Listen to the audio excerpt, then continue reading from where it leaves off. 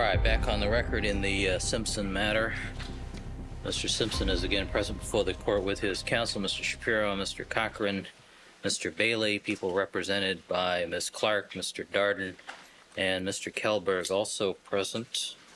Is Mr. Gordon. Counsel, is there a matter you need to take up with me before we resume? Very, very brief, Your Honor. Your Honor, with regard to witness list and some discovery issues, the witness list we've been getting has been at best fluid, changing, ebbing as the tides go each hour, if not day.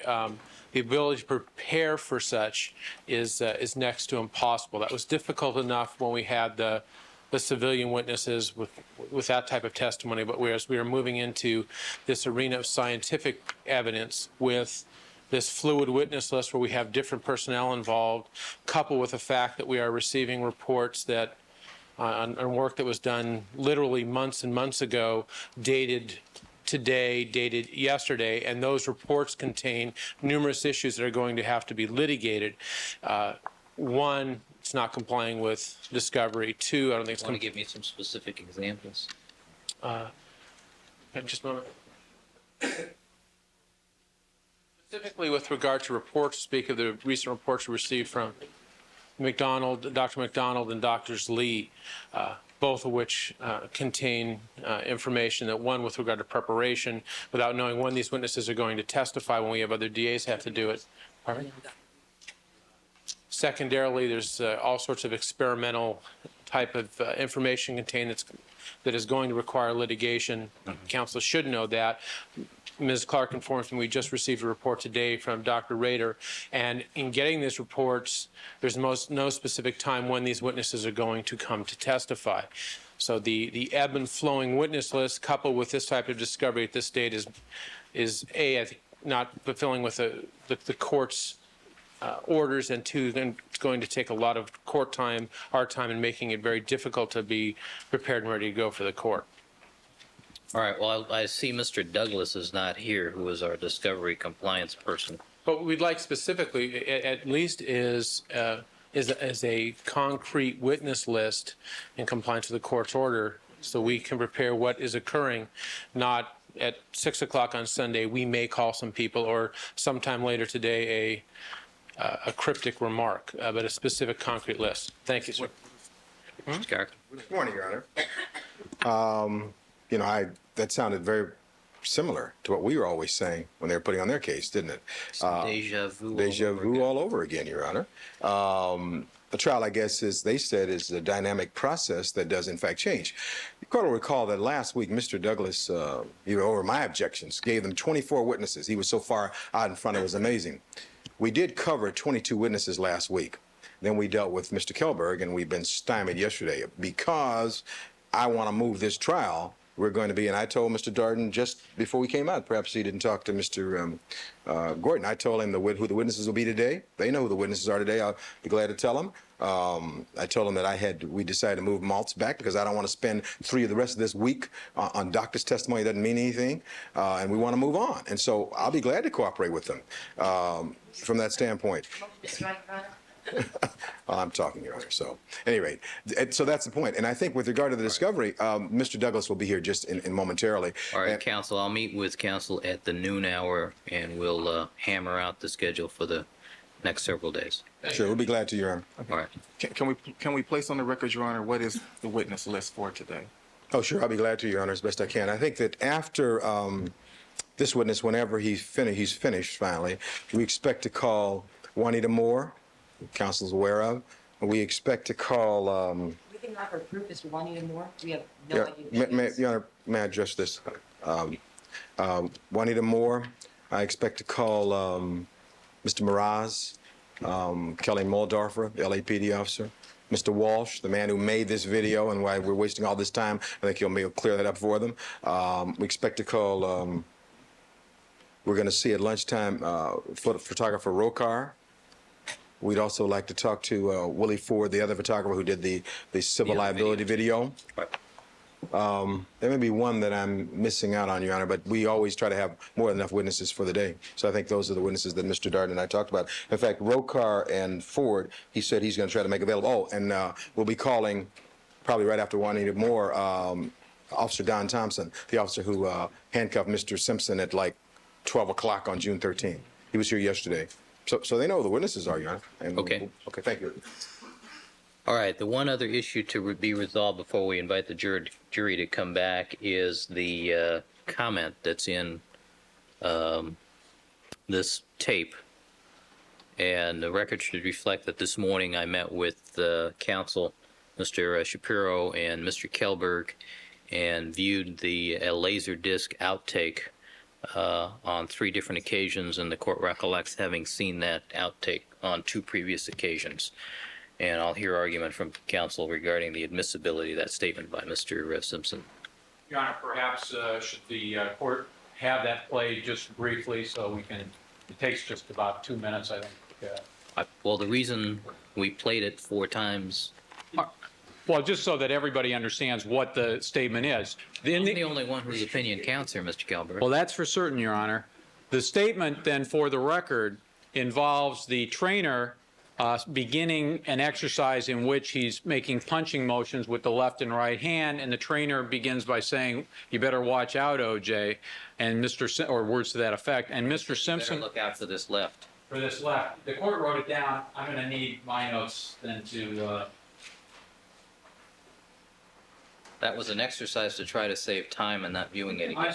What he says is, you got to get your space in if you're working out with the wife, if you know what I mean. You could always blame it on working out at the time he's making punches with the left and right arm. That's Mr. Simpson is making it. Your Honor, the court, of course, is well aware this video was made less than 3 weeks before the murder of Nicole Brown Simpson. This court has heard testimony of domestic violence involving Mr. Simpson and Nicole Brown Simpson, and has admitted such evidence as it may relate to intent and to motive.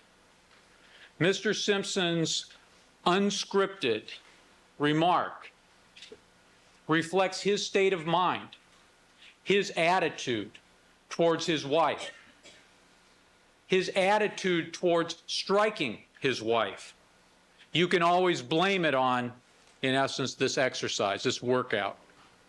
Now, everybody laughs in the video because this video was made before the murders. If this video had been shown the day after, or had been shot the day after the murders, and Mr. Simpson made the very same remark to that trainer that he makes in this video, I don't think there's one person who's exercising with Mr. Simpson or one person who would watch that video who would be laughing along with Mr. Simpson. It is so close in time to the murders, Your Honor. It is so directly related to striking his wife, which is exactly part of the evidence to show intent and motive relevant to premeditation and deliberation. If it is an offhanded remark that is not intended to reflect his true state of mind, the jury may so find. I don't think they'll find that, not given the proximity in time and the other evidence of domestic violence.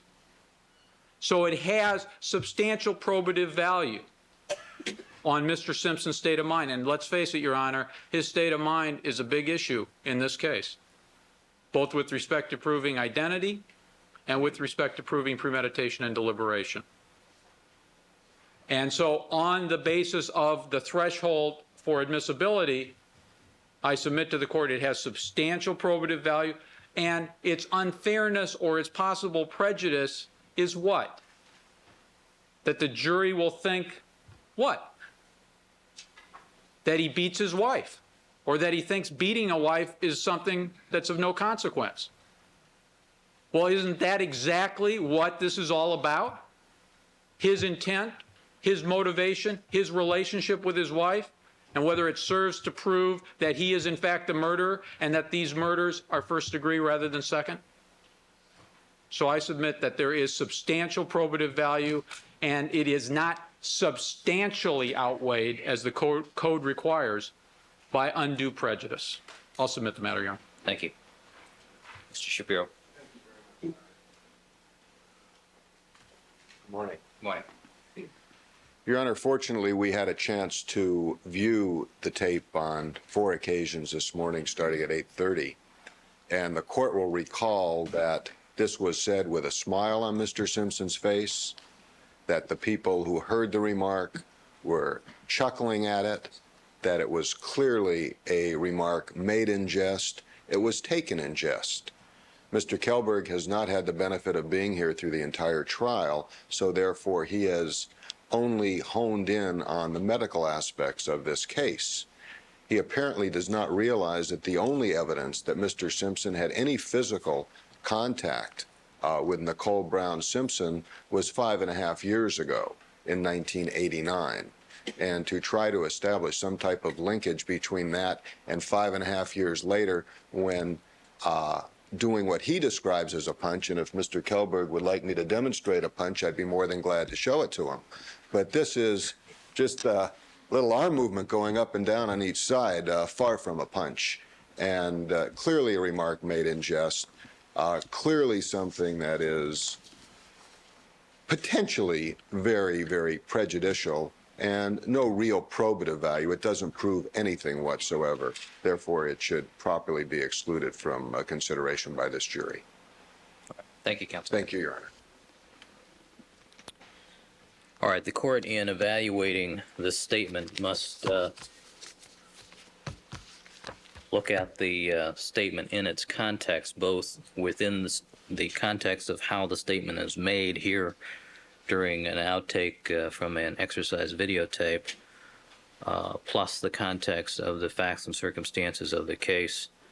I have to weigh the probative value, which I find to be substantial, especially given the proximity. I think the proximity is what gives it the most probative value.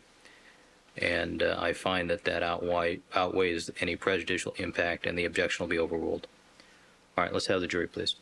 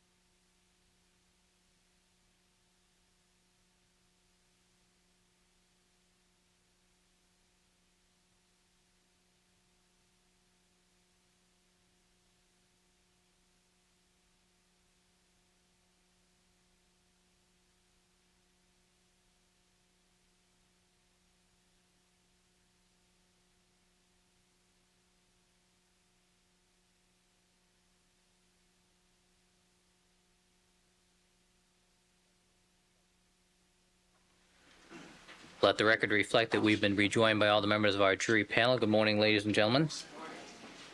All right, Doctor, would you resume the witness stand, please? Record should reflect that Dr. Robert Huizinga is on the witness stand undergoing cross-examination by Mr. Kelberg.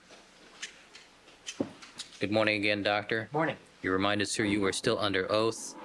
Mr. Kelberg, you were playing a videotape which you have stopped at a particular location at the end of the court session yesterday. Yes, Your Honor, and my intention would be simply to ask Mr. Fairlow to start the tape up and continue watching the videotape. All right, and before you do that, ladies and gentlemen, the parties have asked me to mention to you that in viewing this videotape, this is the raw footage that was later made into a finished product. There are starts and stops that may not be apparent to you in watching it, so you should also pay attention to the real-time counter, which is in the lower right-hand quadrant of the screen, so that you can note when there's a start and a stop.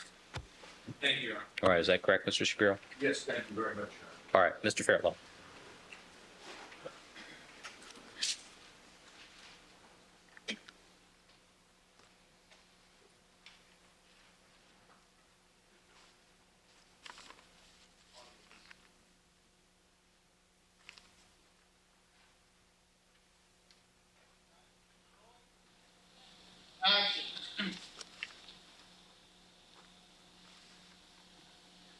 Waiting on ish. for the click track.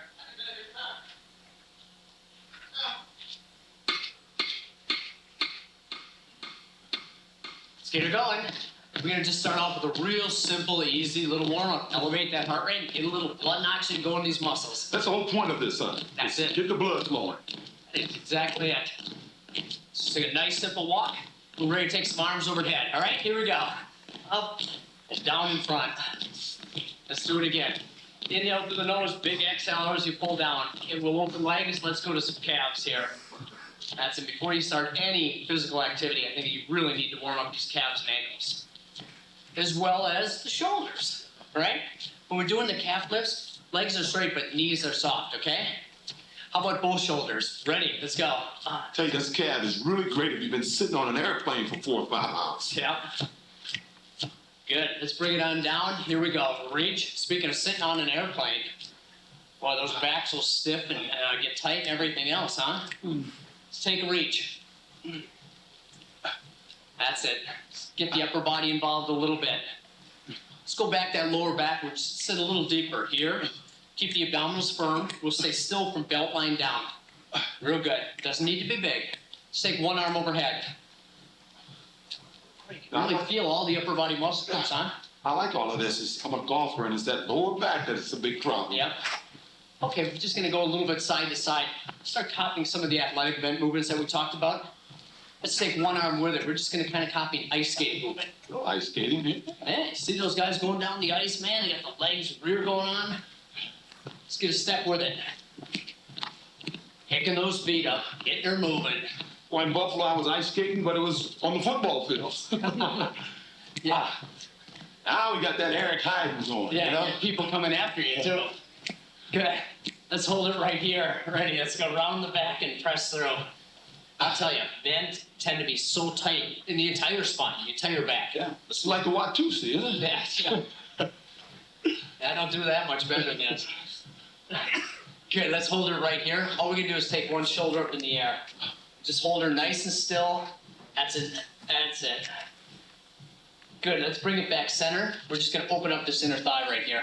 You don't need to be real low. Just open this area because we're gonna do a lot of side-to-side movement as well. Good, might as well take the other shoulder up. And just hold it right there. Some of you have been sitting all day, and it's gonna feel terrific. Good, let's bring it back center, and we'll open up the other inner thigh. Once again, exercise is fun. Doesn't need to be difficult. A little stretch in there. Good, let's bring it center, and we're gonna take it over to a calf stretch. Now, before you do any physical activity, like we talked about before, get those calves loose. We brought some blood oxygen there, now we're stretching it. Let's go down to my favorite OJ stance here. Right. What we're actually doing is dropping the hip a little bit, opening the hip flexor. Try to keep the spine real long. See, look at it. Doesn't that remind you when you got out of the blocks there? Boom! Good, let's bring it down to a little hamstring stretch right here. Now, this is something I would have a little problem with because Right. my knee hit the ground. I can't quite do All we it, gotta so- do is put both hands right here. Yeah. And lengthen back there. Okay, because this is what I'm working on. That's it. Let's go down to push-up position. Okay, tight abdominals, tight rear. Let's go. Here and down. I like to throw push-ups in the warm-up just to get some weight on the shoulders and joints and arms. So we're not really trying to build up with these push-ups. We're just trying to get the blood flowing. Exactly. And you know what? Practice good, man. You have a lot ahead of you. Let's take it. All right. Let's put our hands behind. Just open up chest here. There we go. Easy lunge side. All right. There we go. I'm going to take it up a little bit more now and get that heart rate going a little bit, okay? Okay. What we do, let's add some arms here. There we go. Just squeeze that bicep. There we go. Okay. Ready to take a walk?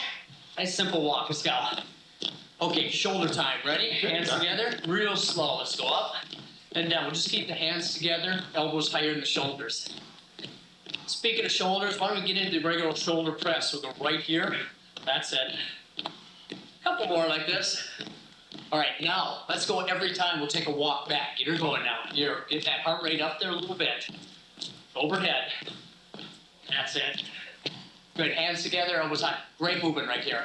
Called the upright row. Really good for the back and shoulders. I Good. OJ, we're facing you when we're going to get that other calf, all right? Okay, you got it. That's it. See what OJ's doing? He's got the heel on the floor, stretching right through here. Doesn't need to lean. The spine is nice and straight. Good. Let's take her down to OJ stance. But I remember the worst injury you can have is what they call an Achilles heel, and this stretches your Achilles Achilles. tendon. Exactly right. Nice long spines. Pull them out there, you guys, with this knee right over the ankle.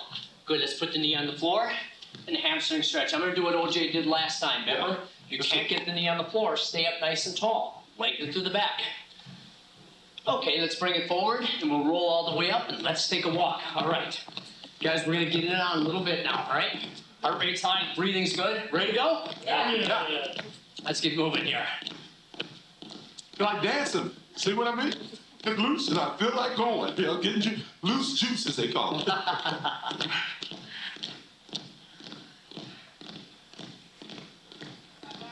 Woo! All right. Very good. Very good. No bullshit there for. Good.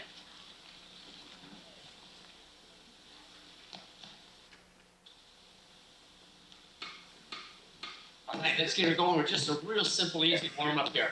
Remember, the idea behind the warm-up was merely just to elevate heart rate and get a little blood and oxygen to the muscles. Nothing too difficult. Not at all. Okay, ready for arms? Let's go. Bring it down nice and tight. Inhale through the nose, bring her down hard. Good deal. Let's open up. We're going to get a little calves going here. Remember, when we do the calves, our legs are straight, but our knees are soft. I can't imagine ever starting any athletic event without warming up the calves and ankles. Yeah, especially if you've been on a plane for 3 or 4 hours, getting those calves loose. How about both shoulders? Ready? Here we go. Another area where a lot of people hold a lot of tension and tightness. Okay. Pretend you're sitting down. Let's go. Let's go. That's it. Nothing gonna move from the belt line down. Just gonna keep the abdominals firm and an easy rotation. Ready? Let's reach it. How's your golf game? Oh, this is great. I tell you what, it's your lower back that bothers you when you play golf. Well, then let's do another one right here. Remember, keep the abs in, you guys. So the spine is lifted. We're real still here. It doesn't need to be big. Let's take one arm overhead. Here we go. The idea behind the warm is just merely get all the muscle groups involved. Loosen up the joints and get it going. Okay, here. Up and down. Remember we said we were going to do athletic events? Let them begin. Let's take one arm with it. Ready? Here we go. Oh, yeah. A little bit of the, kind of like the ice skating time here. I did a little of that on the football field in Buffalo. Yeah. Well, it seems to me there are people chasing you. No different. Stay nice and low, you guys. Good, let's go both arms and really just let her go. Oh, yeah. Shoulders and back. Yeah, now we got that Eric Heighton going, huh?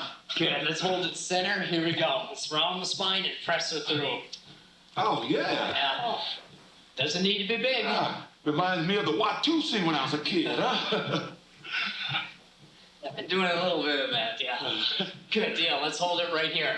Okay, let's just take the shoulder up nice and easy. Nice hold with this back. Good, let's bring it to the center. We're just gonna open up this inner thigh here. All we need to do is just keep our weight forward. Try to have the spine about parallel to the floor, and you don't need to go real low. Let's bring it center. We're gonna take the other shoulder up in the air. Oh, that's great. Feel good on the lower back? Good, let's bring it back center. We're just gonna open up the other inner thigh. Jeez. And we're gonna move in all directions. Yeah, I think if you just did this every day, you'll feel so much better. Just stretch it. Speaking of stretching, never, guys, start any activity without touching on those calves. We talked about it earlier when we got them warmed up. Now we're stretching it out. Keep this knee right over the ankle, okay? Let's take it down to OJ stance. We don't need to be low here. If you can't get the hand on the floor, this will be just fine. Just want to kind of get a nice long line here and let the hip drop. Good, let's drop the knee to the floor. We're going to take the toe up in the air and extend the hamstring. OJ's doing an alternate way of doing it. That's just taking the toe up and extending back here. We'll bend the right knee and just pull the rear back. That's because I have a bad knee. All right, push-up position. Okay. Tight abdominals, tight rear. Let's go. I know what you're thinking. Push-ups in a warm-up? Yeah. It just seems to me that most people do push-ups. They think they're working out and building up mass, but we're just loosening up. I just want to get some weight on those joints. Prepare you guys, because I got a surprise. Good, let's bring it up, take a walk. Okay, hands behind the back. Let's just open up the chest. Let's stretch that out or tighten it up for push-ups. Ready? Let's go. A little bit of lunge, back. Here, back. Remember, we're moving in all directions. That's what you call training balance. Arms, let's see it. Oh, yes. That's it. See, now, if I roll those sleeves up, you're going to see some arms. Oh, yeah. Good. Let's take a walk. Here we go. Okay. Want to go back to shoulders. Hands together. Let's go. Here and down. Here's called an upright row. Hands stay together. Elbows higher than the shoulders. Okay, a little shoulder press right here. That's it. Yeah, let's do more than just press. Let's try to lift our entire upper body. Okay, uprights back for 4. That's it. Good. Shoulder press. We're gonna start picking it up just a little bit here. Let's get the heart rate up there a little bit. That's it. Get shoulders, arms up. Here we go. Okay, OJ, we're looking at you and we're gonna stretch that other calf out. See what OJ's doing? He's got this heel right behind the toe. He's got the heel on the floor. He's stretching right through here. Going any pulls in there. Okay, ready to go down to OJ stance?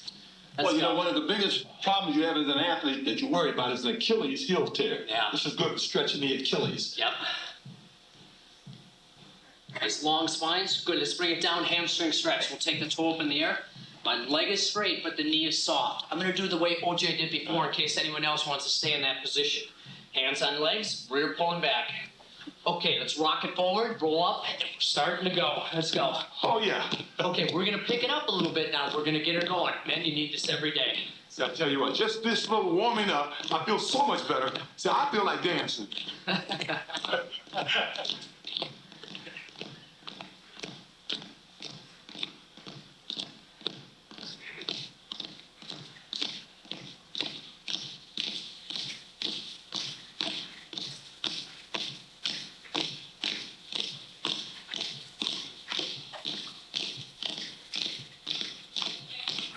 Oh.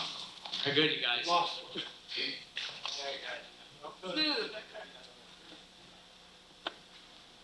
Great.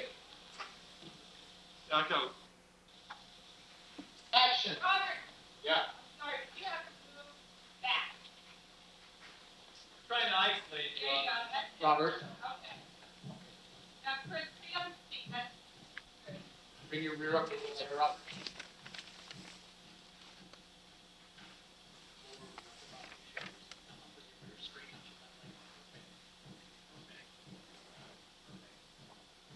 Head is up and your face is down. You guys are pulling through the crown of the head. Spines are long and straight. Just for fun, Desiree, bend your left elbow only a little. Bring your entire shoulders down a little bit. That's it. Mike, Robert, great. Robert, keep that left knee straight. You bring the rear up a little bit. Look up. Look at that face. That's what you Guys, look down to the floor. Okay. Head up and face down. Spinal alignment. Donna, great abs. No abs. Desiree, right? Oop, I can't say that. This is it. Right? Thank you.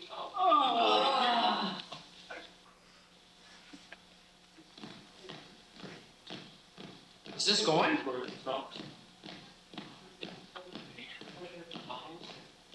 Hey, here we go. Tim. White leg! Everyone settle! That is what it's. You ready, Richard? Tina. Guys? Yeah. Roll tape. You have to be action.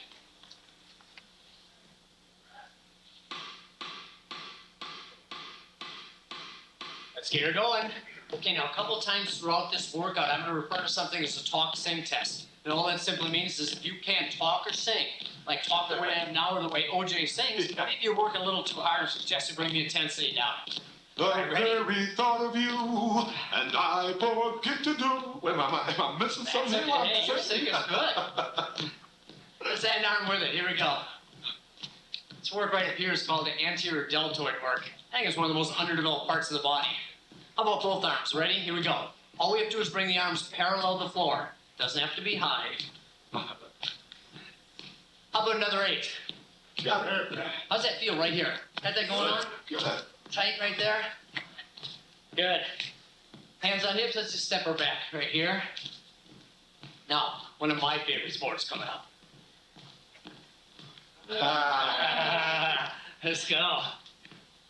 Actually, it is a great sport. It's a great physical workout. Let's go uppercut. Ready? Here we go. Here. But if you think of it along the lines the way we're thinking of, we can use bicep, lats, shoulders back. And remember, our ultimate goal is to elevate heart rate and get rid of some body fat here and have a little fun doing it. Right. Without hurting ourselves, huh? Ready? Let's take a walk. Here we go. Okay, let's do that whole thing over from the top game, but let's add arms. Ready? Here we go. Arms only. That's it. That's it. Now make it a little tighter. You know it. If you feel good, get the intensity up there. Both arms. Don't mind me if I start growling a little bit. Ready? Let's go. Here. Now, OJ, I'm warning you. You come near me, man. This left hand. I'm telling you, you just got to get your space in if you're working out with the whites, if you know what I mean. You can always blame it on working out.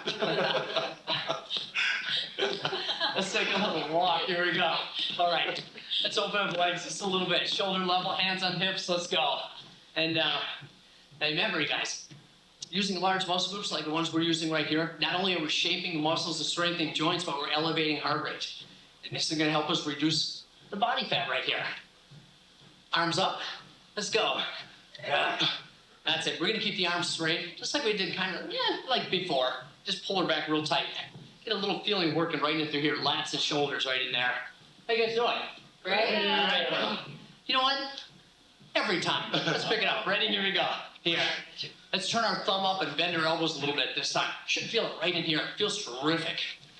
What do you say, another 8? Oh, you got it. Right in the middle, left back. Works like right skiing, and left. huh? Yeah. A little over the mogul, huh? Okay, ready? Let's take it over here. Let's go. Here and down. Oh, So, yeah, this do I look area like right Arnold here. Schwarzenegger here, guys? Tell me One of the why. most underdeveloped parts of the body. Ready? Let's go. That's it. Get those legs going with it, you guys. That's it. Do your best to bring your spine parallel to the floor. Doesn't that feel great in the middle of the back? Okay, good. Just roll it up. Let's take a walk. All right. Okay, now, what do you say to practicing a little basketball shuffle? Looks like this. Here we go. We'll step together and we'll step together. Do it again. You ever see basketball players that are way down here? Like that? Okay, let's do it every time. Ready? Here, 2, 3. Good. Just like that. Real simple. Hands up, man. I'm guarding you. My hands are up. You got no chance guarding Now, me. watch this pass right here. Ready? Boom. That's it. That's it. Good. If there's let's go here and up. Oh, like this. Here and up. This would be a basketball shot, or so to speak. Okay, now every time. Ready? Let's go. If you think about it the way we think about it, it's using all the large upper body muscle groups combined with these. If we have a shot, we have to have a rebound. That's it. Bound, way up. Here, elbows outside, into the side of the rib cage. Every time. Let's go. Here, here. Come on, Elijah. Way up on the toes. Whoa. Elijah on, right? Whoa. Let's walk it down. Nice work. Okay, get ready. To the floor. Like I told you. Tight abdominals, tight rear. Set. Let's go. Here and up. That's it. I noticed your trainer is cheating. He's on his knees. Yeah, that's right. Now I'm even on my feet. Okay, head is up, face is down. Abdominals are tight and rear is tight. I have no interest in seeing you do a lot of push-ups, but I do want to see you do them right. You don't have to do them all, you guys. So tight abdominals, tight rear. Heck, I'll do them on my knees. This is another way to do it. Good, I made that last one. Let's take a walk. Oh, yeah. Right back into it. Cut.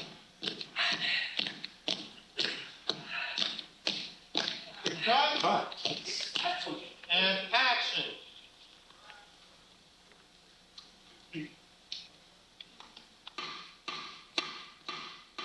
Yeah. All right, here we go. Picking it up a little bit harder now. All right, picking up the pace. A few times throughout this workout, I refer to something called a talk-sing test. At that point, if you can't talk the way I'm talking now or sing the way he'll do later, I suggest you bring the intensity down a little bit. All right, let's go. Here. That's it. We're just going to start off real easy with a little heel back movement. The very thought of you. See, I knew it was going to... And I forget to do. Man. Oh, Yeah, baby. both arms ready. Here we go. This is working what's called an anterior deltoid upper chest area. Just in case you want to know, I don't want to interrupt your song. Let's go another 8. All we're doing is straight arms parallel floor and squeeze right here, you guys. That's it. Yeah. Good. Let's step around back. One of my favorite movements. You know what? Oh, we got it. Ready. Let's get a little boxing movement going here. Oh, That's yes. it. Aside from being a great sport, which I think we all like, It's a great workout. Let's go uppercut right here. What, feel like Michael Moore? That's it. That's it. Feel tight. Feel the bicep. Feel the lats. Feel the shoulder. Let's do it again. And remember, don't blame me. I do grunt. Okay, nice easy walk down. Let's do all those movements that we did with arms. Right to the toe. Let's go. Here. Here. That's it. Even I'm beginning to get it, huh? Both arms ready. That's it. That's it. See, you guys thought this was going to be some dance stuff? That's it. Yes. Okay, ready. Here we go. Boom. Boom. That's it. Boom. That's it. Feel the lats. Feel the shoulders. Uppercut ready. Boom. Boy, look at those biceps. I don't mean on you either, OJ. I mean on the back. Let's walk it down. Here we go. Okay, open up legs. Let's get off this area. Right down here. Let's go. Down and go. Remember, in aerobic activity, we want to maintain a high heart rate. Right? And the way we're going to elevate our heart rate or maintain our heart rate is by use of large muscle groups. It doesn't always have to be upper body, but combining is nice. So with that idea in mind, let's go. Here. Let's keep the arms straight now, similar to what we did before. But this time, let's try to feel right through here, right there, real tight. Right to the lats and back. Real good. So you start parallel to the floor and squeeze her down. One more. All right, now, upbeat pace. Let's go. Here. Let's go ahead and turn the thumb up and bend the elbow. Feel like I'm skiing, going over those moguls, you know? Look like you're skiing. Let's do it again. Yes. Hard now. Whoosh. Okay. Let's go right into the back. Ready? Here and down. That's it. Whoa. Yes. This to me is one of the most underdeveloped parts of the body. All right. Let's add some legs up with us right through here. Right in that middle back. You've been sitting in the office all day. Those shoulders rounding. I know the story. A little Arnold Schwarzenegger working here. Hey. Good. Ready to roll it up? Let's take a walk. Okay, you guys want to practice a little basketball? Yeah. Let's start with our little defensive shuffle. Ready? Let's practice two this way. 1, 2. Simple, huh? But when you play defense, they're way down here. Ever notice that? Well, it wouldn't be so simple if you were trying to guard me. 1, 2, 3, 4. Yeah, see? Let's go. Hands up. Let's stay a little bit lower. Here we go. Now I'll push. Right there. See it again. Hard. That's it. Then you're passing the basketball. If we have this, we need a shot. Let's go down and shoot. Down. Use upper body. That's it. Use legs and rear. Every time. Here we go. Here. Good. Here. Yeah, look at that follow through. One wing from the toes. If we have a shot, we need a rebound. Ready. Here. All the way up. Right down the side with the elbows this time. Dig him in the rib cage. Okay, every time. Here we go. Remember those lats we talked about before? Right in there. Go up on the toes. Even harder. Yeah. Let's walk it on down. All right, nice stuff. Surprise! Let's get to the floor, you guys. Whoa! Tight it down those tight rear. I want to see you do men push-ups. No Okay. knees. That's it. Gotta put a little pressure on the trainer occasionally. Actually, what I want to do is talk about head up and face down for spine alignment, tight abdominals, tight rear. I have no interest in seeing you do a lot of push-ups, but the ones we do, we're going to do right. So let's get the chest all the way on the floor. You can be on your knees the way I'm doing it, if you would like to. One more time. Good, let's walk it up. Continue on. I noticed he talked his way out of doing those push-ups.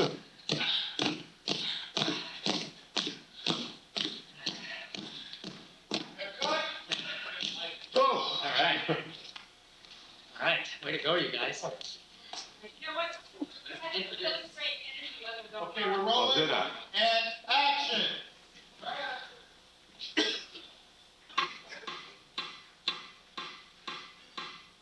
Okay, up and at 'em, you guys. Let's shake it out just a little bit to loosen up from all those push-ups. Great work. Yeah. All right, all set? Yeah, we're ready. Let's open it up. Here we go. Reach. There we go. This rings a bell, doesn't it? Just a little bit. How about one arm? Here we go. Here. You guys have quieted down a little bit. What, push-ups taken out here? You know what? We said this is a low-impact workout, That's it. but if you look at it, I'm beginning to sweat a little bit here, you know? Hey, OJ, show them your biceps again. Here we go. Ready, let's go. Real tight, you guys. Nice. Good, let's take a walk. Ready, here we go.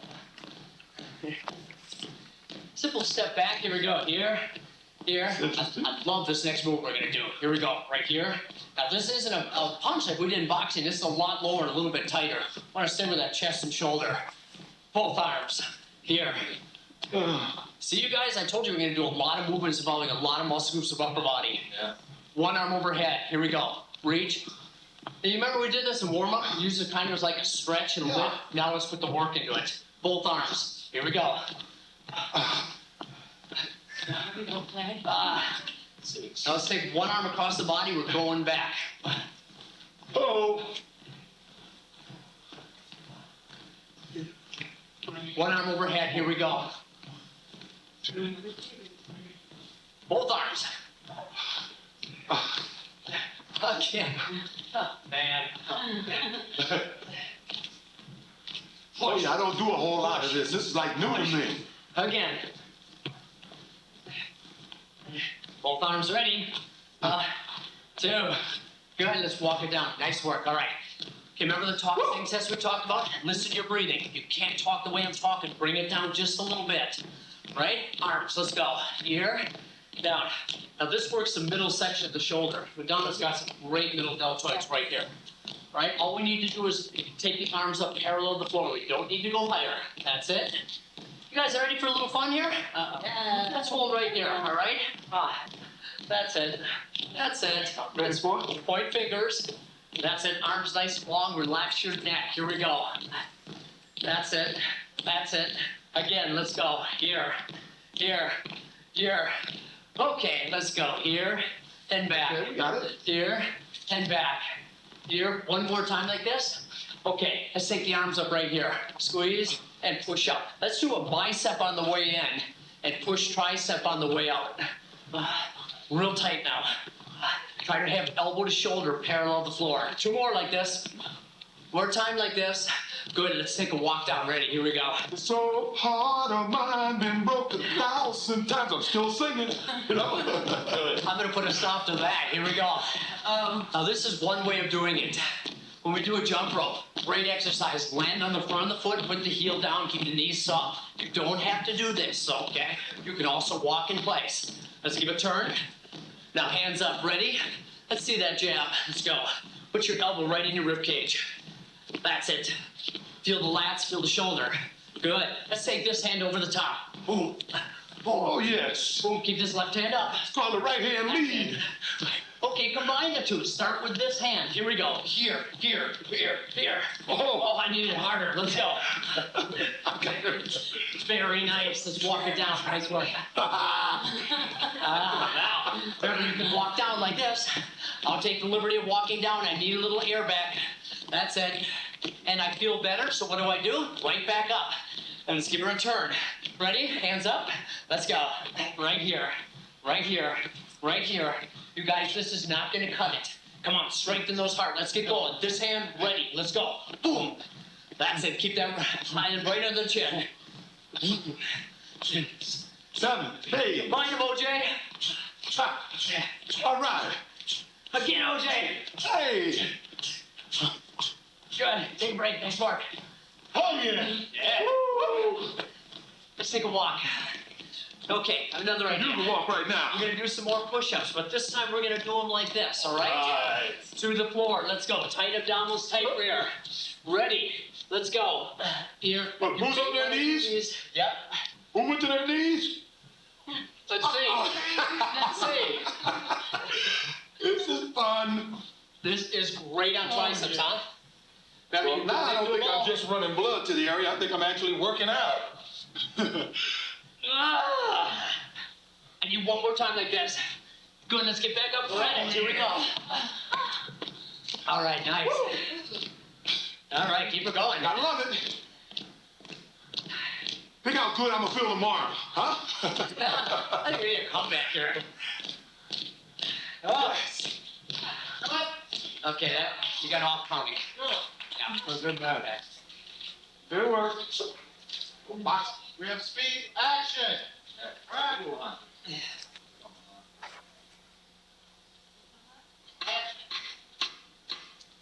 Yeah. Okay, let's go back at it. These push-ups felt good. Hey, sure did. Let me tell you something. This is like a low impact. I'm feeling a little sweat here. Okay, let's get her moving here. Remember the old hockey movement that we did warm up? Got it. Let's get to it a little harder. Here we go. Here. That's it. Up and down. Really use legs and rear. How about one arm with it? Ready? Let's go. Want to work those buttocks on this one, right? That's Get it. them out there. That's it. Tighten them up. Let's get the leg movement with it. No, here we go. Here. That's it. That's it. That's it. Okay, biceps. Let's see it. Right here. Yeah. Right there. Right there. Nice looking arms. Ooh. Good deal.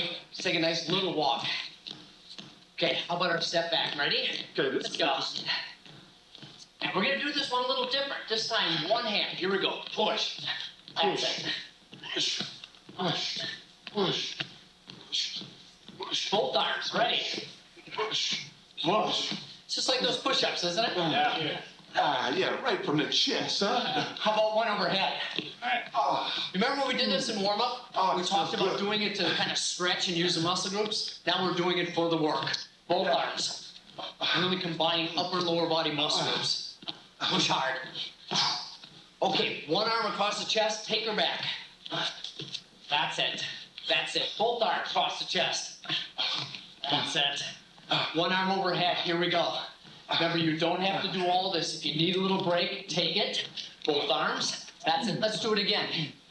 I always take breaks from time to time to have a little drink of water. Good. Take a little rhythm for this one. Yeah, it does. It does. You get the hang of it. Let's put one arm up. There. Push you guys. Push you guys. Both arms. Speaking of breathing, let's take a little walk down and talk about breathing. Remember we talked about the talk sing test? If you can't talk the way I'm talking, now bring the intensity down a little bit. Ready? Let's move on. Right here and down. Here. Now, aside from just looking good, which you're gonna do, which you're gonna do, which you do already, we are gonna develop and strengthen some joints. And the area we're gonna work right here is the middle deltoid. Let's go up and hold right here. That's it. All right. That's it, right through here. This is a good one. Look at this. See, not only this, strong shoulders. Well, you look good too. Okay, let's shake it. Good. Hey, Get off those arms a little bit, huh? that's what I'm talking about. Wrong. Arms up. Ready. Whoa. Head down. Let's have elbow to shoulder parallel the floor. And let's feel bicep in, tricep out. Squeeze bicep, push tricep. That's it, huh? Two more. One more time. Good. Let's take a walk. Okay, not bad, huh? Oh, guys, I So got heart of mine been broke 1,000 times. Yeah, I'm still singing. let's go. Now, this gives me a little problems with my knees to be jumping like this. So like we said, do the alternate. Do something you can do. You don't have to do every exercise. I'm gonna just walk in place. How about a turn? You want to walk in place and Do turn? that. Let's go. Here we go. You I know can I'm do a this. boxing fan. Oh, You yes. know I'm a boxing fan. Yeah. Get those arms going. This arm. Here we go. Over the top. Oh, yes. Over the top. Over the top. Doesn't it feel good? Put your whole body into it? Yeah. You know what? Let's combine it. Start right here. Go. 1, 2, 3, 4, 2. How's it feel? Right. Let's take a break. Next one. Hey, all right. Let me take a little walk with you. I got that little knee problem. That's it. No problem. No shame here. Walk. We want to bring it back up. Let's go. And then hands back up. Let's go. Here we go. Here. When you do this movement, put the elbow right in the rib cage. Now remember, you guys, why we do it. This hand ready? Let's go. We want to involve all the large muscle groups of the upper body. Aerobic activity is continuous rhythmic flexion extension, large muscle groups. Let's go. Hey. Harder. This won't get it done. If you feel good, let's get it on. Bring her down. Nice work. Oh, yeah. Oh. Nice. Let's take a walk. I have a surprise for you. Let's do another set of push-ups, but this time let's do them this way. And really work the triceps, okay? Let's go. Down. A little bit closer, being underneath the chest. Ready. Let's go. Here. Well, That's it. I think I'm gonna have to go for the knees. I'm right with you, bud. That's it. Now, this is no competition here. This is just a workout for you to feel better. Just do something. Do what you can do. That means I can stop now? 2 more, you guys. 1 more time. Great, let's bring it back up. Not done yet. Let's go. Very nice, you guys. I'm loving it. Yeah. Ah.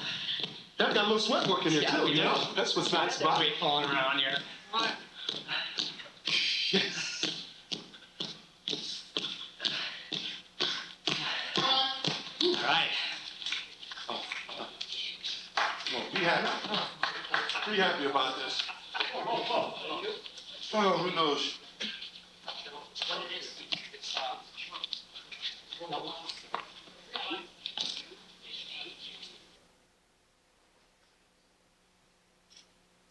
I believe that's the end of the tape. All right, Mr. Kelberg, Yes. do you have any additional questions Just for the very doctor? brief questions before we get to another video. Doctor, first of all, I want you to assume that that video series of tapes was shot on May 25th, 1994, and all of that was shot in the course of one day with additional taping that day involving the introductory remarks that Mr. Simpson is going to make as part of the ultimate finished product, which I have not shown for purposes of questioning you. First of all, Doctor, in viewing this videotape, did you see Mr. Simpson limp as you say he limped, in the same fashion you saw him limp on June 15th, 1994, in a situation that led you to describe it as like Tarzan's grandfather?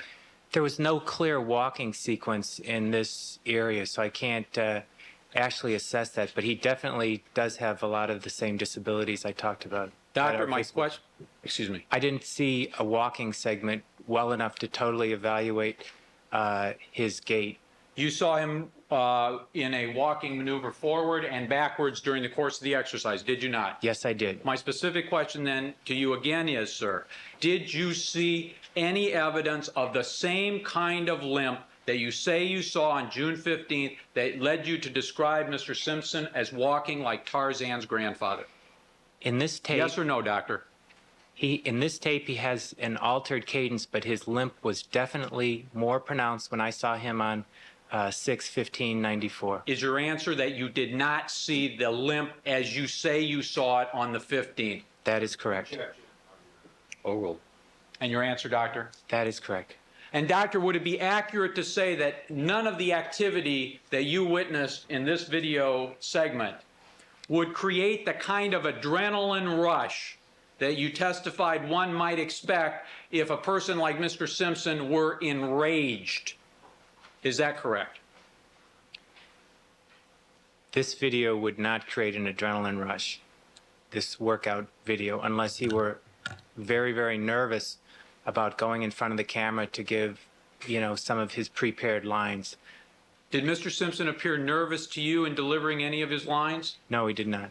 And so would it be accurate to say, doctor, that, again, no circumstance here would have caused the kind of adrenaline rush that can lead to exertion beyond normal capability that one might see if a person is in an enraged emotional state? Is that correct?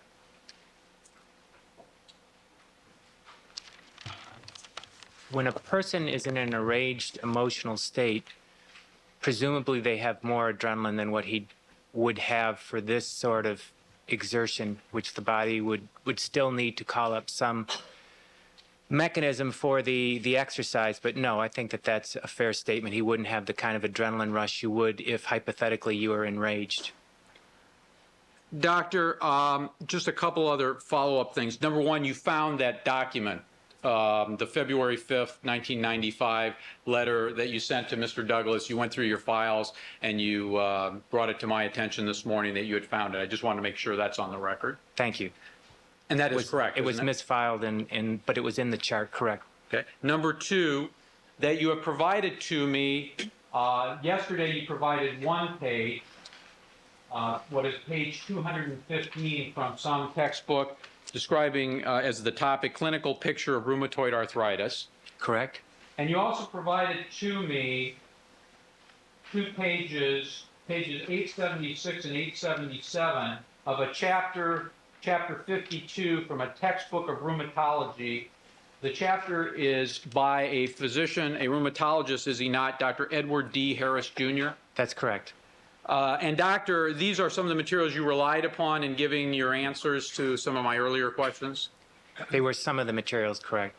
Doctor, do you consider Dr. Harris to be a preeminent rheumatologist? I don't know Dr. Harris. He obviously wrote this chapter, but I can't talk about his qualifications, but he certainly did write this chapter in the book. Assuming he is a board-certified rheumatologist associated with Stanford University School of Medicine, and presently he's on a sabbatical writing an entire part of a team of doctors writing a whole new textbook on rheumatology.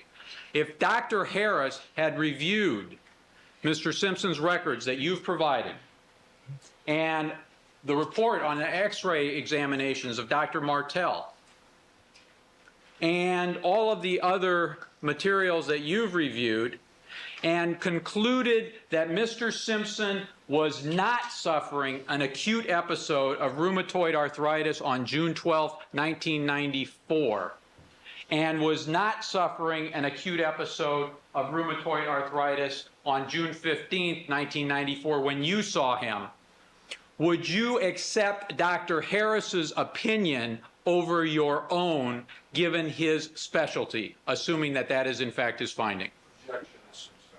Sustained. Your Honor, may I have you heard on that briefly? People versus Bush. Sustained. Doctor, again, you don't hold yourself out as a rheumatologist. No, correct? I don't. All right. One last thing before getting into another video. You talked about having a test done for toxoplasmosis, correct? That is correct. And that was because of something related to a cat? There was a possibility that there had been a cat at some time. What was your information and the source of the information as well? It's a compound question, so let me break it down. Number one, did you receive some information regarding a cat exposure on the part of Mr. Simpson? I'm going to have to go review my notes. That is my recollection that that he did at some time have exposure to a cat, yes. Would you please review your notes and see what information you received?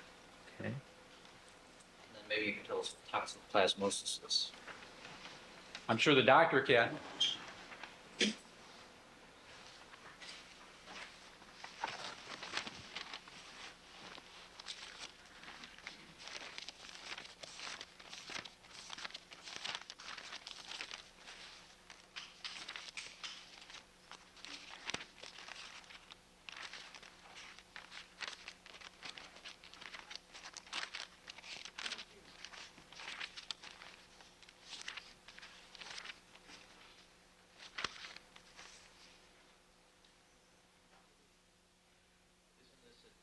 One of the last items on 507.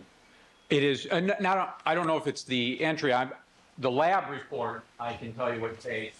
Well, why don't you direct the doctor's attention so he doesn't have to spend the whole morning going through it? I just found it right. on a note 61794. The patient he has a positive history of cat exposure. And what is that history if you received it? That he has a positive history of cat exposure. I don't remember the exact situation, but apparently that was something that I noted down. Obviously, in the differential of adenopathy of a swollen lymph node, that would probably be a test we would ordinarily do anyway in a wide battery of tests looking for a cause of a swollen lymph gland. And the fact that he had cat exposure may have just heightened whatever small suspicion there existed initially. My question, though, is, doctor, did you get specific information? Well, Mr. Simpson, do you have a cat in the house? Or do you have friends whose house you visit where you've been exposed to a cat? When? Any specific information? Did you inquire of him? Yes, I did. And what specific information did he give you, doctor? He gave me enough information that I felt it was important to run the test that he had been exposed to a cat. Yeah, I'll move to strike as non-responsive. The question is, what specific information did he give you? What specific information? I don't recall the specific information, just enough that I made that note, so I can't answer that exactly. You didn't write it down? Yeah, I did write that he had exposure to a cat. Even if you can't tell us specifically, word for word, in substance, what did he tell you as to when he had such exposure? Obviously, in order for me to write it down, my feeling must have been that he had had recent exposure to a cat.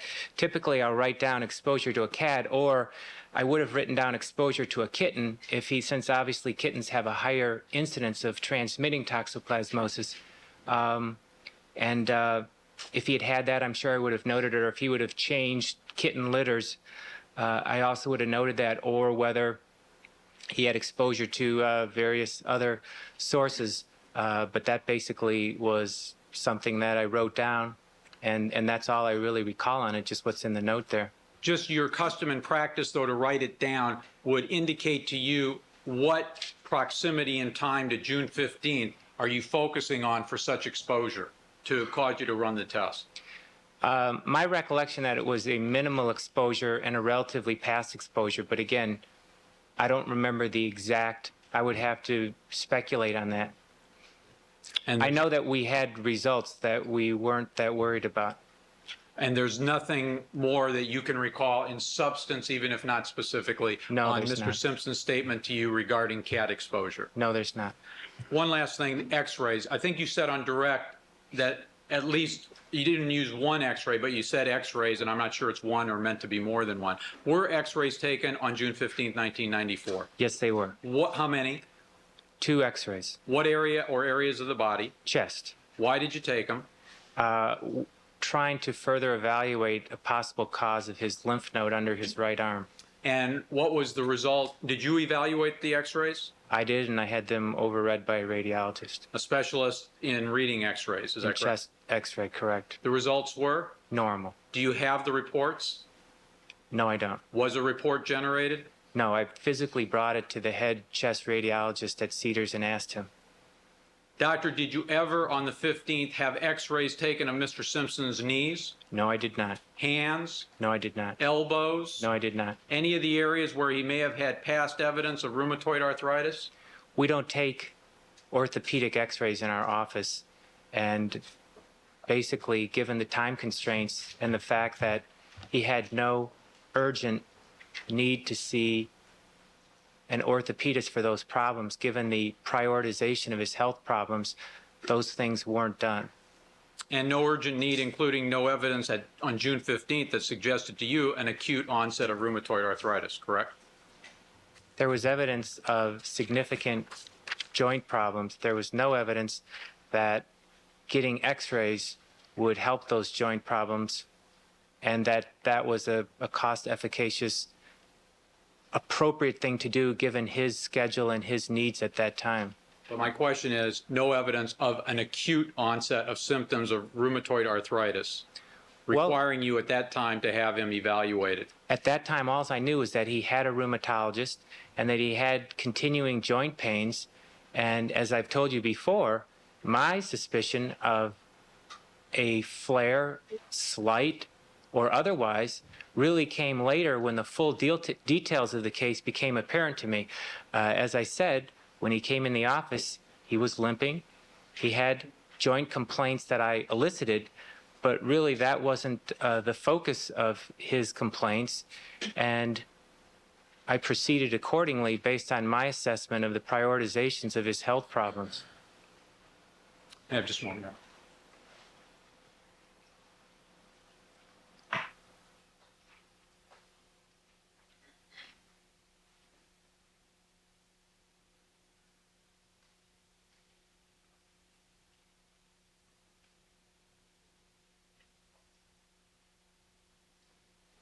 One last topic, Doctor, another video. I'm going to ask, Your Honor, that a video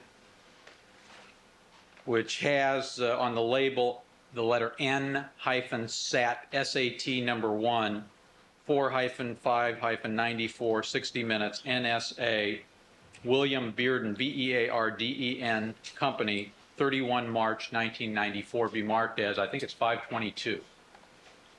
522 videotape. How long is this videotape? The segment I am going to play is, I would say, Your Honor, I think it's about 10 minutes or less. All right, proceed. And, Your Honor, if I don't do this now, I'll probably forget. There were several photographs duplicated off the Elmo that I did not mark yesterday as exhibits. I'm going to ask that they be marked. Perhaps we can do it at the recess with the appropriate designation. So I'll ask Mr. Farrell, I've had it queued up to the segment.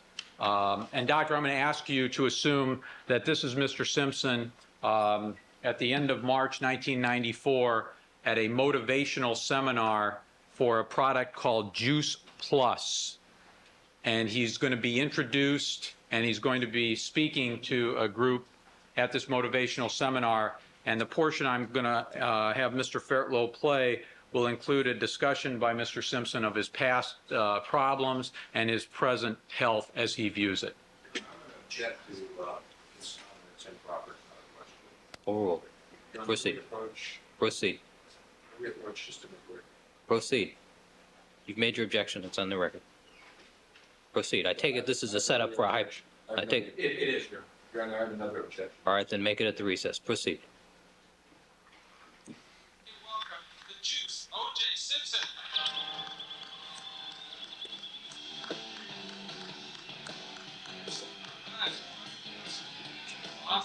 Looks.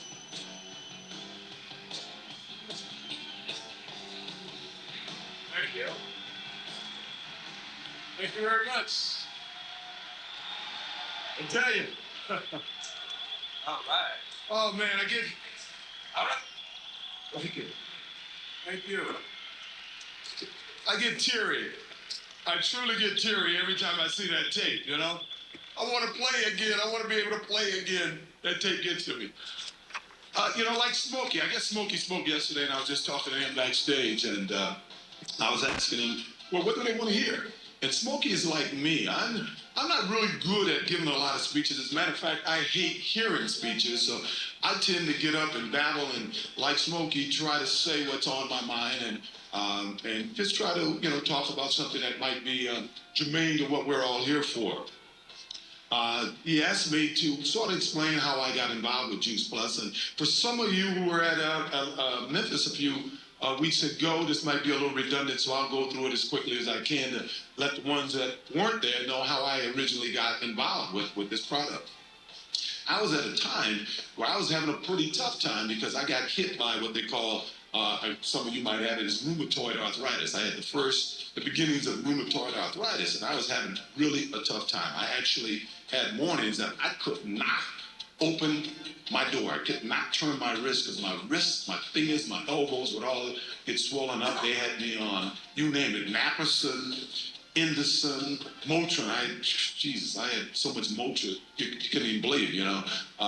Every day, this was my life. And my neighbor's a guy named Frank Job, who may be the best orthopedic surgeon in the world. He rebuilt Tommy John's arm and stuff. He's telling me about this simple little operation that they can do in both my wrists to relieve some of the pain. And I know this is something we don't really get into in this product.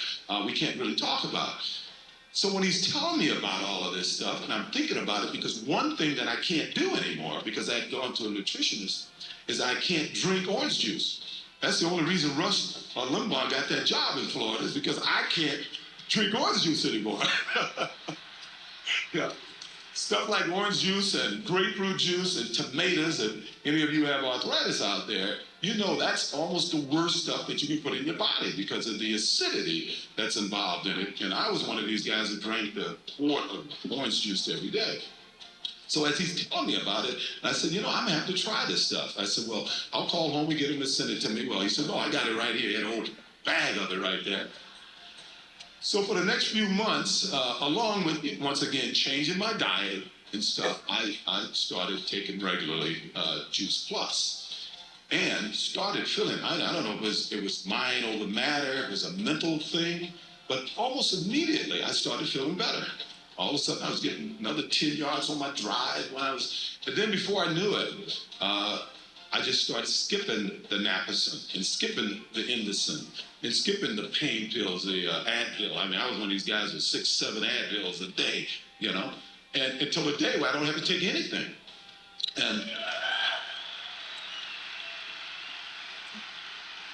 And my thought at the time was, I contacted Smokey, we talked, and I said, hey man, how can I become a distributor of this stuff? I said, you guys are going to make a fortune with this product. I want to get involved. And it was about that time that he said, well, why don't you come work for us? And he had evidently talked to John Blair in the interim. And John called, and we had a meeting in New York. They flew up to New York, and we talked. And once again, I'm trying to figure out how I could become a distributor of this product. And they're saying to me, John says, well, you know, that might be tough, but why don't you come on board with the parent company, and why don't you become a teammate of all our distributors? Why don't you get out there and help all our distributors, and we make it work? Wow. I'd ask Mr. Farrell to stop the tape at that point. Doctor, you've had a chance, obviously, to listen to that. The history is given by Mr. Simpson of his present medical status, where he no longer had to take any of the pain medication. Would that suggest somebody who is in a condition better than, as you described him based on his walk, Tarzan's grandfather? At the time he made this tape, which you have told me was 494. No, I said, Your Honor, I'm sorry, Doctor, I said at the end of March 1994. The end of March, okay. Or approximately 2.5 months before you saw him. Okay. It sounded like, based on his statements, if you can believe everyone that makes an advertisement, and certainly being around the Raiders, we used to laugh about it in the locker room, the products that they would support and do something totally different, including wearing shoes that were totally different than the sponsor that they were endorsing on TV and taping over the logo, and various other vitamin products which they readily admitted were worthless that they then went out and pitched. However, given if you assume that pitchmen can be taken at their word, then I think obviously he was doing better, but it's very misleading when he says he had acute flares of rheumatoid arthritis, which is based on the history I have gotten from Dr. Maltz and Dr. Job, something that they both felt. Again, I wasn't there. It's very difficult for your doctor, with all due respect, to make a diagnosis on paper. Medicine isn't practiced that way. Usually what you do is you take a history and you do an examination, and then you come to a diagnosis. And fortunately, medicine hasn't gotten to the stage yet where you call up a professor that writes a chapter, and over the phone, you make a diagnosis. We still do rely on history and physical in medicine, at least to the best of my knowledge based on my training at Harvard. However, it is very misleading because if you believe the rheumatologist, if you believe the orthopedist, and I have no reason to doubt their reports stating that when they both last saw him in 1993 in July, he was having an acute flare of rheumatoid arthritis, which was so severe he had difficulty bending down to tie his shoe. But I have no reason to doubt their report. And if you believe that report, and if you believe that the medication he was on, sulfasalidine, has some disease-remitting qualities, is a disease-modifying agent in rheumatoid arthritis, it's not surprising that he might be doing quite well, because at that time that he gave that motivational speech, he was on a significant anti-rheumatoid arthritis medication.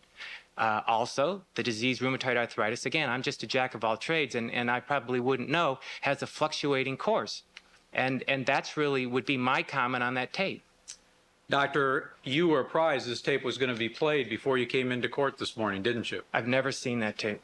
Well, you were told that there was going to be a motivational speech tape played of Mr. Simpson making this, didn't you? I was never told this tape was going to be played by anyone. Did you prepare that answer in advance, expecting No, I didn't. a question? No, I All didn't. right. Let me ask it this way then, Doctor. You're saying that Mr. Simpson was merely a pitchman who was lying to the people there because what he said about his health was not true, based on your experience with the Raiders. Is that what you're saying, Doctor? I'm giving all those as possibilities. I do not know his condition. Excuse me, Your Honor. He is entitled to finish his answer. If it's responsive, I suggest... Well, I didn't even hear, I heard 4 words out of the doctor's mouth. I'm sorry, I thought I heard the end of the sentence. Doctor, go ahead and finish your answer. Could you repeat the question? Doctor, you are saying, are you not, that Mr. Simpson, when he's giving his medical condition up there, is lying to those people? That in fact, that does not represent his condition. Isn't that what you're saying by relating this to your experience with the NFL players? Sustain, rephrase the question. Doctor, you're suggesting that Mr. Simpson is not being truthful with these people regarding his medical condition because he views himself as a pitch man for a product, as a result of which he's willing to say things that are not true to please the people paying him to make the speech. Is that what you're suggesting? Overruled. You may answer the question, Doctor. I cannot get inside Mr. Simpson's head. I do know that he had a lack of understanding of his rheumatoid arthritis. He constantly denied the fact that he had rheumatoid arthritis. He did not want to see himself as a arthritic patient. And so I can't say whether it was a full lack of understanding of his disease that led him to not understand the possible effect of the anti-rheumatoid arthritis medication he was taking at the time of that speech, or whether he was knowingly misrepresenting to make money. I have no idea, and I'm not qualified to say. Well, doctor, if he was being truthful about his condition, that he wasn't making false statements just to please somebody paying him, then in fact, he is saying his condition is such, I don't need the pills anymore as of this time. Isn't that what he's saying? Sustained. Doctor, by the way, you were in the courtroom yesterday afternoon when I read a summary, a transcript summary of what was going to be played this morning when we were discussing this as being the last piece of evidence that I would use in cross-examining you. You were in the courtroom, weren't you, sir? I have no idea. Overruled.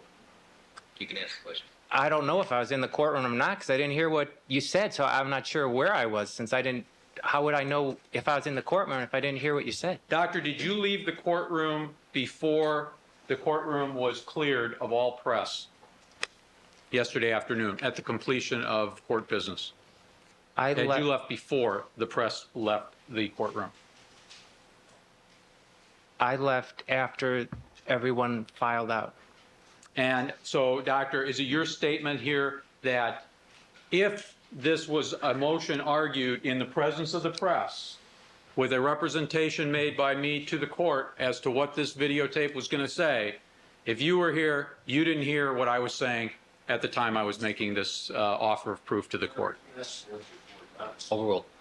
You may answer the question, doctor. I did not hear or follow any motion you made or follow that whatsoever, no. Now, doctor, you said that you wouldn't rely upon a Dr. Harris, and I represent, he's a board-certified rheumatologist and a preeminent expert in the field of rheumatology. Overruled. You said you wouldn't rely on that over Dr. Maltz and Dr. Job, who saw him. Is that correct? I said I would not rely on any individual who reviewed a chart without doing an appropriate history and physical at that time and seeing the patient. In general, doctor, would you rely on a board-certified rheumatologist over a doctor who held himself out as a rheumatologist who was neither board-certified in internal medicine or in rheumatology? Objection, sorry. Overruled. As Dr. Maltz, in fact, is? Objection. Sustained. As an offer of proof. Sustained. All right, I'll leave out that last phrase and ask the doctor to answer it. Rephrase the question, All Counsel. right. Doctor, would you, all things being equal, rely upon an evaluation by a board-certified rheumatologist over an opinion offered on an issue of rheumatology, rheumatoid arthritis, from a person who was an orthopedic surgeon or a person who held himself out as a specialist in rheumatology who was neither board certified in internal medicine or board certified in rheumatology? Objection. Sustained.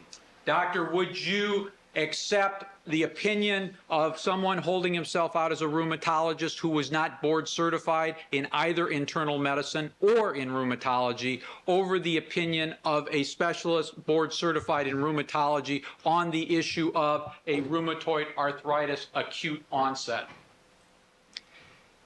The whole issue of experts is very difficult. In medicine, you Your Honor, have to I see move the to strike patient. as non-responsive. He can answer the question. All right. There are various definitions of an expert, but basically any doctor, to be an expert, obviously needs to be very knowledgeable, needs to have appropriate training, needs to be have shown proficiency in what he does, and needs to, in addition, have other traits, including caring about people and things of that nature. I mean, there are other definitions of an expert. And just to give you an idea, at Harvard, you know, there's a mean streak in there. And I remember as a student being told, you know, an expert is a bastard from Boston with slides. Just because you've got a big degree doesn't mean everything. You need to see a patient. You need to do the building blocks of medicine, and that's a history, and that's a physical examination, and an evaluation of all the results. I still think that is the way to practice medicine. I do not know of the other specialists. All things considered, the more training, the more proficiency is superior. But I think it's very dangerous to compare credentials and base a diagnosis based on who's got the longest CV. I think that's a dangerous step. That's my own personal opinion. Doctor, you have Dr. Job's records, do you not? Yes, I do. Would you pull out, if you would, his one-page evaluation from July 13th, 1993? I can find it. Albert, do you have that immediately available, an extra copy? Mine is marked, which I have no problem in showing the doctor. Save us. Stay up here too. You may. Save us a little time here. Now, doctor, this is the last report from Dr. Job, the orthopedic surgeon, prior to your evaluation of June 15th, 1994, correct? Yes, it is. And it's dated July 13th of 1993, is that correct? That's correct. And it indicates that certain x-rays were taken of Mr. Simpson's right elbow, correct? That is correct. And it indicates that in the opinion of Dr. Job, that the x-rays are within normal limits but show early findings of rheumatoid arthritis. Is that correct? That's what it says here, correct. Now, doctor, did you receive a copy of a June 28, 1995 two-page report from a Dr. William Martell, a doctor with the University of Michigan, the letter directed to Dr. Maltz? Yes, I received a copy of that. And in essence, Dr. Martell is a specialist in radiology, which you've identified already as people who specialize in reading x-rays. That is correct. And in essence, what Dr. Maltz had asked is for Dr. Martell to review the available x-rays of Mr. Simpson from 91, 92, and 93. Is that correct? That's correct. And there were no other x-rays after the 93 x-rays to provide that dealt with the areas in question: the hands, the wrists, the feet, the elbows, correct? That's correct. Now, with respect to what Dr. Job has indicated as x-ray findings of the right elbow showing normal limits but early findings of rheumatoid arthritis, was a reading of that x-ray also taken by Dr. Martell? And I'll show you the report. And Your Honor, may this be marked as 522, please? About 523. 523, I'm sorry. What's the date on that letter? The letter is dated June 28, 1995 to Dr. Maltz. All right, this is by Dr. Martell, however. Correct. All right. 523. And these elbow x-rays, are those from Maltz's office or Job's office? Do we know? Well, doctor, what is the date that is shown on those x-rays? The date is July 13, 1993, and he was seen by both Dr. Job and Dr. Maltz on that same day. So I don't know whose x-rays, but it probably doesn't make a difference. All right. Well, since you've said it doesn't probably make a difference, did you find any indication by Dr. Martell of his assessment of the elbows? He did make an assessment of the elbows. And what did he indicate in his assessment of the elbows? His assessment of the elbows, frontal and lateral views of both elbows, show no significant abnormalities.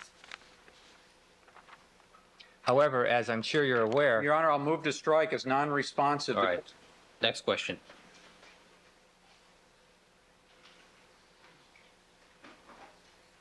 Did you also, by the way, receive from Dr. Maltz a copy of a July handwritten chart entry for an evaluation of Mr. Simpson in the county jail? I assume I did. I may have just a moment, Your Honor, to find.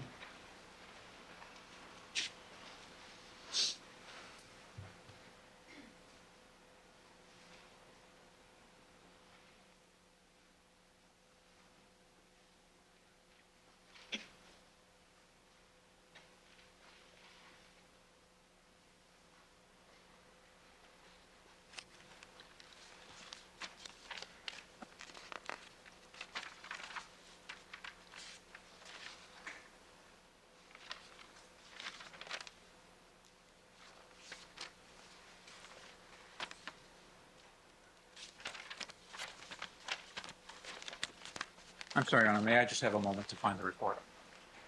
That's why we have Post-its. I'm sorry? That's why we have Post-its. In the county, it's kind of sometimes tough to find them.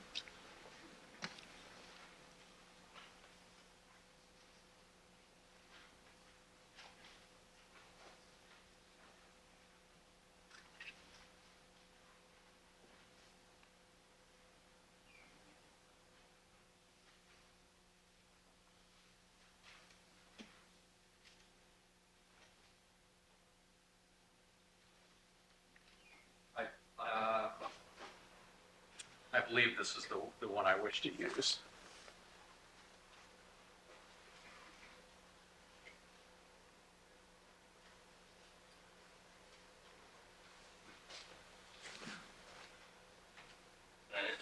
Yes, I believe so, Your Honor.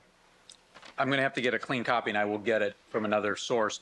But I would ask that this document, which has the counting number 505, be marked as 524.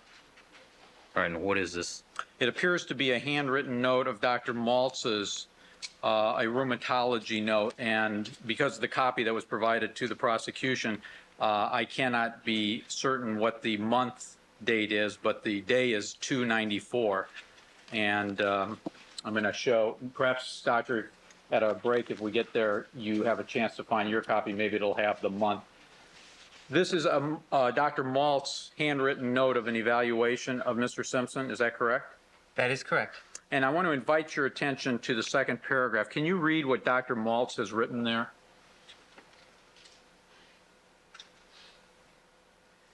The copy's a little bit poor. You're going to have to help me there. Does it appear to be main problem presently is classical increased activity of his rheumatoid disease, with the left knee being his major limiting factor in terms of pain. I can't make out the next word. And swelling. Gel? The word that we can't make out may be gel. Let me back it up. What I read to begin with, does that sound what it appears to you to be? Main problem presently is classical increased activity of his rheumatoid disease, with the left knee being his major limiting factor in terms of pain, the word we can't decipher, and swelling. Yes. And that indicates to you, does it not, Doctor, that Dr. Maltz believed that Mr. Simpson has evidence of rheumatoid arthritis in his left knee, correct? I'm not sure that's what it said, no. Well, Doctor, doesn't it say... It says he has evidence. This is my interpretation. You'll have to ask Dr. Maltz. It'd probably be more appropriate. But if I read that, it says he's got evidence of rheumatoid arthritis with, and this is a different part, his left knee being his major limiting factor. That's how I read it, but you may have read it differently. Well, don't you read it as the relationship between the rheumatoid arthritis and the limiting aspect on his left knee? We have to ask Dr. Maltz that. I wouldn't assume that. Well, let's ask you to look then at Dr. Martel's report and see if in the summary he evaluates the left knee x-rays for evidence of inflammatory disease, which rheumatoid arthritis would be. Isn't that correct? Rheumatoid arthritis is an inflammatory disease. And in the summary, with respect to the left knee, does he not say the following? The abnormality noted in the left knee is degenerative rather than inflammatory in nature and probably secondary to earlier trauma. That's what's said here. And that would indicate that Mr. Simpson, at least based upon that x-ray, does not show evidence of rheumatoid arthritis in the left knee joint, but rather has the effects of osteoarthritis from previous trauma, correct? There's definitely osteoarthritis in his left knee, but we have a biopsy that is strongly consistent with rheumatoid arthritis of the synovium taken in 1991. So I think there's some question about that, and there are some subtleties that I certainly am not, in a position to discuss with you. Well, Dr. Martel, you would agree is an expert in radiology, which you are not. That is correct. And according to his report, the left knee does not show evidence of inflammatory disease. It shows osteoarthritis. Right. That is correct. However, as the elbow, sometimes you can have rheumatoid arthritis in a joint and not have x-ray changes. So I would be very careful. And again, I don't want to present myself as an expert, but I wouldn't jump to simple conclusions based on the fact that an X-ray shows degenerative, not rheumatoid arthritis, that joint cannot be involved with by and in rheumatoid arthritis. All right, Mr. Kelberg, we're going to need to take our break. All right, thank you, Your Honor. All right, ladies and gentlemen, we're going to take our mid-morning recess at this time. Remember all my admonitions to you. Doctor, you can step down. You're ordered to come back in 15 minutes. Let me see the counsel with the court report, please.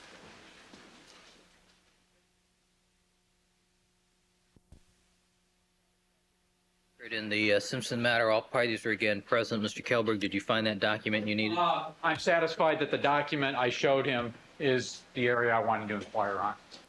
And what area is this? Sorry, What area is this, Mr. Kelberg? I'm trying to suggest to the court that I don't think I'm going to have any more examination, Okay, good. That's it? just to mark the exhibits. All right. So stipulated. Well, let's have the jurors, please.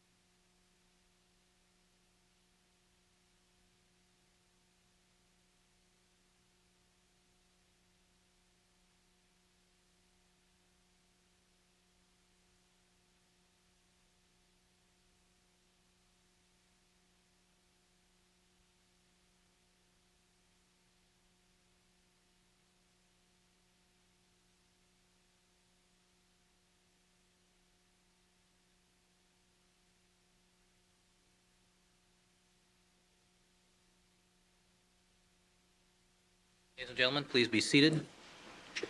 Let the record reflect we've been rejoined by all the members of our jury panel.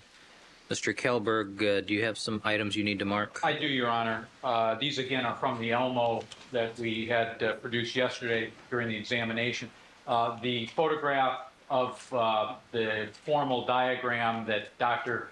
Heisinger included in our exhibit 507, I asked to be marked as 507A. All right, 507A.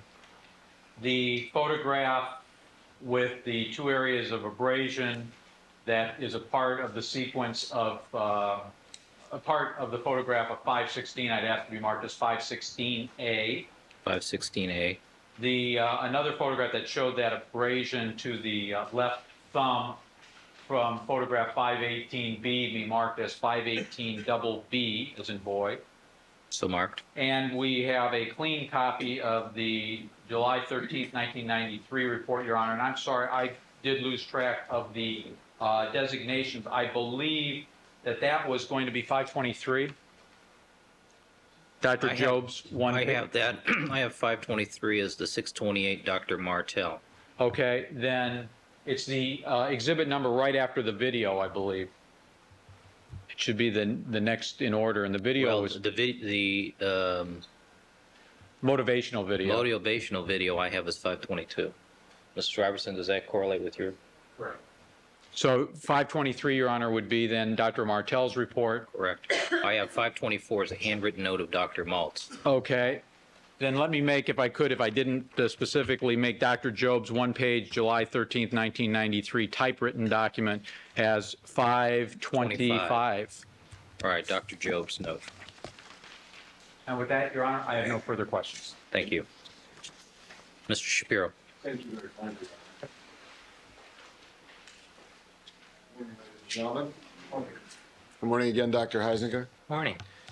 Dr. Heisinger, are you familiar with the term forensic medicine? Yes, I am. And are you familiar with the term forensic physician? Yes, I am. What is your understanding of that term, or those terms? Those are terms that deal with the study of things that happen essentially after death, with a obvious bent towards law and, pathology of medicine as it relates to that. And the term forensic, as it applies in the court setting, deals with people who deal with legal issues related to their specialty. Is that correct? Is that your understanding? Yes. Is that something you do? No, it's absolutely not what I do. Is that something you want to do? No, no desire whatsoever. I take it that your primary focus is the private practice of medicine. That is correct. Now, you've indicated that you graduated from Harvard Medical School. At the time you went to Harvard Medical School, how was that rated in the spectrum of medical schools in the country? I think in terms of the rating by the deans and the difficulty in getting in, it was probably the hardest school to get in. And upon graduation, you applied for a residency. That is correct. And are there different residencies around the country? There are many different residencies around the program, around the country, right? And just like schools, do residencies differ in their programs and their prestige? Again, it's difficult to exactly quantitate, but there's different levels of prestige and levels of quality and difficulty in getting in. And where did you take your residency? At Cedars-Sinai Hospital, as a subset of the UCLA medical system. And is that here in Los Angeles? Yes, it is. And how was that program rated at the time you were accepted? That was very highly regarded at that time. How many residents were in the program when you were there? There were approximately 30. And is there a position called chief resident? Yes, there is. What is that position? Typically, 2 individuals from that class are chosen to teach the oncoming residents and to lead morning report and to round with the younger residents for educational purposes. And on what basis are the chief residents selected? Well, presumably they're chosen by the chief of medicine based on whoever shows the most promise in terms of teaching and other physician attributes. In terms of teaching, in addition to your private practice of medicine, have you maintained any teaching positions? Yes, I have. What teaching positions have you maintained? As a clinical professor of medicine at UCLA. And what subjects have you taught to the students at UCLA in medical school? Introduction to medicine, as well as attending for medical students and the residents on ward rounds. Now, you've told us also that you were a doctor for the Los Angeles Raiders, a football team. Yes, I was. How many other doctors had that position for teams in the Los Angeles area? There was one other team in the Los Angeles area, and there was one other internist for that team. And then during my tenure with the Los Angeles Raiders, there was also another football team that was there temporarily, so there was an internist for that team as well. Is that viewed as a prestigious position? I believe it's viewed as a prestigious position. And it's the type of job many doctors would like to get? I believe that's true. And you resigned from that position? Yes, I did. And you resigned because of your integrity? I resigned. Your Honor, leading and suggesting. Rephrase the question. Why did you resign from that position after how many years? How many years did you serve in that position? I served in that position for 8 years. And why did you resign from that position? I resigned from that position because the team owner would not listen when I described in detail an incident that happened with the team orthopedist regarding an incident where a player was temporarily paralyzed, and essentially, to make a very tragic story short, was told face to face by the orthopedic surgeon after he had information that said there was a problem in his cervical spine, that he was potentially at higher risk, according to numerous specialists of the neck, orthopedic neck specialists and neurosurgeons, he was looked at by the team orthopedist in his face and said, based on that x-ray, you're okay, you can play next week. And of course, I, as all these types of problems, went behind the scenes and made sure he got other opinions. But when the owner didn't back my position on this, that's why I resigned. Is it a matter of personal integrity? Yes, it was. And do you value that? Yes, I do. How do you value that? How highly? How strongly?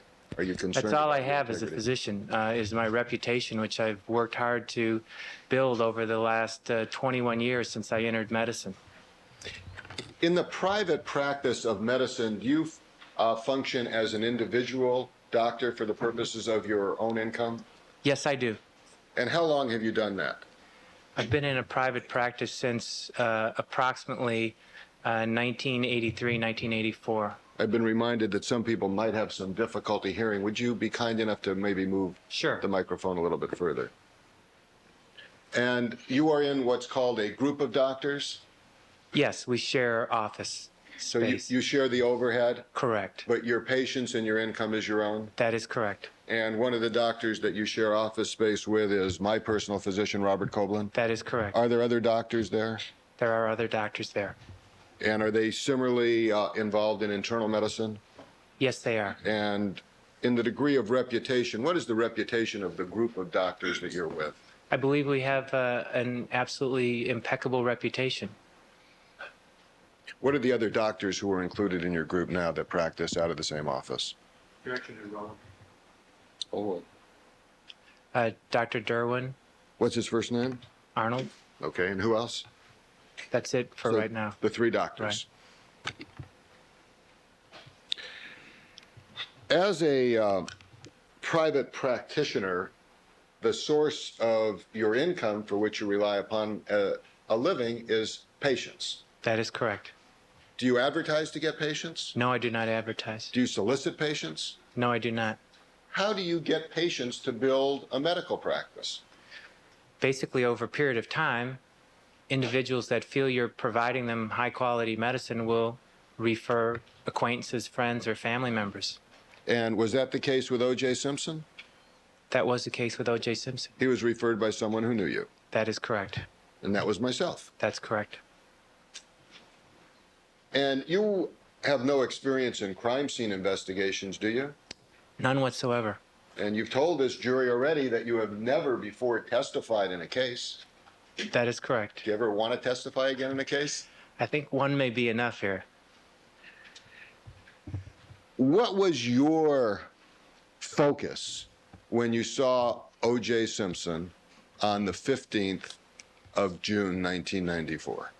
I think my focus was the same focus I have with every patient, and that's that I sit them down in my office and ask them, what are your problems, and try to figure out if there are any other things going on that they may not be aware of, and essentially formulate a plan for their health. I, approached him like I approach every other patient in my office, and really, besides requesting from you a photographer, given the fact that you told me on the phone he had cuts, really did nothing else different than I would do for another first-time office visit, thorough physical examination. So what you're saying is, in addition to the general examination that was requested by the patient, there was something additional, and that was to take photographs. Objection, leading and suggesting. Sustain, rephrase the question. Would you tell the ladies and gentlemen of the jury, in addition to the history and physical examination of Mr. Simpson, was there something additional that was requested by myself? Yes, there was. What was that? Photographs of his hands. Photographs of anything else, any other part of his body? The remainder of the body as well, to document whether or not there were any other injuries. Outside of that, was there anything else that was requested of you when you saw Mr. Simpson as a patient that was out of the ordinary? No, there was not. Has there been, have you met with anybody in preparation for your testimony here today? I talked with you on the phone on Thursday for approximately, you came to my office on Thursday evening for approximately 15 to 20 minutes on Thursday night. I finished up seeing patients at approximately 7:30 to 8 o'clock on Thursday night. I had not prepared whatsoever any special material, and you came and gave me an idea what sorts of things you would be asking on Thursday evening. Before that, I had one meeting at Mr. Cochran's office somewhere around the 1st, where there were a group of attorneys.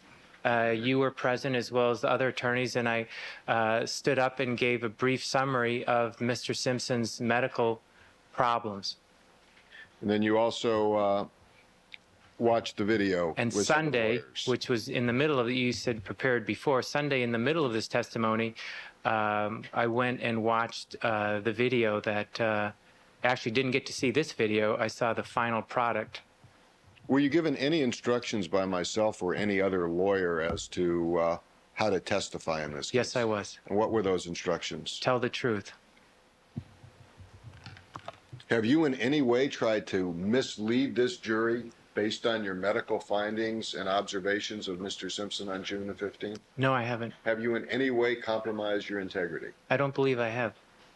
Now, as a physician, do you develop a rapport with your patients? Yes, I do. And do you care about your patients? Yes, I do. And would you say that's true of your relationship with Mr. Simpson? Yes, it is. Do you care about Mr. Yes, Simpson? I do. Do you care about his state of health? Yes, I do. Based on the standard practices for physicians in the Beverly Hills, West Los Angeles area, is there a general standard of practice for a first evaluation of a patient? Yes, there is. Would you relate to the ladies and gentlemen of the jury what that is? Objection, Your Honor. Oh, well, Generally, when you see a first-time new patient, you sit them down in your office and talk for approximately a half an hour to 45 minutes to even an hour, and essentially then move and do a physical examination that typically takes somewhere around a half an hour to complete. And then the nurse gets the patient either in the middle of that process or at the end to do all the vital signs, to draw blood for tests, to do chest x-rays, to do a hearing test and a vision test if that is needed. And then essentially, occasionally, if it's appropriate, other things may be done, such as seeing a dietitian in the office. now, your specialty is internal medicine? Yes, it is. Is that also known as general medicine? Yes, it is. Would you explain to the ladies and gentlemen of the jury what that entails, and what your function is as a doctor in that area?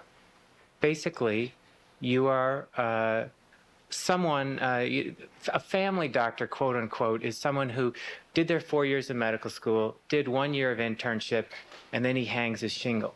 An internist basically does that first year where you kind of take all comers, but then you do an additional 2 years where you do essentially the same thing to hopefully get a little bit more understanding of those problems. And then in my case, I did an extra year of chief residency, all basically evaluating every different subspecialty. So my role is to try to see if I can take care of all of your problems. Obviously, there's certain, I might be better in kidney disease and not so great in dermatology, or I might be very good in orthopedics for an internist and not so great in something like rheumatology. And then you basically, if you can handle their problems and you feel comfortable with their complaints, the buck stops there. You make the decisions and you devise a treatment plan. If that's not the case, then you make arrangements to have them see a second opinion, a subspecialist who you're going to know something about that area, but they hopefully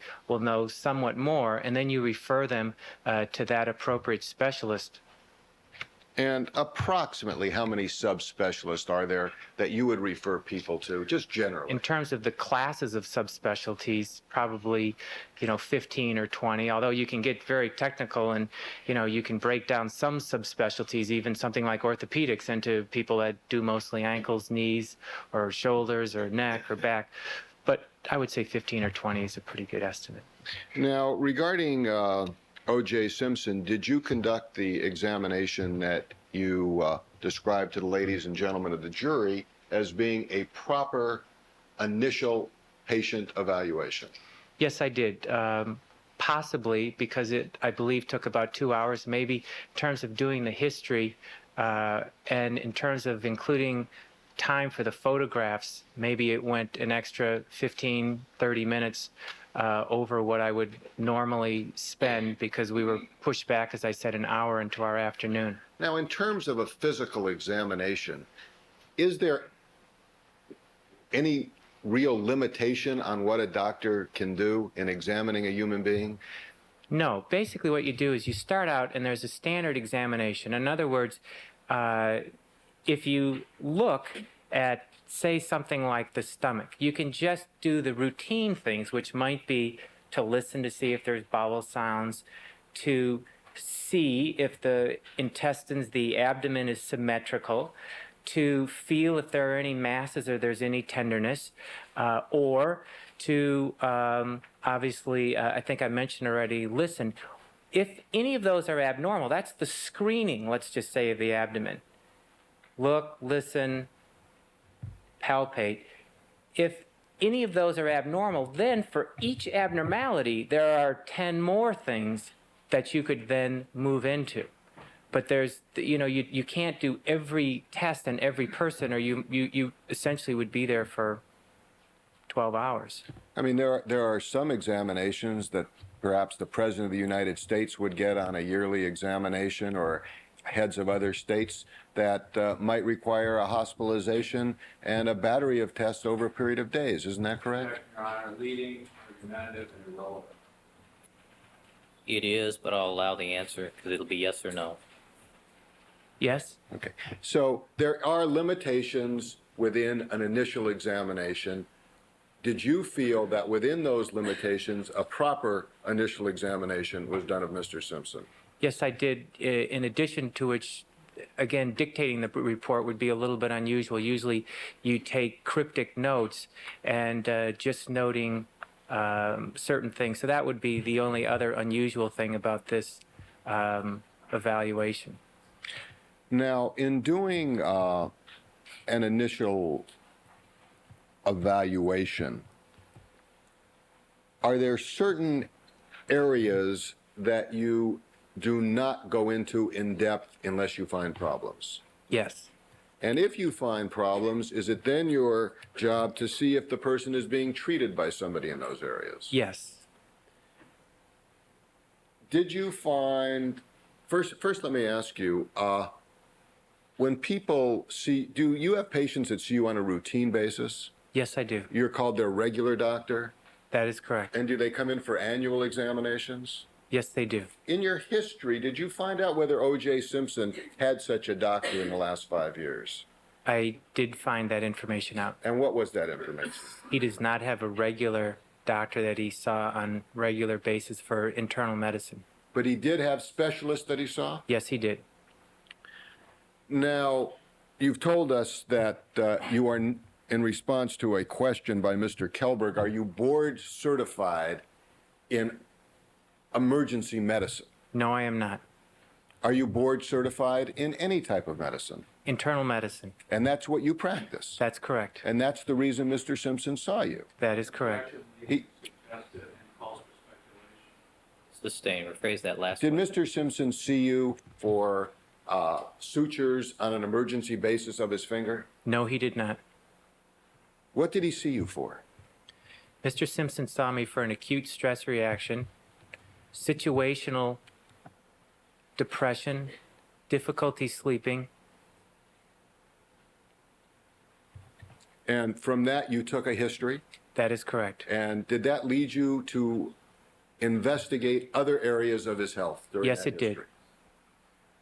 And investigating other areas of his health, you have told us that he had a condition and a disease known as arthritis. That is correct. Now, you've been cross-examined for about 2 days by Mr. Kelberg on arthritis.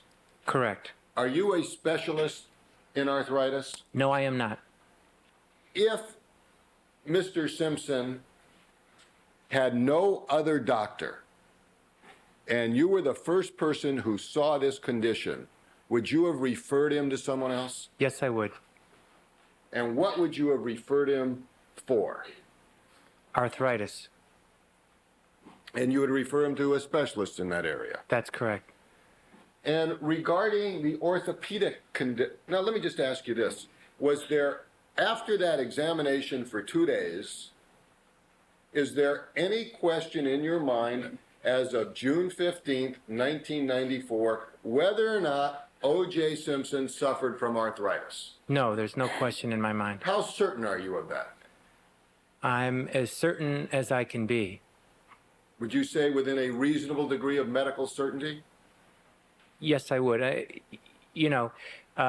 They say something, in medicine, when you're standing in Montana and you hear hoofbeats coming behind you, it could be zebras, but it's horses. I mean, that's what you have to see. And in his case, he had absolutely, without question, multiple areas where he had arthritis. Is there anything in the 2 days of examination by Mr. Kelberg going over all minutia, all the reports, every Sustains argumentative.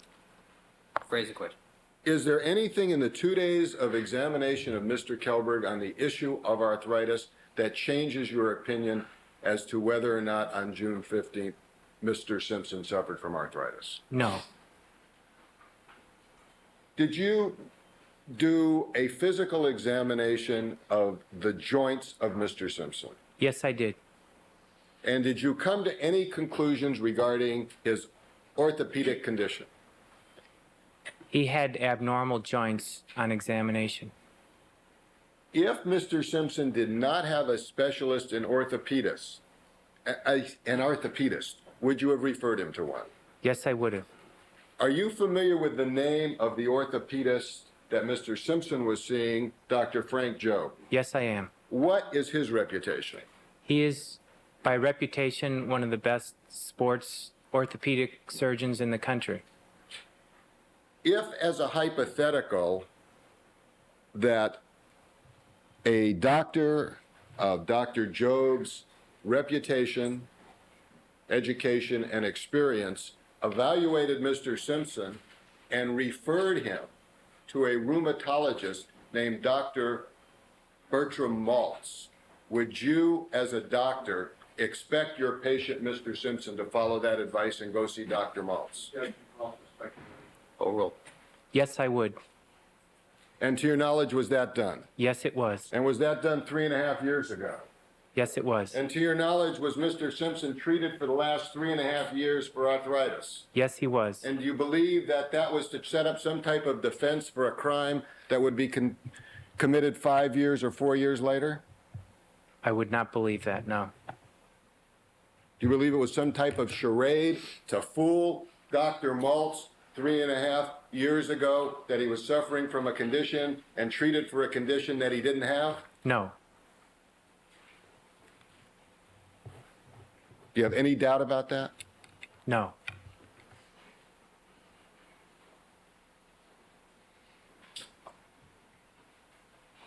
You have told us that as a team doctor, many athletes don't want to admit injuries because that would prevent them from playing. Is that correct? That's correct. And that would be your job, whether or not somebody was capable of playing or not. Isn't that true? If it was on a non-orthopedic, non-joint problem, yes. So you are used to people not giving you a complete, accurate history. Is that correct? Yes, I am. And would you say you may be more used to that than ordinary doctors who practice internal medicine because of your experience in the NFL? Overruled. I believe that's an accurate statement. And your experience in the NFL as a internist, how many other doctors were acting in a professional capacity advising teams in the National Football League when you were involved? There were somewhere in the 70 to 80 range in terms of doctors that were affiliated with the 28 professional NFL football teams. And Is there an organization of those doctors was Yes. there an organization of Yes, doctors? there is. And did you maintain any position within that organization? Yes, I did. What position did you maintain? In 1987, I was elected vice president, president-elect, and was president of the NFL Physician Society from 1989 to 1991. Now, Mr. Kelberg went through part of your curriculum that I did not bring up, and that was things that you have done on television and on radio. Correct. Were you selected to appear in certain venues on radio and television because of your expertise? Sustain. Phrase the question. Do you know why you were selected to appear on certain radio and television shows? I believe so. And what is your belief? Same objection, Your Honor. Sustain. What areas did you discuss on radio and television? Typically, issues revolving around medicine and sports. And is that something that you believe you have an expert?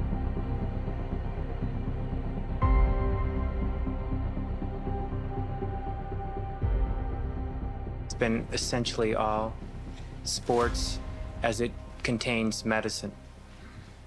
Anything in the past that you talked about on radio or television? In the past, I have been hired by several shows to go on for a 2 or 3 minute blurb to talk about general medical issues on a revolving basis.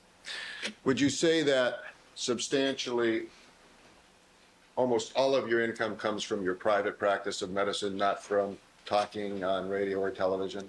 That's correct. And not from writing a book? That is correct. In fact, were people highly critical in the Football League of the book that you wrote? Actually not. I think that on one team they were critical. The What team owners, was that? The Los Angeles Raiders. And why were they critical? Calls for hearsay, lack of foundation, speculation. Sustain. I think the jury can figure that out. Well, maybe they don't know Mr. Davis here.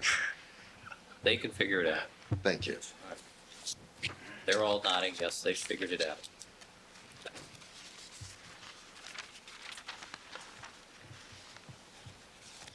Now, Mr. Kelberg made a big issue and waived this.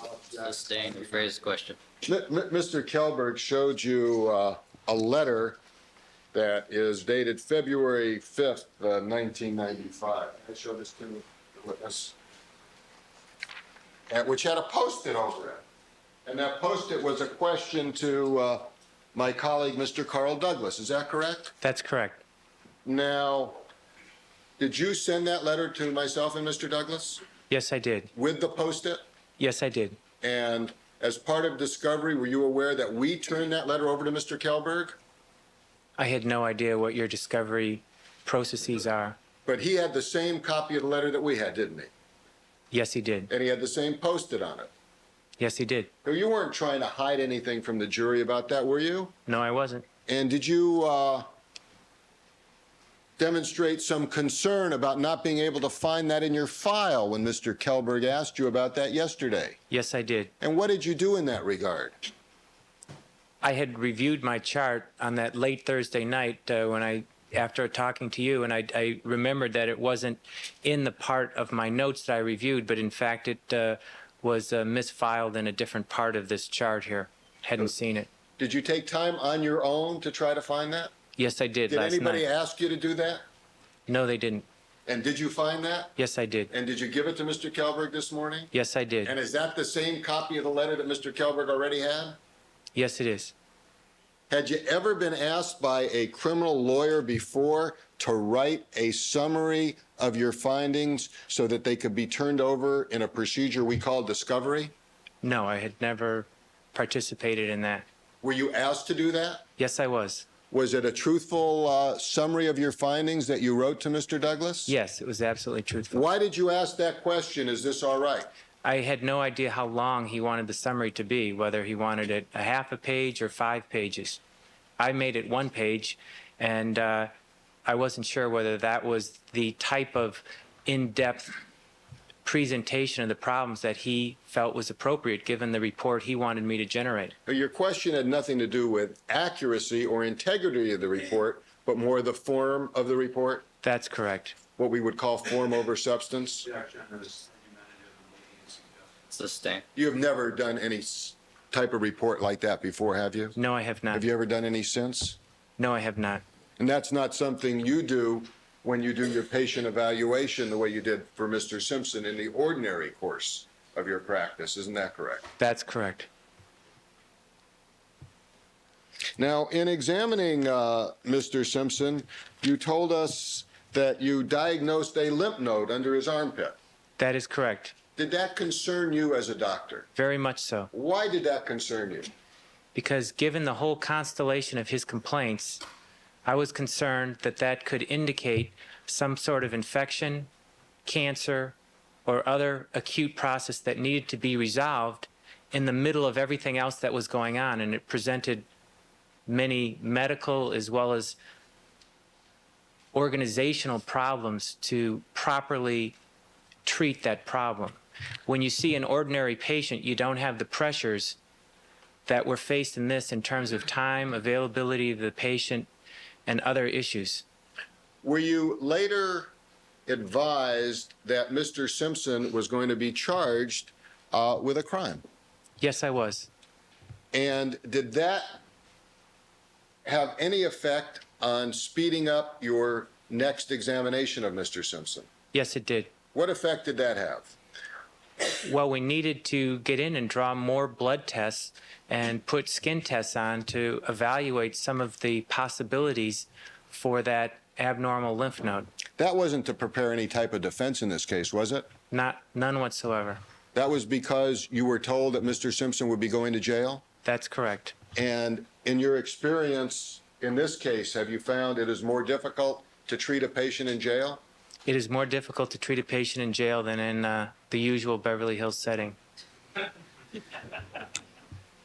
And did you continue your treatment of Mr. Simpson for this lymph node? Yes, I did. Tell the jury what you did regarding that. Well, it was a very difficult situation because I was told when he went into jail that the admitting doctor who examined him said he didn't have a lymph. Your Honor, I'll move to strike as non-responsive. The question is what? Yes, it is. Yes. What did you do? What did you do to follow up on that lymph node, if anything? Followed up on the blood test and tried to gain access into the hospital so that I could have a cancer specialist evaluate the patient.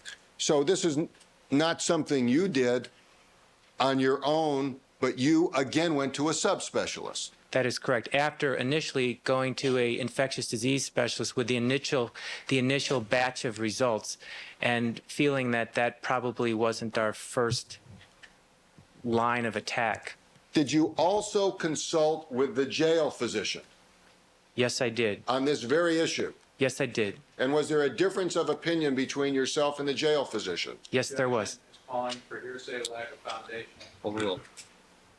And how did that opinion differ? That opinion differed because I was told the doctor that evaluated him on the night he went into the hospital felt there was no lymph node. And you believe there was? And I had believed that there was, correct. Tell the jury what you had to do to follow up on this and what steps you had to go through to properly treat Mr. Simpson. That's not particularly relevant. What he actually did, what treatment he got, is relevant.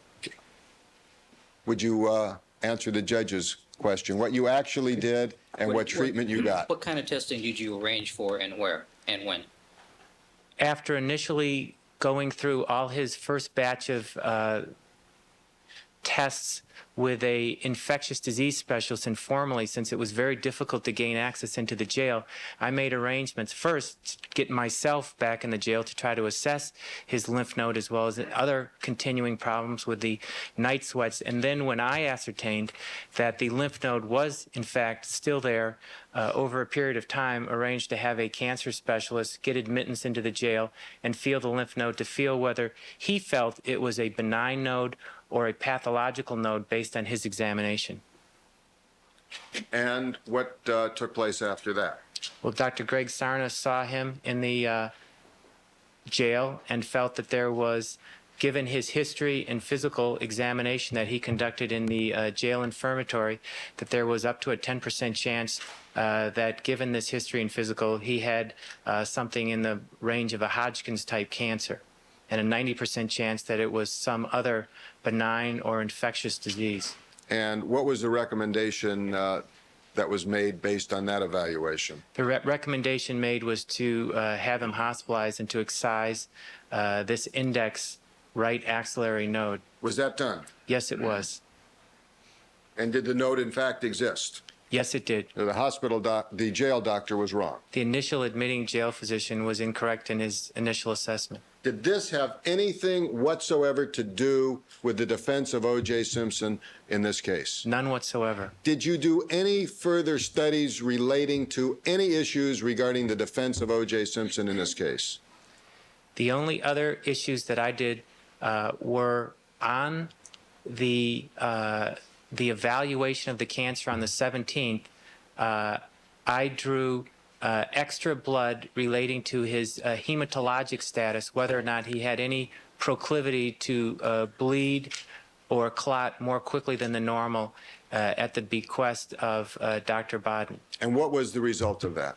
The result of that was that it appeared like his coagulation studies were normal, although there were a couple very esoteric tests that were borderline and suggested a possibility of a very minor tendency to bleed more than what would be considered normal. And Dr. Bodden is a forensic pathologist? Yes, he is.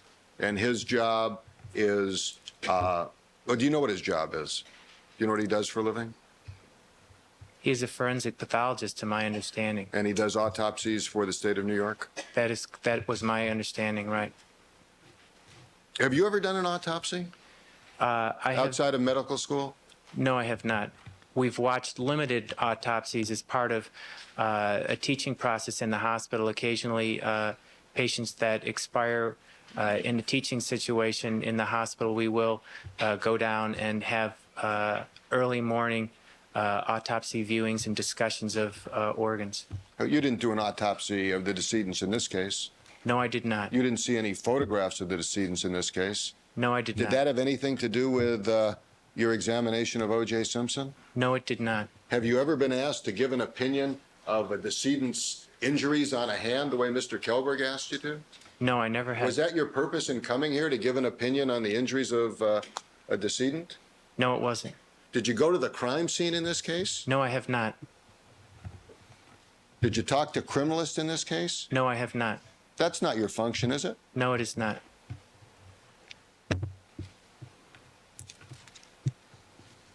Before you were asked these questions, other than on general knowledge, did you have any specific knowledge as to how these murders took place? None whatsoever. Let me ask you a general question. Describe to the ladies and gentlemen of the jury the basic range of patients you see by age. Well, we probably see individuals all the way from 15 up to, I think my oldest patient is 101, 102. Excluding the young and the very old and the infirmed, is there any patient that you treat that would not be capable of handling a knife? I really don't believe that there is. I think all of them could. Is there any patient that you treat that would not be capable of cutting someone with a knife? No, not unless they had a fracture on that arm or some type of obvious deformity. And would you give the same answer to the general population of Southern California with the exclusion of the young, the old, and the infirmed? I think that would be a fair statement. Do you see, you saw the video here, obviously. Yes, I did. And that's only part of the video, isn't it? That is true. You saw a complete video that we showed you, is that correct? That's correct. And in that complete video, it shows Mr. Simpson drinking lots of water. Does it not? That is true. And it shows Mr. Simpson talking about flights on airplanes. That's true. And jet lag. That is true. Do you recommend for your patients between the ages of 15 and 101 any type of physical exercise? Recommend physical exercise to all my patients. Why? Because I think it's very good for your health. And are there different levels of physical exercise that you recommend? Absolutely. And what do they range from? Well, they range from basically, in the case of my 101-year-old patient, telling her to walk around her house on her walker on a daily basis, to discussing workout plans with professional athletes. Regarding the video that you just saw, would you recommend that to any particular age group of patients you have? I think that that's a very low impact, and it's relatively straightforward aerobically, and so that sort of level of exercise would probably be more appropriate for very healthy individuals, maybe all the way up to, you know, both men and women, assuming that you did kind of knee push-ups all the way in the mid-70s or higher, certainly should be able to do what we saw on that tape. The actual push-ups would take additional shoulder strength? I think, yeah, additional pec strength, you know, if we expected people of that age group to do push-ups.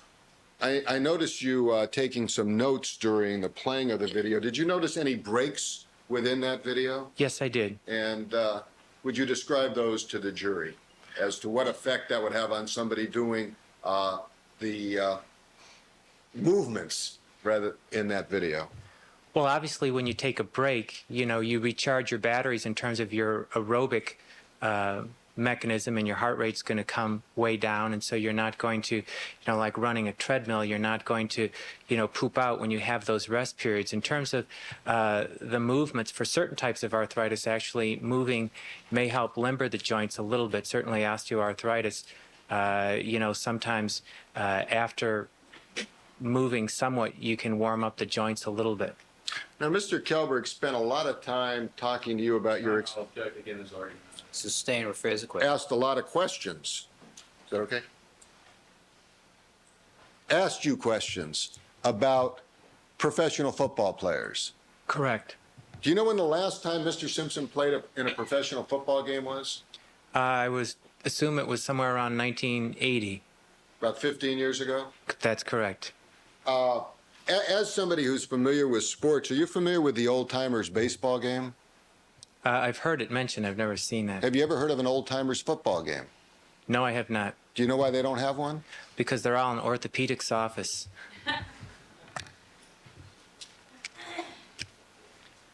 Regarding your experience with professional football players, are there positions known as skilled positions? Yes, there are. And what does that refer to? A skill position is something in terms of a wide receiver, quarterback, running back. Mr. Simpson was a running back? Yes, he was. So he would qualify in a skilled position. That's correct. And in your experience, do players in skilled positions have to be mad to play football? No, they don't. Do they have to be angry to play football? No, they don't. Are you aware that Mr. Simpson, through his 4 years of college and 15 years in the NFL, carried the ball more times than any other runner in that period of history? That's what I understand, right. And was his job to tackle people? No, it wasn't. Was his job to block people? No, it wasn't.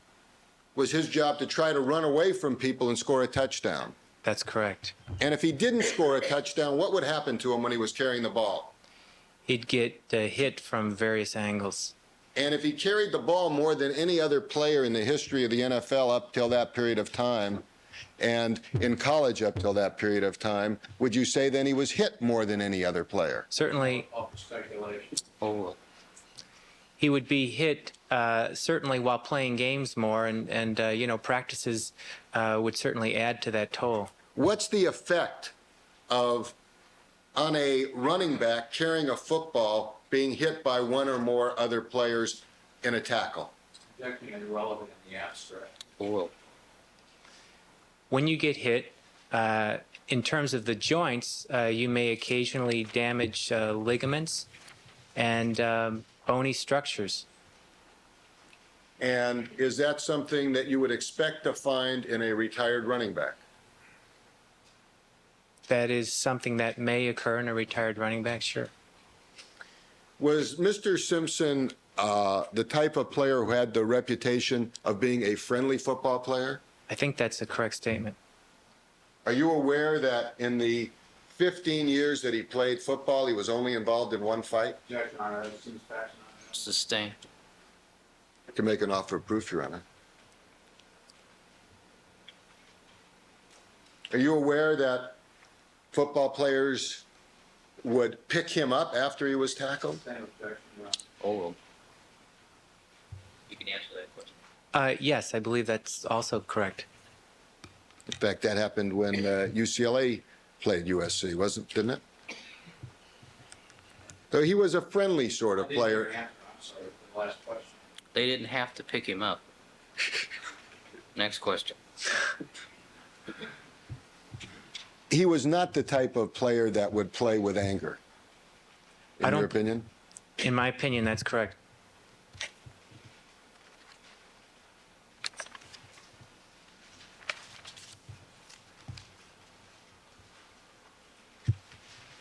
Not this type of adrenaline rush. Would that be the same for anyone who's in an emergency situation?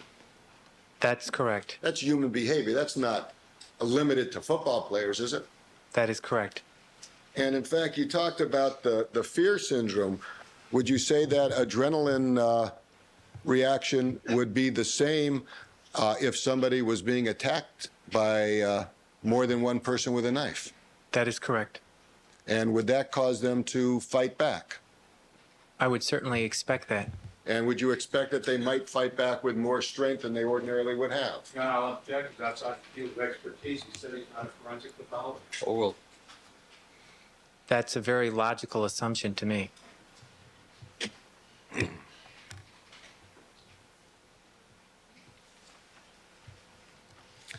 You were asked a hypothetical question by Mr. Kelberg, and he listed a series of 10 witnesses, and he said if some of these witnesses or one of these witnesses did not see Mr. Simpson limping. You remember that question? Correct. Let me ask you another hypothetical.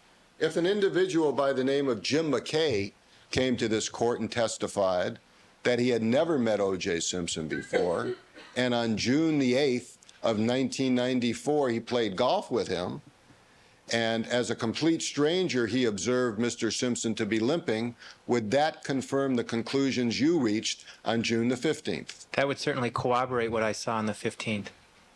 And do you believe that as a doctor with a trained eye, you might be able to detect something that a layperson would call a limp more easily than a layperson who is not trained with your background, experience, and education? Yes.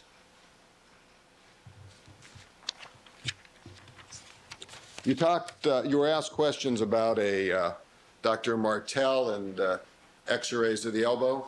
That is correct. Did you review any other x-rays that Mr. Kelberg didn't ask you about from Dr. Martell?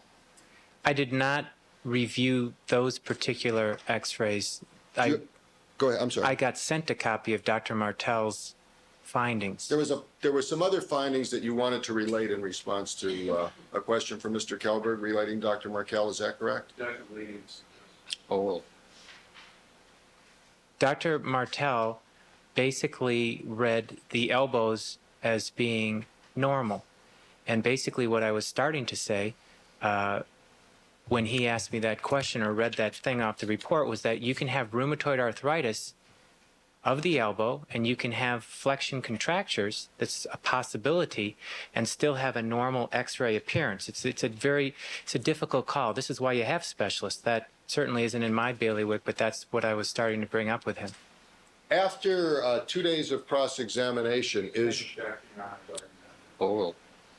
your opinion any different as to whether or not Mr. Simpson had any bruises on him when you observed him on the 15th of June? No, it is not. After 2 days of cross-examination, is your opinion that the cut on the top of the middle finger of the left hand was more consistent with glass? I felt that was more consistent with glass because as it came around, it curved initially. If you remember the picture over his third, let's go to the left hand and do it the right way. As it curved, it came right over the joint, and then it took an acute angle, approximately 60 degrees, and then that acute angle to me said, sure, it could be a knife, there could be movement, but to me that said, that's why I fell off of the fence on that cut as being more consistent with glass. Assume that on Monday, June the 13th, Mr. Simpson, let me just check this date for a second.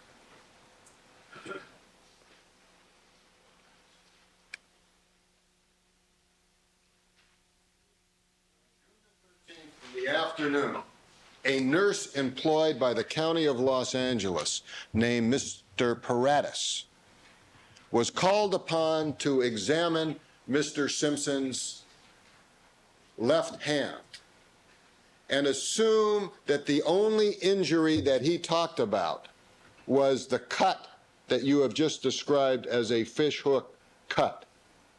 Would that cause you to conclude that the injuries on the side of the finger were not there at that time? That could be false speculation. Sustain. Would a nurse be in a position, a county nurse be in a position to see the cuts that you've described to the jury, in your opinion, if he was properly trained and certified? I believe that would be true. And if the nurse did not observe those cuts on the 12th, would that indicate that they occurred sometime after the 12th, and would that be consistent with your findings? The hypothetical is the 13th. Or will. That would be consistent. Is the cut on the index finger of Mr. Simpson consistent with somebody who broke a drinking glass that you would find in a hotel bathroom? The fourth finger, you said index. The middle finger. The middle finger, okay. This cut, the proximal or the distal, there's two cuts on that third finger. I made a mistake. Mr. Cochran has corrected me. He works for the city of Los Angeles, the nurse. Would that change your opinion rather than the county? No, it would not. Let's get back to the glass. Have you been, when you travel with the football teams, do you guys stay in hotels around the country? Yes, we do. Did you go in the bathroom? Yes, you would. They have little glasses there with kind of little doilies on the bottom and a little kind of top thing on top that says sanitary with a little blue signet on it. That's correct. You familiar with those glasses? Yes, I am. If that glass was broken when somebody was informed of the death of their ex-wife, could that type of glass cause that type of injury? Objection, Your Honor, is an improper hypothetical. Sustain. Could a drinking glass similar to those glasses that you've observed account for that type of injury?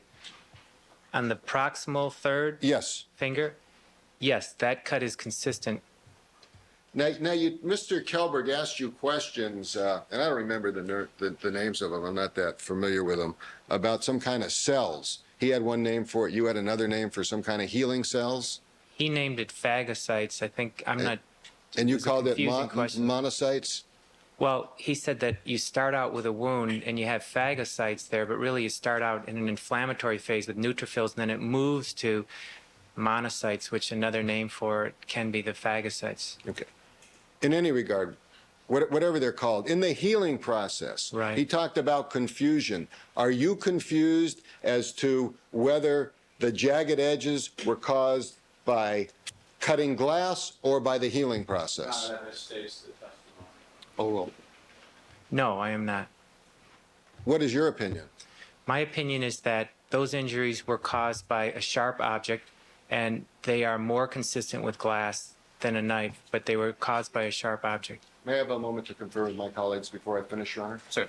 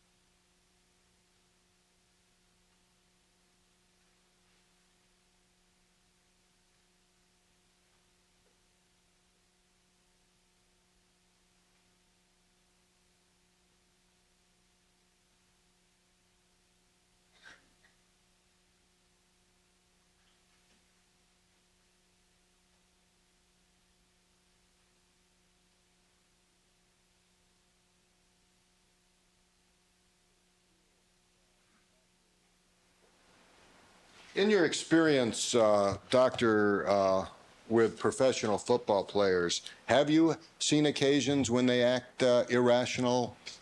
Yes, I have. And do you have any opinion as to the cause of those types of actions? Oh. Yes, anabolic steroids. Did you run a test on Mr. Simpson to see whether or not he was using anabolic steroids when you saw him on June the 15th? Yes, I did. And what was the result of that test? Negative. Thank you. Nothing further. Mr. Kalberg, how much time do you need to cross-examine?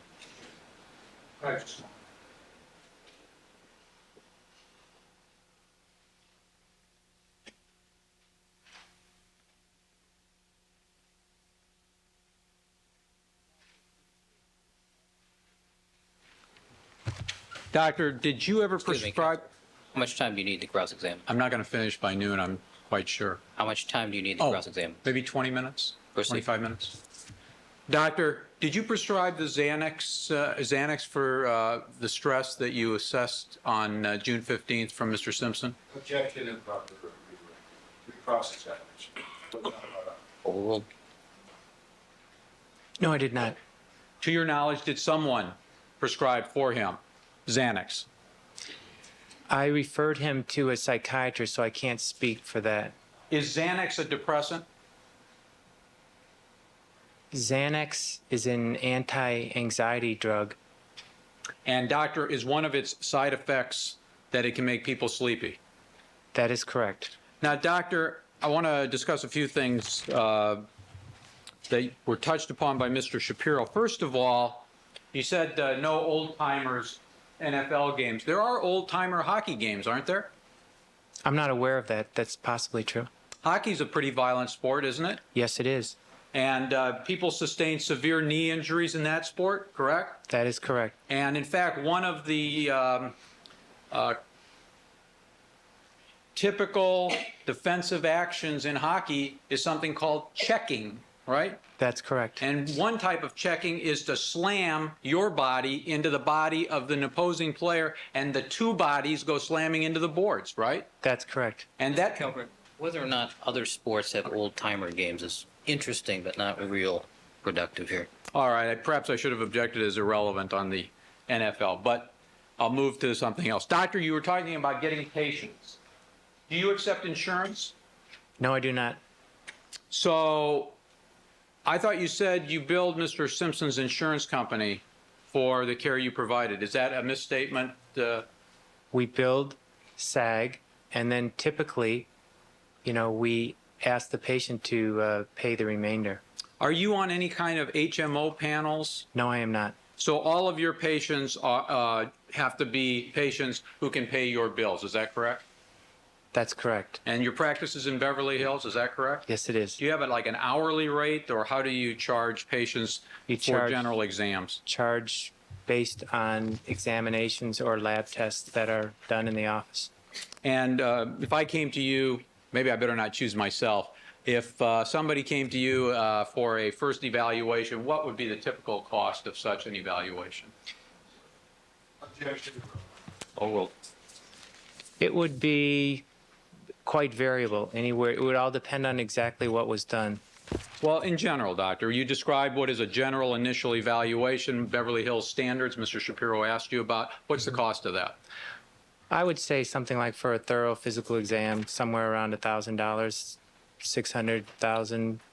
Now, doctor, you said in response to Mr. Shapiro's question that you cared about Mr. Simpson, That's correct? correct. You cared about his health? That's correct. Do you care if he's acquitted? You build a bond with patients. When you see a patient and you evaluate them, you have to care about them. If you don't care about them, you really wouldn't be able to be their doctor. And isn't it that care, that closeness you develop with the patient that can subconsciously influence those subjective evaluations that you admitted on cross-examination doctors make, such as in Mr. Simpson's case? Sustain. Sustain. Doctor, when you develop a closeness and fondness for a patient, in your opinion, can that affect your objectivity in evaluating the patient's case? Anything is possible, but you have to fight to try to minimize that or eliminate it. For example, doctor, isn't it the case that physicians are taught to send family members to independent doctors for evaluations because of concern that your relationship with the patient may cloud your judgment? That is correct. Incidentally, you talked about a family doctor. There is a specialty of medicine, a board-certified specialty called family medicine. Isn't that correct, doctor?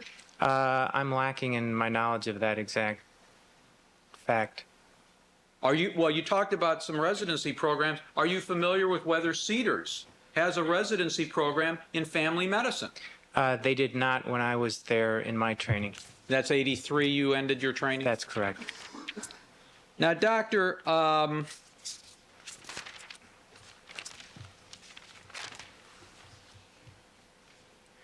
you were asked some questions about whether or not Mr. Simpson went to Dr. Jobe and to Dr. Maltz before June 12th of 1994 in some effort to set up a defense to the crimes, and you indicated to your belief he did not, correct? That's correct. On the other hand, doctor, if you assume hypothetically Mr. Simpson murdered his ex-wife and Mr. Goldman, would you agree that he would have a motive after the crime to come limping into your office for the visit arranged by his lawyer, Mr. Shapiro, in an effort to make it appear that he may have physical limitations to his ability to have acted on June 12th? Sustained improper hypothetical. Rephrase the question. Doctor, would you agree that you did not, there was no way that you could determine objectively on June 15th whether Mr. Simpson's limp that caused you to believe he moved like Tarzan's grandfather was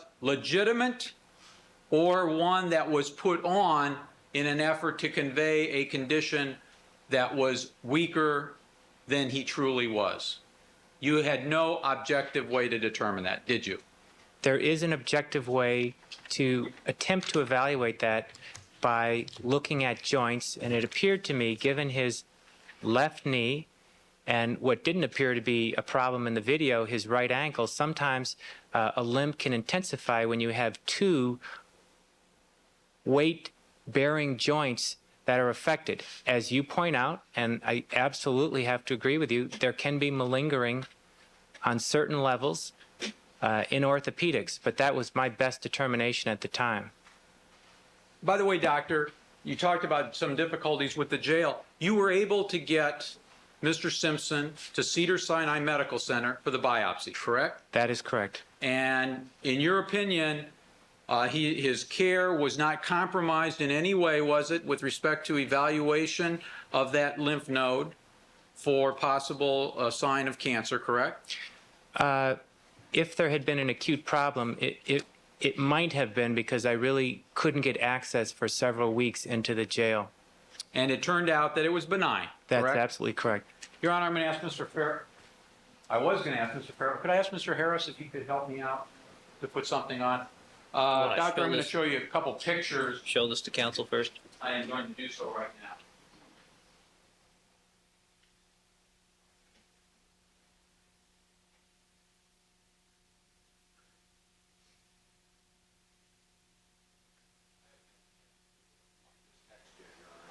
It's the photograph. All right. I'm not an expert in All right. Use the photograph, Mr. Kelberg. I'm sorry. Proceed. If Mr. Shapiro will give me the, I'm sorry, I'm not clear. May I proceed with the photograph, Your Honor? Or What is it a photograph of? photographs of hand of sufferers of rheumatoid arthritis. Proceed.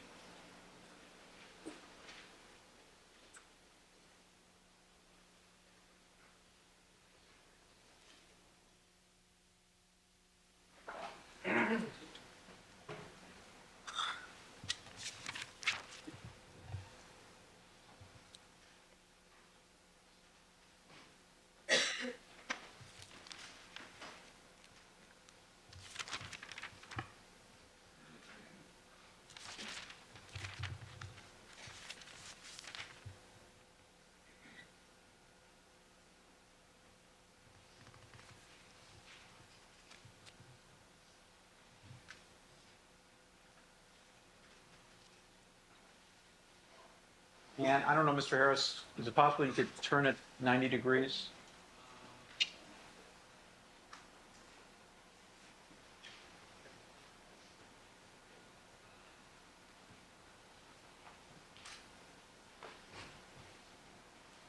Can I hold it in any way to help you out? Can you back it up possibly to? That's it. That was better, actually. I think you had it. I'm sorry. All right. We're going to get dizzy. That's fine. That's fine. Doctor, and I can bring you the text. I just want to be able to show it for the ladies and gentlemen of the jury. Do these appear to be hands of people suffering from various stages of rheumatoid arthritis? Yes, they do. And it can be a very crippling disease, can it not? That is correct. Mr. Simpson did not have joint deformity of any degree similar to even the lower photograph, let alone the upper photograph, did he, sir? Certainly not the upper photograph where you have end-stage ulnar deviation. I really can't evaluate the proximal, the lower picture to compare that. Could I ask Very well. if Mr. Harris can print this picture, and then I'm going to show the book to the doctor so you can see it up close.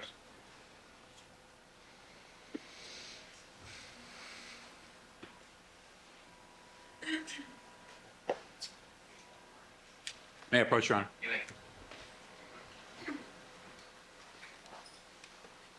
Doctor, I'm showing you this book, and Your Honor, may the printout be marked as, I think we're at 526? Yes.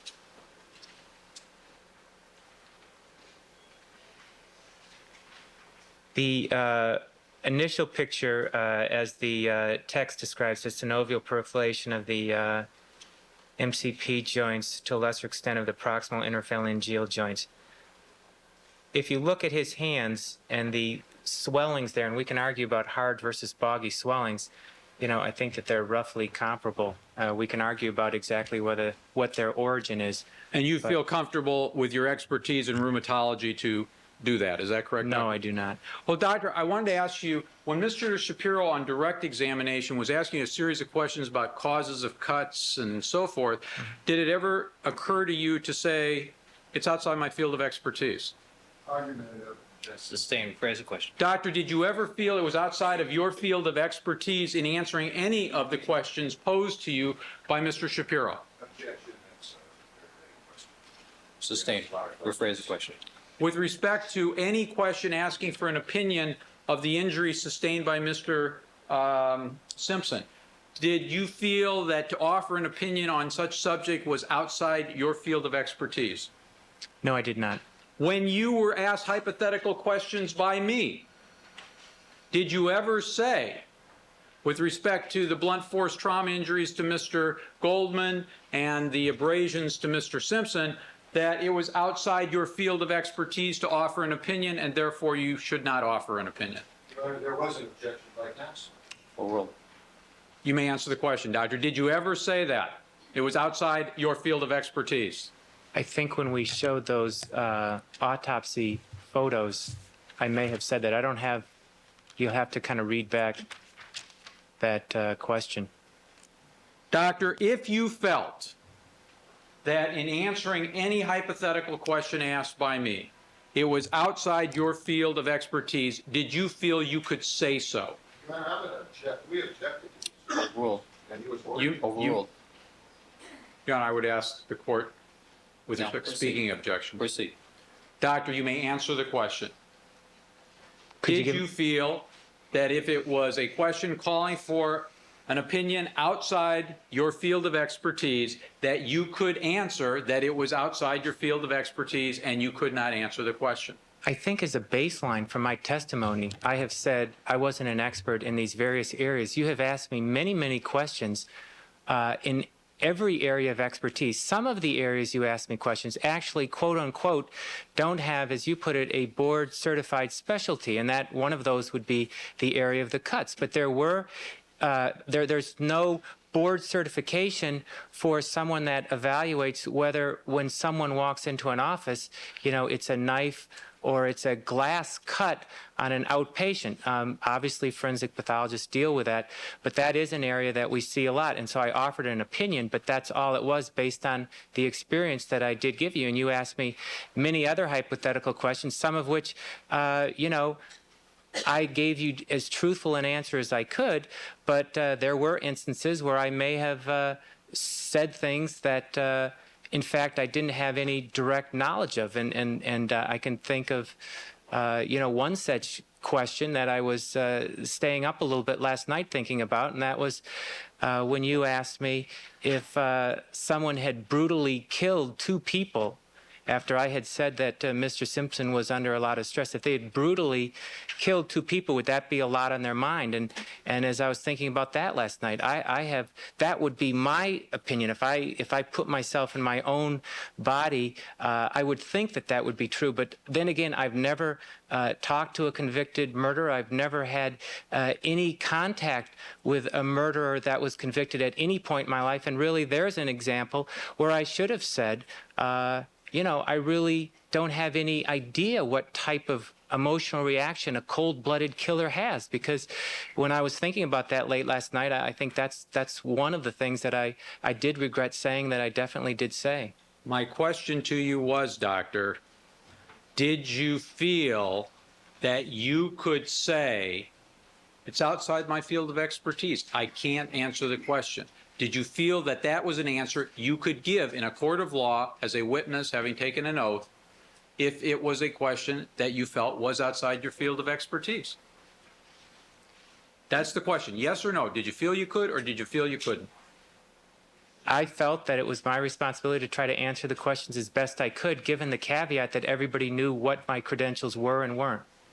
I'll ask the question one more time, Doctor. I think we've asked the question. All right. Doctor, have you ever had patients who were involved in civil litigation? Yes, I have. Have you ever had to prepare reports for attorneys in civil litigation? Yes, I have. And the fact that this is a criminal case versus your past experience in civil litigation, how, if at all, does that affect the kind of report you were to prepare? I was told that my records were not going to be passed over and that I had to prepare a summary. I've never, ever been asked that request previously in my professional career. Have you ever been retained by an attorney, either for the plaintiff in a civil personal injury action or a defendant, an insurance company, for example, to evaluate a patient and give a report to the requesting party of that evaluation? I have, in a handful of cases, reviewed charts in legal matters, often about sports medicine and anabolic steroids. Have you prepared? If I've done that, it's been very rarely. I really can't remember a case right off the top of my head. It's possible that I've done that once or twice. And when you've done that, have you prepared reports for the party requesting you to review the record?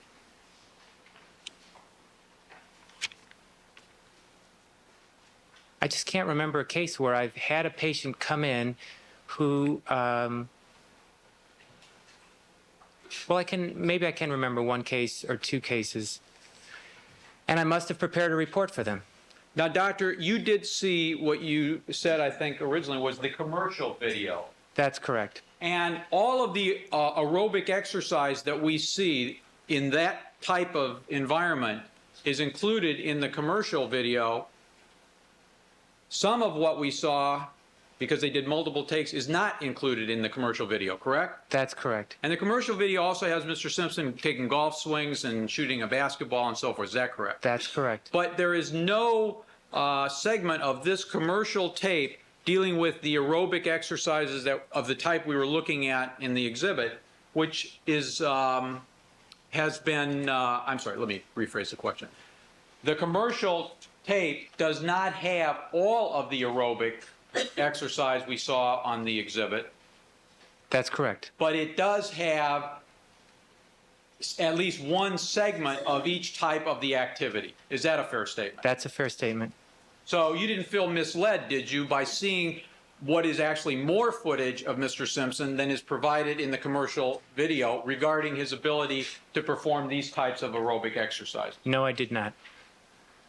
By the way, doctor, in looking at that video, did you see where Mr. Simpson in some segments, the boxing segments, for example, was able to fully extend his right and left arms? No, I did not see that. Never In my- saw. I'm sorry. In my opinion, in doing those boxing punches, it was relatively clear that the fixed flexion contractions were there, and he was not able to fully extend his arms in any shot there.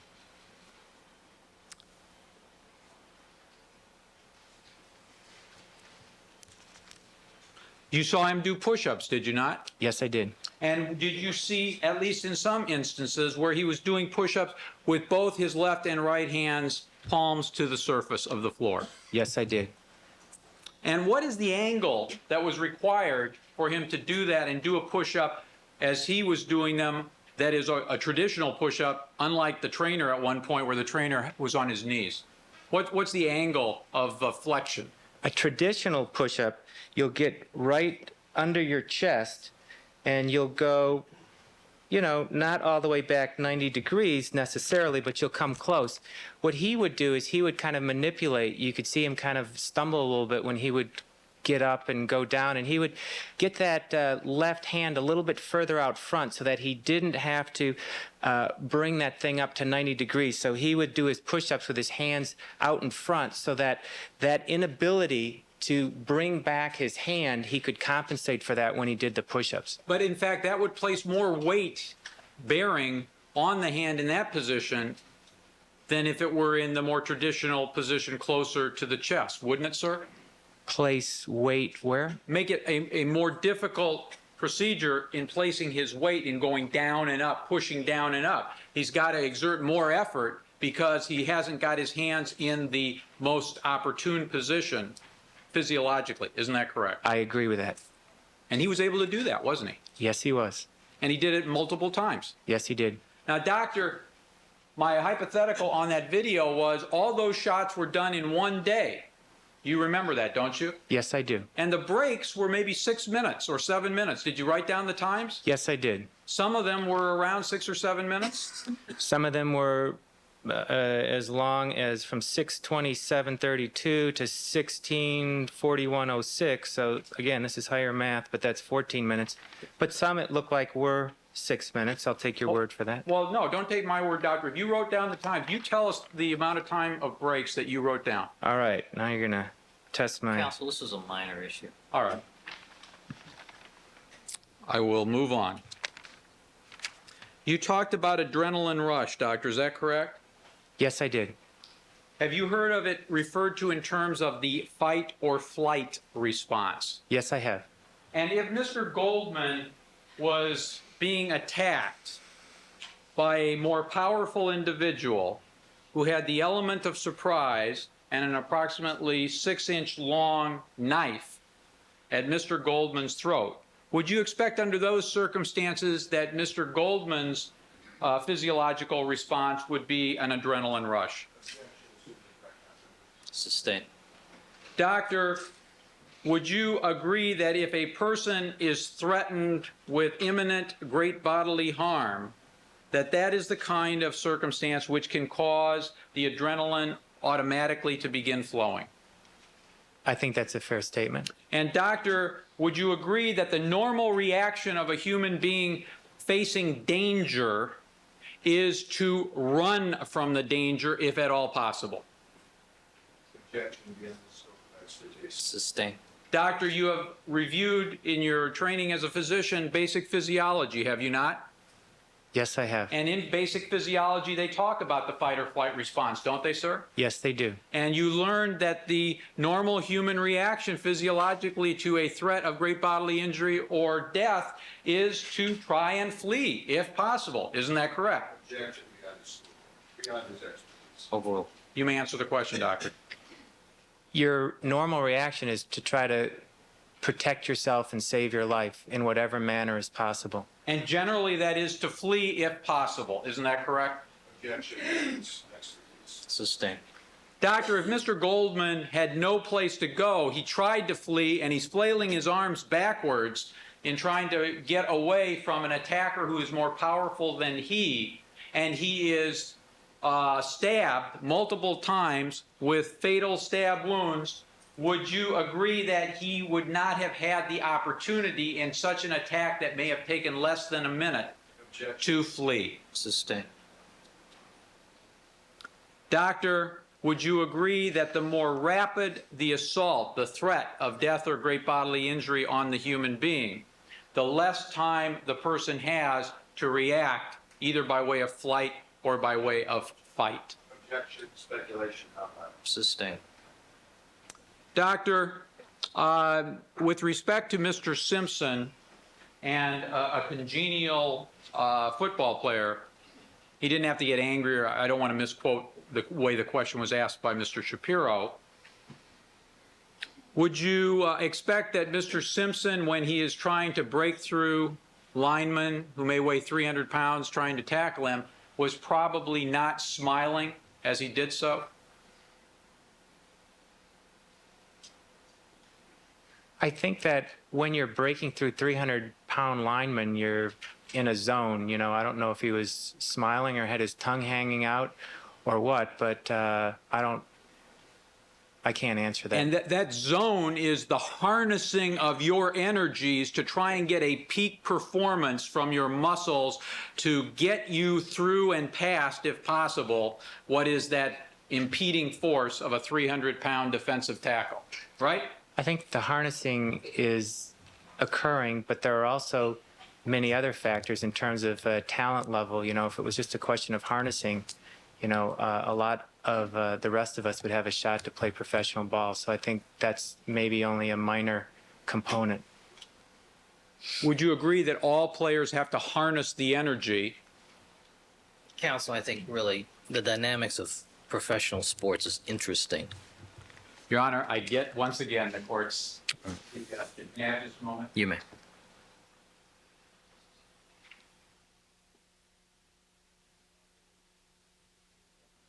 Doctor, one last area, and that is, Mr. Shapiro asked you about any question that Mr. Simpson has arthritis and whether you changed your opinion after your examination. And I want to ask the further question, is it still your opinion that there is nothing from your findings of Mr. Simpson's physical condition on June 15, 1994, which prevents him from murdering 2 human beings, as you previously said he could do? Objection, ask the answer. Overruled. I believe that given the hypotheticals you've given me before in terms of someone that was in a fixed stationary position, does he have the strength to hold a knife, to wield a knife? I think the answer to that is yes. My question, though, was to repeat the question that you were initially asked, that you said, yes, he had the physical capability to murder 2 human beings. Is that still your opinion? Yes or no? Objection, ask and answer, misstates the question. Overruled. Given a list of hypotheticals, I'm not so sure whether he has the full capabilities to handle 2 people at once who both are able to flee. If individuals were taken or I don't really feel like I'm qualified to give you an absolute answer. He has some limitations which I've tried to describe, and I've said that he does have upper body strength, and he has certain limitations of his movement, certain difficulties we saw on the tape in terms of uncertainty getting off the ground and some slight stumbling motions. And we know at least on the 15th when I saw him, he had 2 joints that were hurting him and affected his ability to walk perfectly. I really can't state more than that, but certainly, as I've said before, given your hypotheticals, there was no medical impediment to holding a knife or slashing someone's throat based on my evaluation of his strength and his upper body evaluation. Doctor, have you changed to this answer that you just gave from your previous answer, which was a direct yes, that he did have the physical capability to commit the murders, because you realize that your earlier answer will hurt Mr. Simpson on the issue of his guilt or innocence in this case? I have nothing. Madam Reporter? Do you have patience to see this afternoon? I hope so. Nothing further. All right. Doctor, thank you very much. You, sir, are excused. Your Honor, may I ask that the doctor not be excused? I don't anticipate the need to recall him in rebuttal, but I... We know where to find him. All right, Doctor, thanks a lot. All right, ladies and gentlemen, we're going to take our break for the noon hour. Please remember all of my admonitions to you.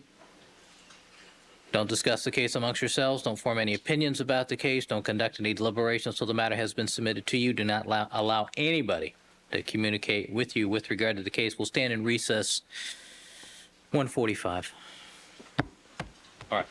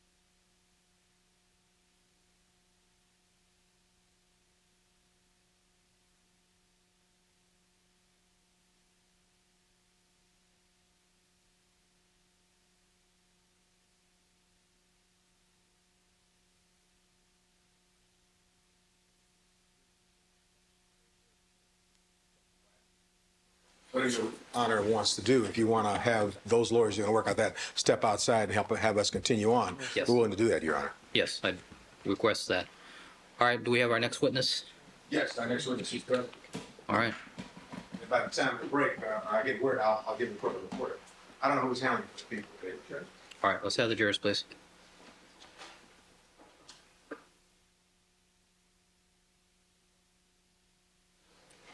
Mr. Cochran,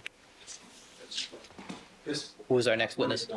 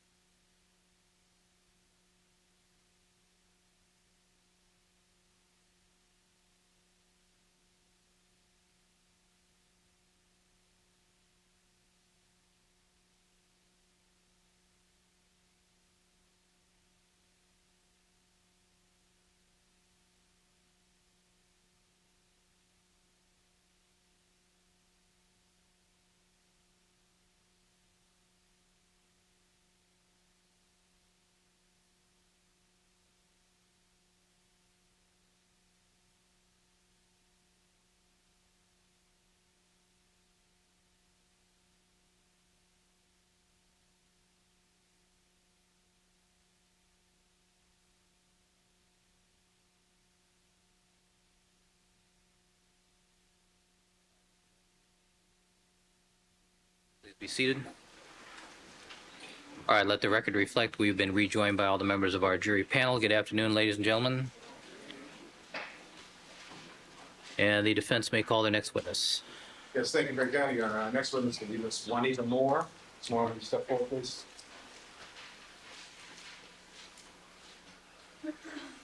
All right, Ms. Moore, would you stand right there, please, and face the clerk, Mrs. Robertson?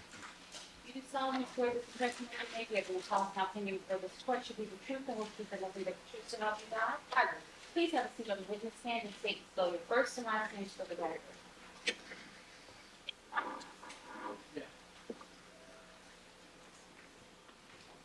My name is Juanita Moore, Juanita. Last name Moore, Moore. Mr. Cochran.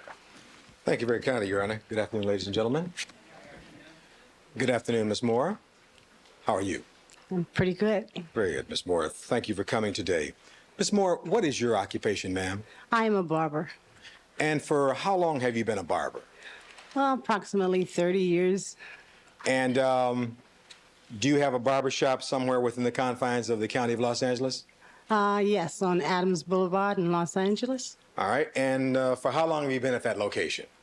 At that location, 14 years. All right. Now, Ms. Moore, do you, your barbershop's in the community, is that correct? Yes. And do you have a number of rather well-known patrons who patronize your barbershop? Yes, I do. Who are some of the people who you cut their hair? Well, I'll link it up. Overruled. do I answer? Sure. No, go ahead. Okay, Deputy Chief Bernard Parks, it's one. Ray Charles, Congressman Julian Dixon.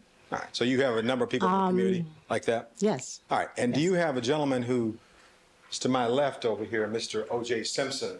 Is Mr. Simpson one of your customers? Yes. And how long did you cut Mr. Simpson's hair? Approximately 16 years. And during that period of time, in the 16 years that you've cut Mr. Simpson's hair, at any time did you ever tint or dye Mr. Simpson's hair? Tint or dye it, no. And so what we see is what, at least up to the time that you last saw him, what we see is what we're getting with him. Is that right? Yes. You know how they say only your hairdresser will know for sure? Yeah. All right. Yes. So you never at any time tinted or dyed his hair, is that correct? No, I didn't. All right. Now, in that connection, during the time, the 16 years that you cut Mr. Simpson's hair, did he have dandruff in his hair? Periodically, he would have dandruff, yes. And do you recall particular times when he'd have dandruff more than at other times? It seemed that he would have dandruff more in the off season, All right, when now- he was playing golf and in the sun a lot. All right. Now, when you say the off season, so that we're clear about that, in the last 10 years or so, when you would cut Mr. Simpson's hair, when you say off season, what do you mean by off season? As Well, opposed to he on season? wasn't working as a reporter or he wasn't playing football.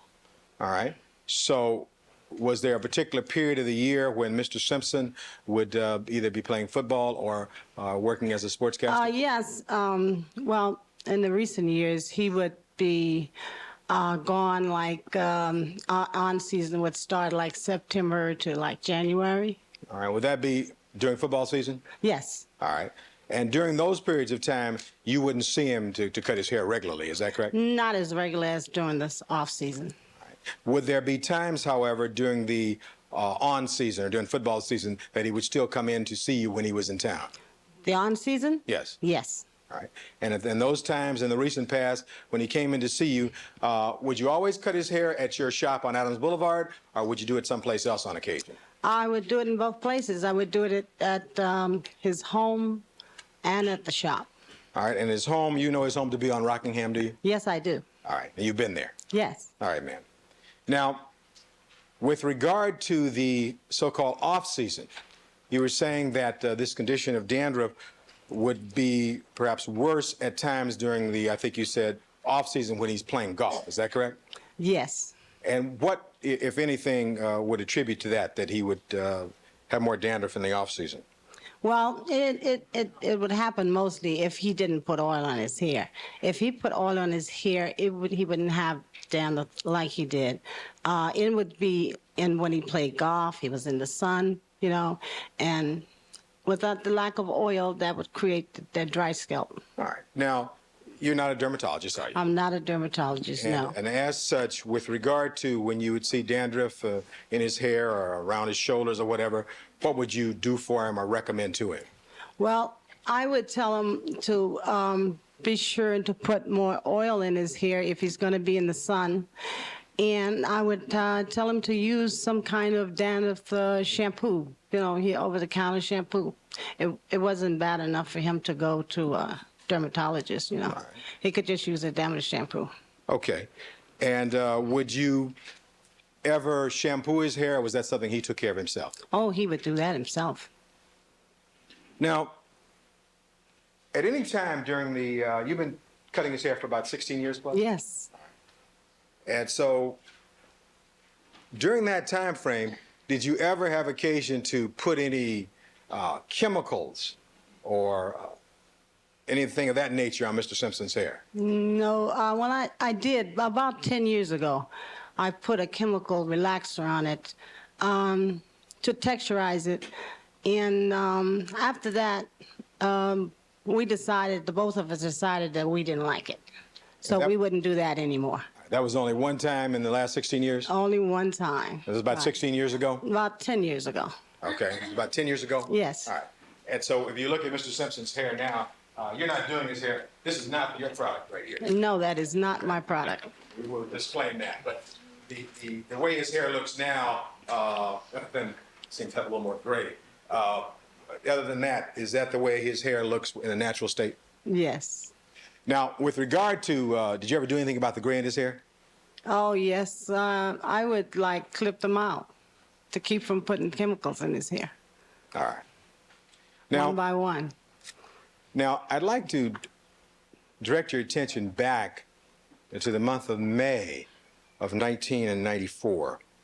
Do you recall a date toward the end of May of 1994 that you had occasion to cut Mr. Simpson's hair? Yes, I do. And can you tell the ladies and gentlemen of the jury the approximate date that you did Mr. Simpson's hair toward the end of May of 1994? Yes, I can tell them because it was my birthday. And your birthday was what? May 23rd. And do you remember what day of the week that was? It was on a Monday. And in your barbershop, do you have, like other barbershops in the community, do you have a day when you're normally off? That's Monday. Monday's your days Yes. off? All right. And so was that May 23rd, was that a 1994, was that a Monday? Yes, it was. All right. And that was your birthday, is that correct? Yes. All right. Tell the jurors, members of the jury, how it came that you did Mr. Simpson's hair and where you did it. I did his hair at his home. All right. And do you remember about what time you arrived there, Ms. Moore? Approximately 6:30-ish. I guess 6:30. And when you arrived there, tell us what happened then, if anything. Well, when I arrived there, he was home alone, and we went. Yes, with the court reporter, please.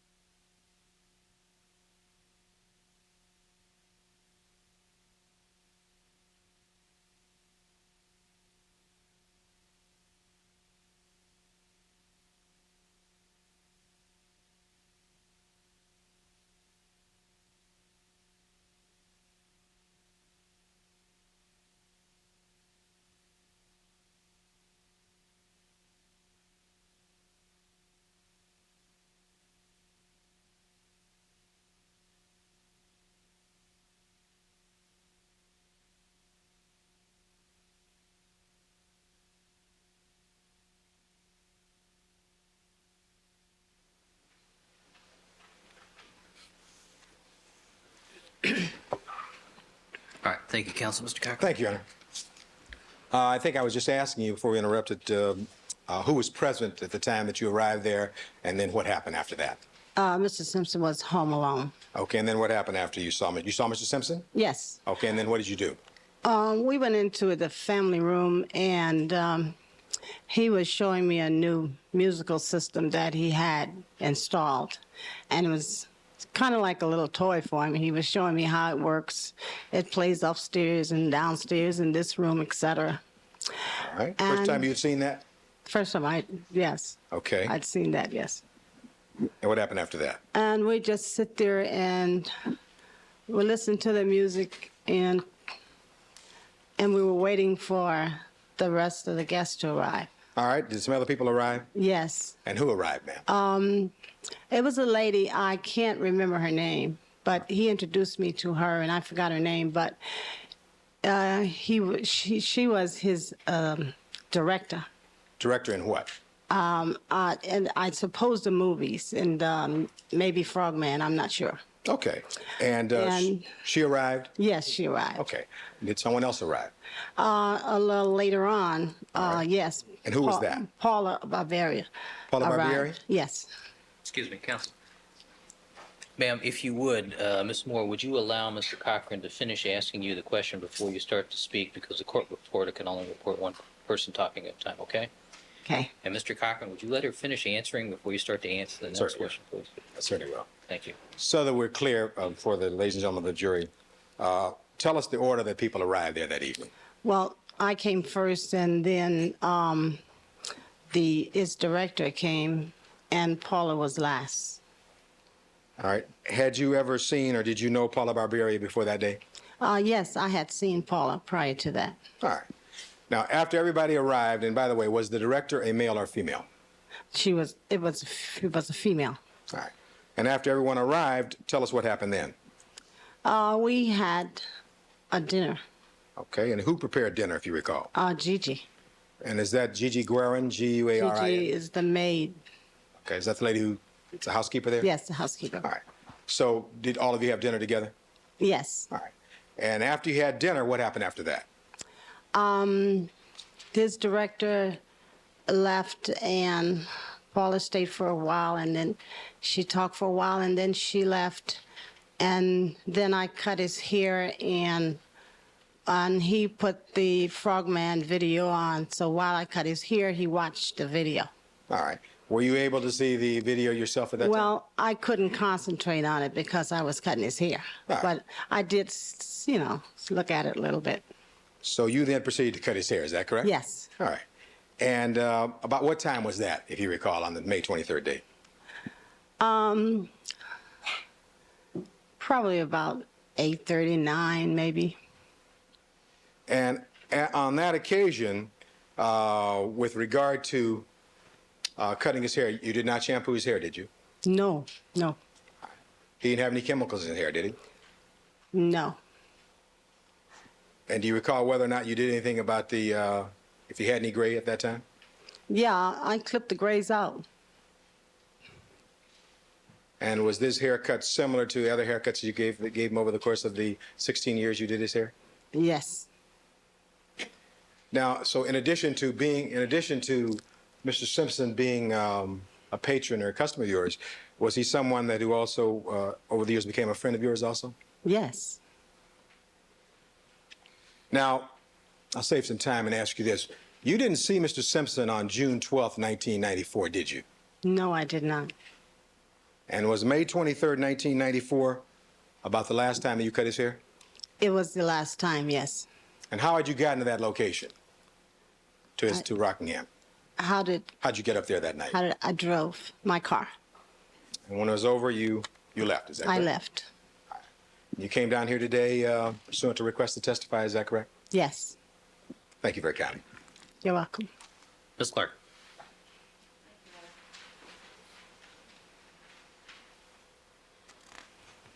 Good afternoon, ladies and gentlemen. Good afternoon, Ms. Moore. Good afternoon. Dandruff, that's a condition of the scalp, isn't it? Right. Okay. And just from a layperson's understanding, because that's all I have, it's when your scalp gets dry, correct? Right. Okay. And when you have that condition where your scalp gets dry, if you comb your hair, you're going to pull those flakes off the scalp. Is that right? This is very true.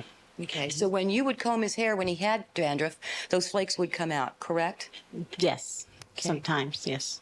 Sometimes yes and sometimes no? Yes. Well, the more vigorous I comb it, the more it would come out. Sometimes I would just brush it and cut it.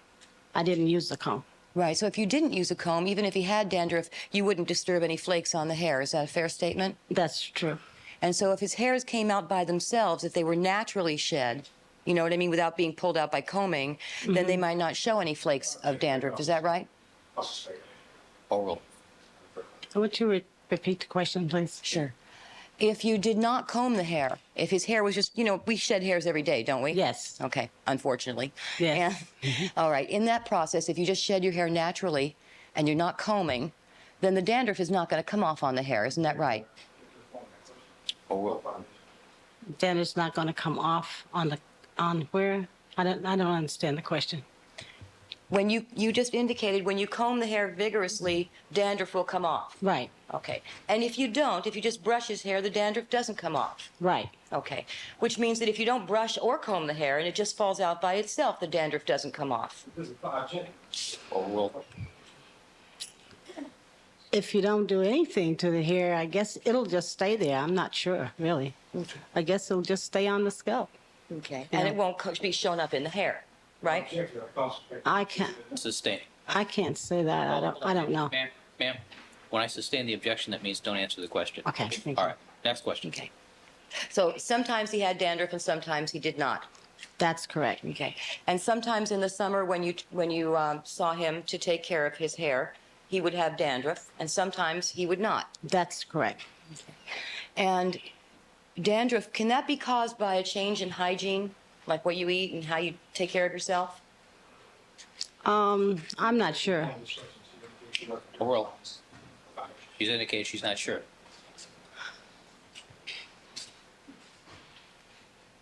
Okay. Next. And for example, if you have a change in shampoo, can that cause dandruff? Oral. I'm not sure. You're not sure? I'm not sure if changing shampoo would. It could help. It could cause it, and it could help it. Okay. Aggravate it. It could cause it, make it better, or make it worse. Okay. So what about a change in the type of water you use? Could that cause dandruff or affect it or aggravate it? Yes. Oral. Now, dandruff can occur in a 1 to 2 day period. Is that fair to say? Sustain. How long does it, if you know, because you've been treating, how many people have you had as customers over the 30 years? How many people I've had as customers? Regular customers. Let's narrow it down some. I really don't know the answer to that one. Would it be fair to say thousands? No. Hundreds? Yes. Yes. Okay. Of those hundreds over the past 30 years, have some of them had dandruff? Yes. What percentage would you say had dandruff? I'm not sure. Maybe 5%. And of that 5% that had dandruff, did you notice that some would have dandruff at times and not at others? Yes. And on those occasions when those people had dandruff sometimes and didn't have it other times, can the condition of having dandruff occur in the period of, say, a week to 2 weeks? I suppose so. Depending on the change of water, shampoo, and whatnot? That's correct.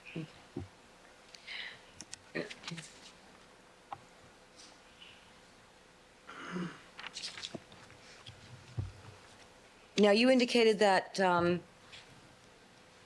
well, how long have you been going to Rockingham to do the defendant's hair? I just about ever since I've been cutting his hair off and on, I would go to the house and do it too. Okay, so on some of those occasions, you would see Nicole Brown there, I take it? Yes. Okay, and you knew her? Yes. Okay. And when prior to May 23rd did you see her at Rockingham? I believe May 1st. May 1st? Mm-hmm. Is that, yes? I'm sorry, for the reporter. Was that, we can't say we have to say yes or no? Oh, yes. Was that yes? Okay. And when prior to, you saw Paula Barbieri there on May 23rd? Yes. Okay. And when prior to May 23rd did you see Paula Barbieri there? I didn't see Paula there. She came to my shop. She came to your shop, did Yes. you? Okay. And did she come to your shop earlier in May? No. Did she come to your shop in April? No. When did she come to your shop? Summer of '92. Was that the only time? Yes. Okay. So she was not a regular customer of yours? No. Okay. And you did not socialize with her? No. Did you visit Rockingham again between May 23rd and June 12th? No. And so did you see the defendant between May 23rd and June 12th? No.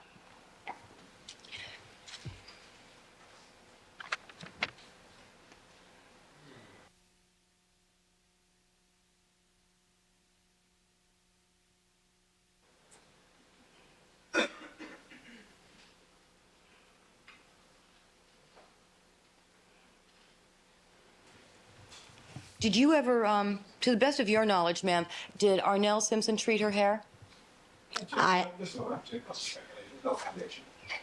Sustained. Were you acquainted with the defendant when he was married to Marguerite? No. Okay. Did you ever meet Marguerite? Sustained. May we approach? I have an offer, Your Honor.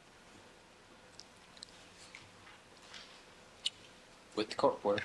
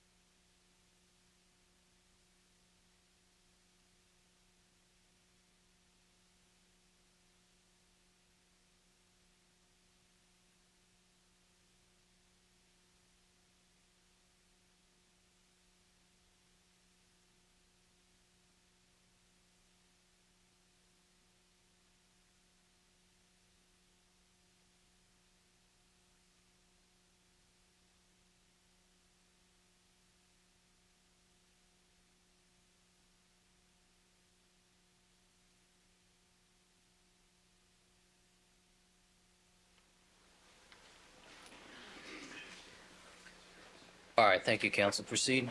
Thank you, Your Honor. All right. You're a professional hairdresser, are you not? Yes. Okay. And you've tinted and dyed hair in your time, have you? Yes. Okay. Many times. Yes. And as part of your expertise, you know what tinted or dyed hair looks like, correct? Well, sometimes you can tell, sometimes you can't. Right. Okay. As a professional, do you think that you could tell better than, say, I could, whether someone's hair is dyed or treated? I think so. Like I said, I object to the phone that question as soon as she would go with Ms. Clark. Take the phone. Sustained. Rephrase the question. I'm not a hairdresser. Do you think that you, as a hairdresser, have a better ability to determine whether someone treats or dyes their hair than someone who is not a hairdresser and does not have the experience of dyeing and treating hair on a regular basis? Yes. All right. Are you familiar with the name Marguerite Simpson? Yes. And you're aware that she is the former wife of the defendant? Yes. In your opinion, ma'am, does she dye or treat her hair? Sustained. Foundation. Have you seen her hair? Foundation. You have seen Marguerite Simpson on television, have you not? Yes. In connection with this case, correct? Yes. And you have seen her in your shop, perhaps? Yes. And when was the very first time you saw her in your shop? Probably about 1979, maybe. And when you saw her in 1979, was her hair dyed or treated? I object. That's irrelevant material. Overruled based on the offer. I don't remember. Since that time, though, you've seen her on other occasions, have you not? I saw her about, I'm not sure. I'm not sure when it was, but it was maybe in the last few months or so. She came to the shop. And when she came to the shop in the last few months, did you notice that her hair was dyed or treated? Object, that's the fact I have. Phrase the question. Can you tell us what your observation was of her hair? You know, to be honest, I don't remember. You don't remember? No, I don't remember what her hair was like. I don't remember. As a hairdresser, doesn't the way people's hair look, isn't that something that stands out to you? Object, Your Honor. That's true. Overruled. And that's something that you take particular notice of because that's your job, that's your profession. That's true. And you do not recall what Miss Simpson's hair looked like when you saw it a few months ago? That's the answer. Sustained. You do not recall whether your observation of her hair revealed to you that it was dyed or treated when you saw her a few months ago? Sustained. We've already answered the question. I don't think it is. All right. Are you familiar? You know who Arnell Simpson is, correct? That's correct. Now, you've seen her on television as well, have you not? Yes. Have you also seen her at Rockingham? Not since May 1st. May 1st was the last time you saw her at Rockingham? That's correct. And on that occasion, did you happen to notice whether her hair was dyed or treated? No object, cause of speculation, Your Honor. Overruled. You can answer the question. I don't know if she dyed it or not. Could have been, but you don't know. It could have been, but I don't know. Sustained. I don't know. Wait. All right, she doesn't know. Answer will stand. She's indicated she did not know. Proceed. Have you seen Arnell on prior occasions, that is before May 1st, 1994? Yes. And on those prior occasions, do you recall whether or not her hair was dyed or treated? Objection, Your Honor, speculation. Overruled. I don't know if she dyes it or not. Did you make any observations that caused you to form an opinion one way or another? I know her hair always looked nice. Yes, other than looking nice, does it appear? That does it I look to you- remember. Other than looking nice, does it appear to you to have been dyed or treated Yes, answer. or tinted? Sustained. Been asked and answered. I don't know. Wait, ma'am. When I sustain the Oh, objection, yes, okay. please don't answer. All right? I have nothing further. All right. Mr. Cochran. Just a couple of questions. Ms. Moore, you've never done Marguerite Thomas's hair, have you? No, I haven't. All right. She's not a customer of yours, is she? No. Overruled. And with regard to Arnell Simpson, you said her hair looks nice all the time? Yes. And she's not a customer of yours either, is she? No. And as far as you know, Mr. Simpson didn't change the water at his house between May 1st and May 25th, did he? Objection, leading. Overruled. Not that I know of. And you described for us that you had seen Paula Barberi back in 1992, and then you next saw her again on May 25th, 1994. Is that correct? May 23rd. May 23rd, 1994. Yes. Your birthday, Right. right? And the last time that you saw Miss Nicole Brown Simpson was on May 1st, 1994. Is that correct? That is correct. And were you at Rockingham on that date? Yes. And were you there to give Mr. Simpson a haircut? Yes. And was Miss Nicole Brown Simpson there that time? Yes, she was.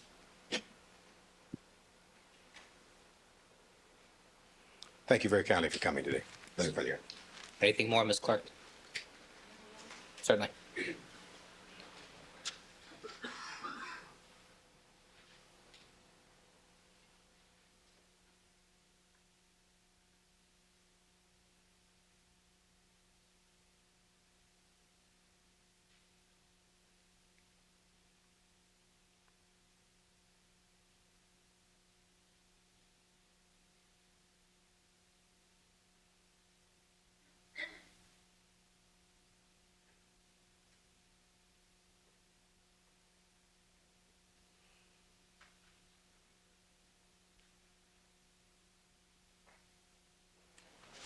Thank you. All right, Ms. Moore, thank you very much for coming in. You're excused. All right, next witness? Yes, wait a minute, Mr. Moore. Yes.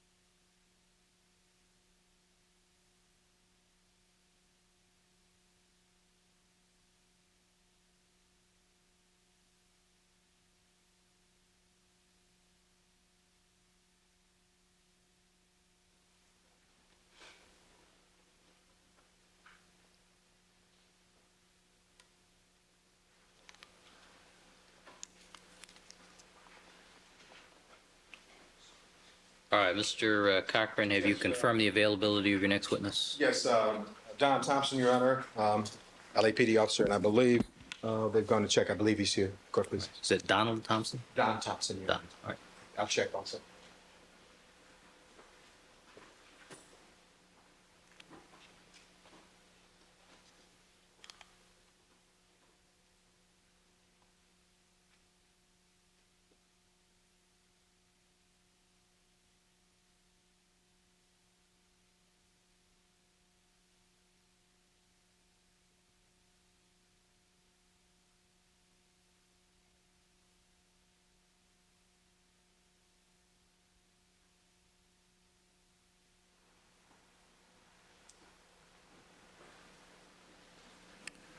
Mrs. Robertson.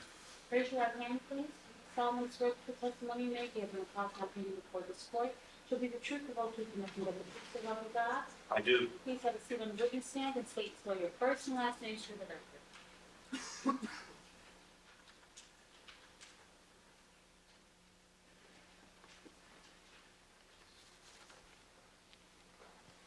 My name is Donald Thompson, DONALD THOMPSON.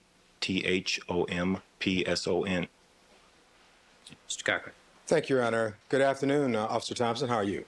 I'm doing very well. Very good, sir. Thank you for coming this afternoon. I'd like to direct your attention, sir, back to the date of June 12th of 1994. At sometime on that date, in and around the noonday hour, were you assigned to 360 Rockingham in the city of Brentwood, or city of Los Angeles, Brentwood, California? Not on June 12th. All right. How about, can I do that and ask that same question for June 13th, 1994? Yes, sir. And at about noon on that day, were you assigned to the 360 Rockingham residence? Yes, I was. And at that time, was your assignment in the West Los Angeles district of the LAPD? Yes, it was. You were in the West LA division, I should say. Yes, sir. Now, may I have just a second, Your Honor?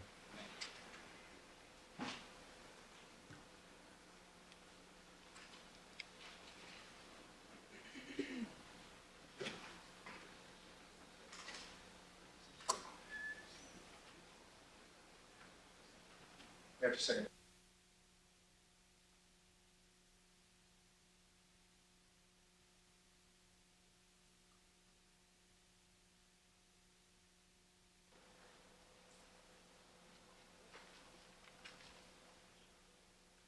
A piece of evidence, Your Honor, but we'll proceed.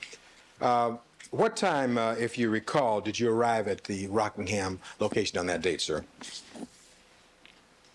I would say about 8 o'clock in the morning, maybe a little after 8:05 or so. Okay, 8:05 on, and we're talking June 13th, is that correct? Yes. All right.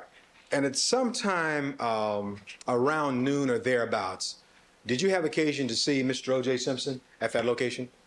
Yes, I did. And tell us what time that was you saw Mr. Simpson. It was around noon. All right, right around noontime? Somewhere around noon. All right. And when you saw him, did he appear to you to be in an agitated state or an upset state? Let me, Counsel Secretary. Can you describe how Mr. Simpson appeared when you first saw him around noon on June 13th? Yes. He seemed to be in a hurried state. All right.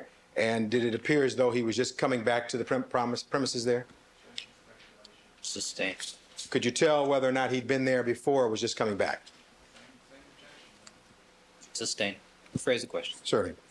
Did you, when you were there at 8:05, you didn't see Mr. Simpson, did you? No, I didn't. All right. And you said, you just told this jury that you saw him around 12 noon. Is that correct?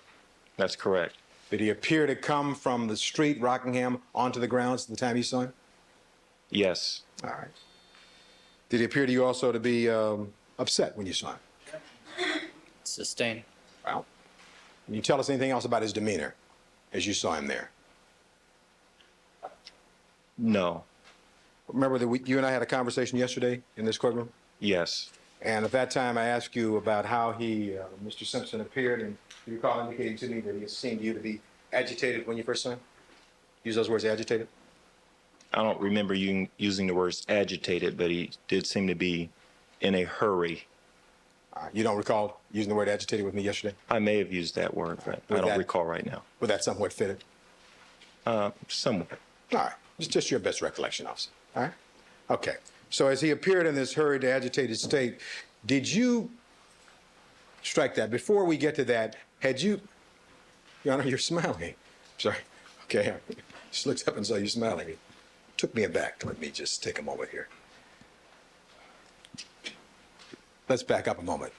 Prior to your seeing Mr. Simpson there at about 12 noon on June 13th, had you had a conversation with a detective by the name of Van Adder?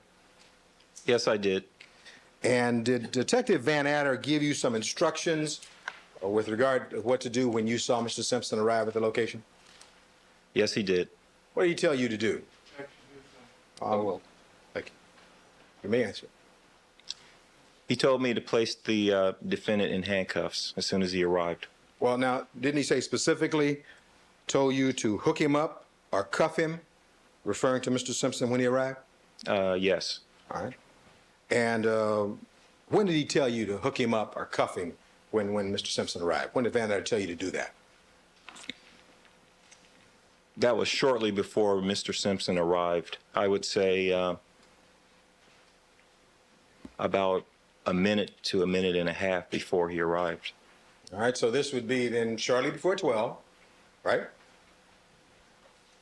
Well, that's if Mr. Simpson arrived at 12. Okay, and your best estimate was around 12, is that correct, sir? Somewhere around 12 o'clock. Okay, and so where were you when Van Adder gave you these instructions? I was at the front of the Simpson residence. All right, and on that particular date, at that time, Detective Van Adder was senior to you in your service with the LAPD, is that correct? Yes, sir. And that was an instruction he gave you that you felt you had to carry out, isn't that right? Yes. And this was, so we're clear, this was on June 13th, prior to 12 noon on that date, is that correct? He gave you these instructions?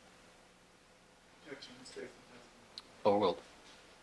Right? Once again, that is if the actual time when Mr. Simpson arrived was, in fact, 12 o'clock. All right. And that's your best recollection? Yes. Okay, we understand. So now, so Van Adder gave you these instructions, and then you saw Mr. Simpson after that, is that correct? Yes. And then Mr. Simpson came on the premises in this agitated, hurried state, and... Sustained. Sustained. Well, let me see if I can state this. After you talked to Van Adder, when you first talked to Van Adder and he gave you these instructions to hook him up or to cuff him, you didn't see Mr. OJ Simpson at that point, did you? No. All right. It was after that you saw Mr. Simpson, right? Yes. And then after you saw Mr. Simpson come on the premises, as you've described his condition, his demeanor, did you follow the instructions of Detective Van Adder? Did you hook him up or did you cuff Mr. OJ Simpson? Yes, I did. And as he walked on the premises, did you hook him up or cuff him in an area over near where there appears to be some kind of a child's house? Sustained. No. All right. Where did you hook him up or cuff him? It was near the front door of the residence. All right. And then at some point, didn't you ask him to step over to an area where there's some trees and... Sustained. All right. Rephrase the question, please. Sure, Your Honor. I'll be glad to. It's hard to shift roles, isn't it? No, Your Honor. I'll adjust, Your Honor. All right. Now, sir, you hooked him up or you cuffed him near the front of the Rockingham residence. Is that correct? That's correct. And was anyone else around at that point? I don't know what you mean by around. Was anyone else real close, in close proximity to you and Mr. Simpson at that point? At the time he was being placed in handcuffs? Yes, sir. At that time, I didn't see anyone near me. All right. And after you hooked him up or cuffed him, did you move him to some other location? No. At some point, did you turn him over to someone else, Mr. Simpson? Yes. And who's that? The detectives at the scene. And who were the detectives we're talking about? There were a number of detectives at the scene. All right. Specifically, do you recall which detective, if any, you turned Mr. Simpson over to? Not independently, I can't remember. All right. When I say turn him over to a detective, after you hooked him up or cuffed him near the front of the Rockingham residence, is that where you left Mr. Simpson at that point? Yes, And then you went some other location at that point? yes, And when Mr. Simpson, when you last saw him, at least at that point, was he near the front of the residence?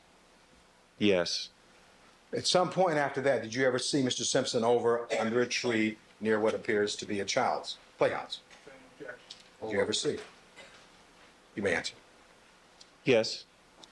How much time elapsed from the time you'd handcuffed him by the front door to the time you saw him over by this tree in the child's playhouse? Well, the location where he was handcuffed, which was close to the front door, was at that location specifically. Okay, I'm a little bit confused when you say at that location. Yes. What are you talking about? This tree and dollhouse. Okay, so was it your testimony that he was handcuffed by the tree and dollhouse also? I'm saying that the tree and dollhouse is in fact close to the front door.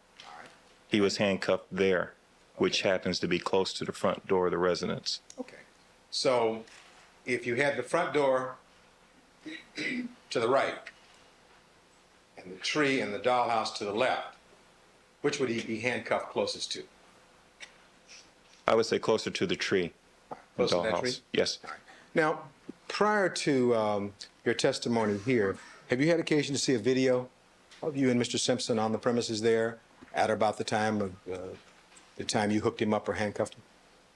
I've seen bits and pieces of it. And did you see it as recently as this week? No. When's the last time you saw it? Well, I would say maybe about a month ago I saw a portion of it. All right, who showed that to you? I saw part of it on television. All right, have you seen it since that time at all? No. All right. Now, you and I wanted to see if we have that. Is it Exhibit 1250? Let me see if we got it here.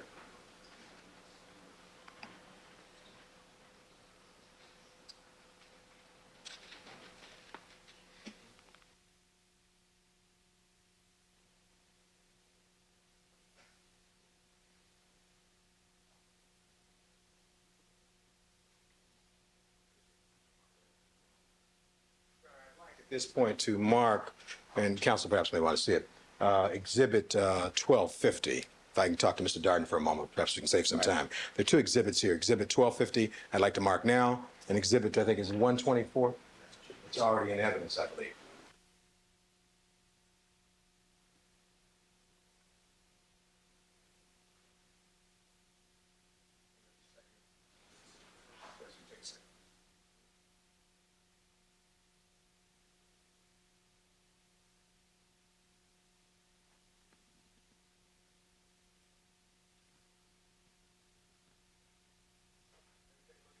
Real quickly.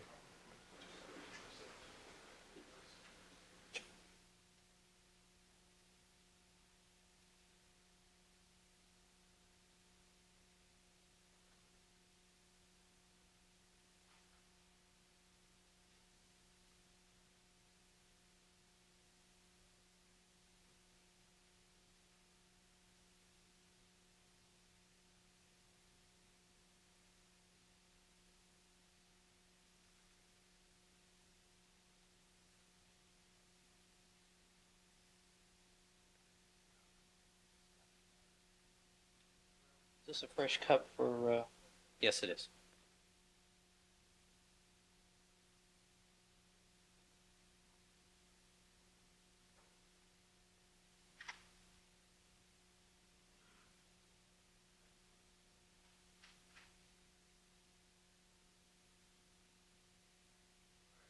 Proceed. I think we already know. I'd like, I say to court, people like Mr. Darden, I'd like to mark as the next exhibit, Exhibit 1250, Your Honor, defendant's next in order. I would ask the court to allow us to play it at this point. I want to ask the officers a question. 1250. Without sound? Yeah, I think without sound. I don't think there's any sound on it. All right. I'll see there's a monitor to your right, it's down.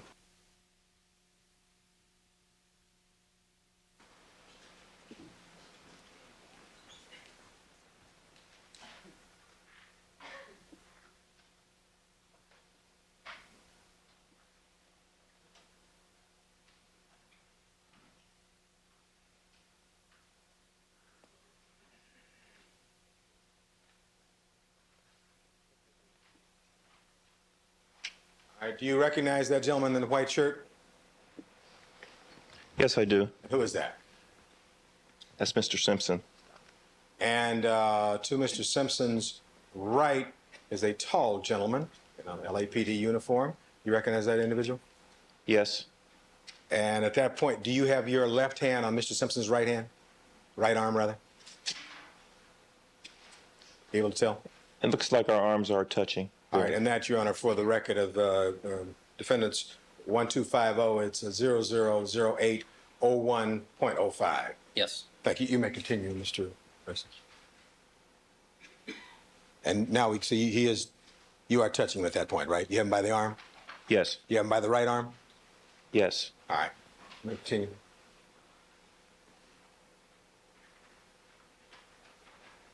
Now, he's just arrived at that location, isn't that correct? Yes. All right. Was that a fair and accurate portrayal of the way his arrival was depicted as he came back to that location on June 3rd, 1994, June 13th, 1994, around noon? Yes, it was. All right. Now I want to show you another one. I think the next one is People's 124. This may already be in evidence. Sure.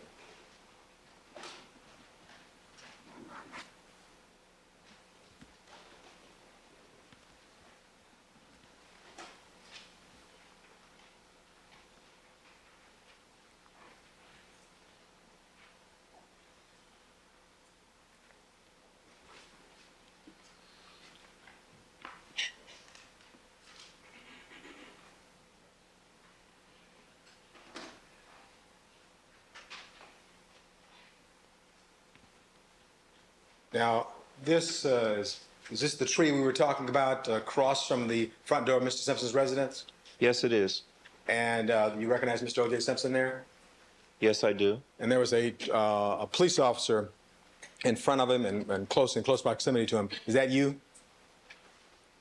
You may not be able to see it now, but earlier?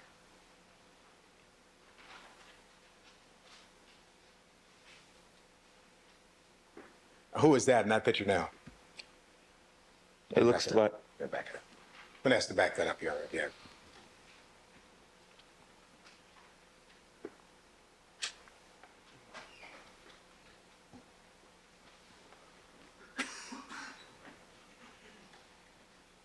Back. Maybe you start at the front of that, because I think we see that Yes. Thank you. witness. Now, I see a police officer behind Mr. Simpson, and I can't make out his name badge, but he has those couple of stripes on his arm there. Do you recognize who that is? Yes, I do. Who is that? That is me. Okay. And is that about the time that you're hooking him up or handcuffing him? Yes. All right, because Mr. Simpson's hands are behind him at that point. Is that right? No. They're not behind him? No. All right. But this is just prior to the time that you handcuffed him? Yes. All right. And so that is you, though? All right. Yes, it is. Thank you, sir. Shortly after that, do you handcuff him? Are you handcuffing him now? In that scene now, is he handcuffed? Would you play it back again for me? I glanced away.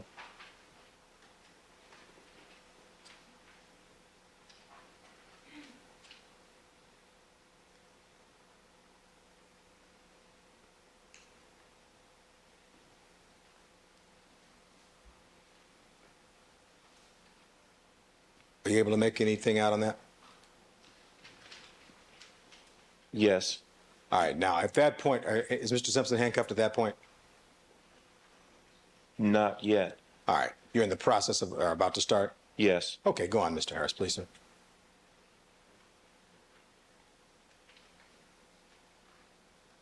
Now, does he at some point, now he's handcuffed at this point, is that correct? Yes. Now, and do you recognize Detective Van Adder, Phil Van Adder? Yes, I do. And at that point, you left the location, have you? Or left the immediate location? Yes. You returned to the front of Rockingham? Yes, I did. All right. And you had now hooked him up, is that correct? I placed him in handcuffs. Yes, I did. And before you left, and is that a fair picture of how Mr. Simpson appeared when he was handcuffed, with his hands handcuffed behind his back? Yes. How long would you say he had been back home on his premises before he was handcuffed like that? You're asking me how much time had elapsed? Yeah, from the time he was walking in to the time he's handcuffed in that condition.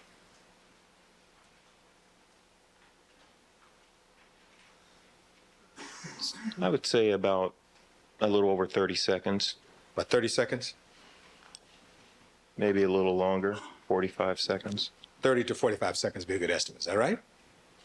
And then thereafter, after this 30 to 45 second period of time, you then turned him over to the detectives. Is that correct, sir? Yes. All right. And you then have described for us that you went back out to the front of the residence near the Rockingham gate. Is that correct, sir? That's correct. When you returned to the Rockingham gate, did you observe a coffee cup on the hood of the white Ford Bronco parked there? Sustained. Oh, okay. Let me see if I can rephrase it. When you returned to the Rockingham gate, did you see anything unusual on the hood of the white Ford Bronco? Yes, I did. What did you see, sir? I saw 2 white styrofoam cups. 2 of them? And Yes. can you give us a word picture for the jury? Where were these white styrofoam cups? They were on the hood of the Bronco. And, oh golly, can you tell us, were they near the engine? Were they near the windshield? How were they situated? Give us a word picture, if you would. Picture. I really don't remember exactly where they were placed, but I do remember they were on the hood. All right. Were they close to each other, the 2 styrofoam cups? Yes. Were they side by side? Yes, close to each other. And when you first observed them, how far away were you from the Bronco? I would say about 15 to 20 feet. From the Bronco? Right. Yes. All right. And so you saw these 2 styrofoam cups. And did you see any person close to the Bronco at that time? No, I didn't. All right. At some point, did you ascertain that from one of your brother officers who had put either one of these cups? Well, not yet. May I finish the question? Okay, thank you. Did you ascertain from your partner who had put at least one of these styrofoam cups on the Bronco? Yes, I did. And what was your partner's name? Angela Guzman. Guzman? Yes. And was she the lady, Angela Guzman, who was in the photograph, the first one we showed, defendants 1250? Yes.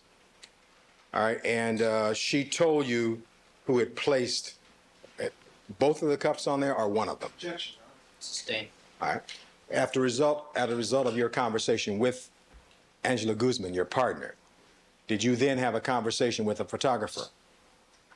Yes, I did. Was this photographer a male or a female? Female. And was the subject matter of that conversation whether or not this female photographer had placed one of the styrofoam? Sustained. Well, this conversation you had with the female photographer, where did it take place? In the street on Rockingham. Was it near the Bronco?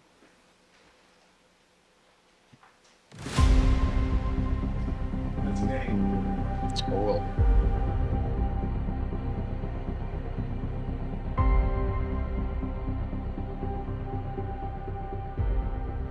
And was the subject matter of that conversation dealing with cups? Yes. And after you had this conversation with this lady, did you see her do anything with regard to any cup that was in or around that Bronco? No. Did anyone remove these 2 cups you saw off the Bronco? Yes. Who removed them? I did. And did you remove it or remove both of them? Yes, I did. And did you remove them after the conversation you had with this lady? The photographer? I think I did. Do you know the name of this female photographer you spoke with, sir? I'd like to change that answer. Okay, you certainly may, sir. I think I moved them before I had the conversation with her. All right, well, let's see if we can get the sequence straight. You saw two cups, styrofoam cups on the Bronco, the hood of the Bronco, right? Yes. Is that the first thing you observed with regard to the Bronco and the Yes. cups? Then did you have the conversation with your partner, Angela Guzman, after that? Yes. Then did you then remove the two cups after that conversation with Angela Guzman? Yes. Then did you have the conversation with the female photographer? Yes.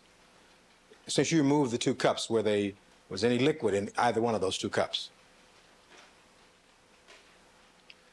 I think there was some liquid in one of the cups. All right. Was one cup empty, if you recall, or were they both have some liquid in them?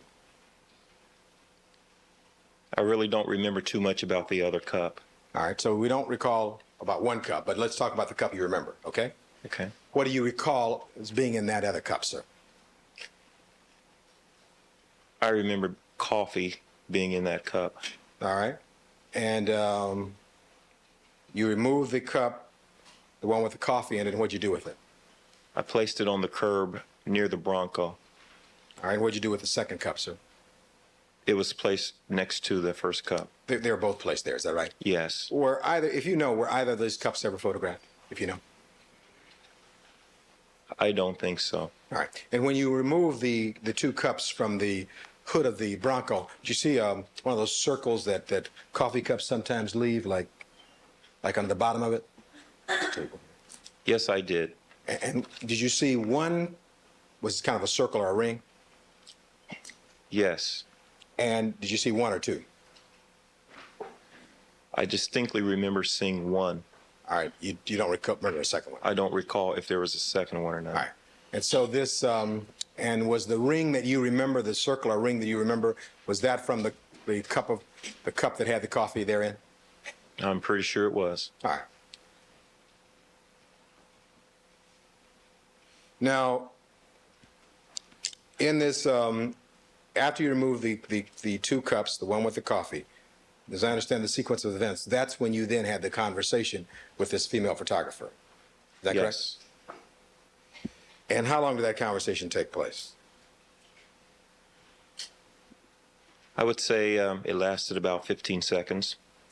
And in that conversation, did the subject matter of the cup with the coffee therein come up?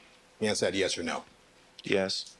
Did you at some point give her back the cup of coffee and she did something with it? Well, I'm asking. Thank you.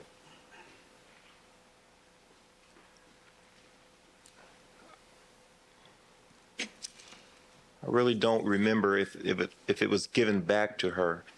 All right. But that's very possible that I did give the cups back to her Okay, to throw sir. away.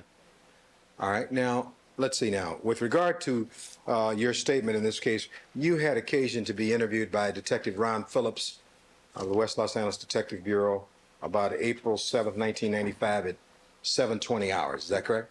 Remember that? Yes. And if I were to show you a copy of that statement, might that refresh your recollection of whether or not you gave the cup of coffee back to the lady and that she threw it away? It might. Mayor Pritchard. You may. Councilor. Yeah, Mr. Darden, you have a copy of this report? All right, proceed.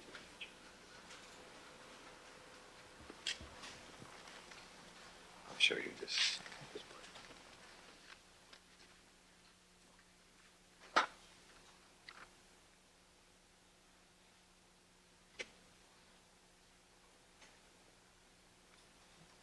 I notice you're shaking your head. Have you had occasion now to review this portion of the report? And for the record, Your Honor, I guess I'm talking about the third full paragraph on the second page of the report of Detective Phillips's interview with Officer Don Thompson. Have you read that now? Yes. And in reviewing that, does that refresh your recollection of what you told Detective Phillips back in April of 1995? Yes. Does that refresh your recollection of what took place on June 13th, 1994? Yes, it does. All right. Tell us what happened, sir. Regarding your car.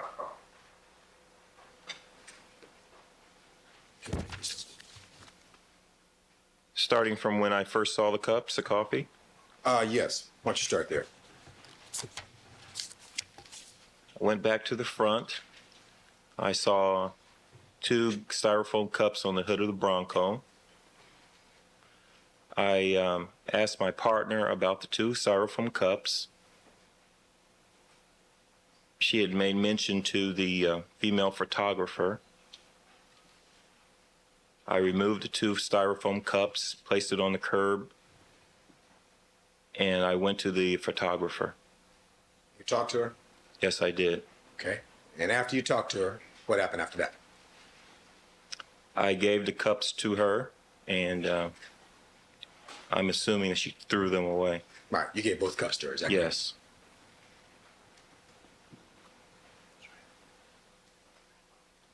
correct? Now, would you be able to identify that photographer if you saw her again? Yes, I would. And did you take her name, by the way? No, I didn't.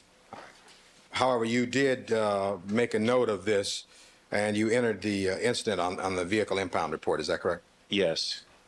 And did you try and make sure that photographs were taken of the coffee stains on the hood? No, I didn't. But you saw those yourself. Is that right?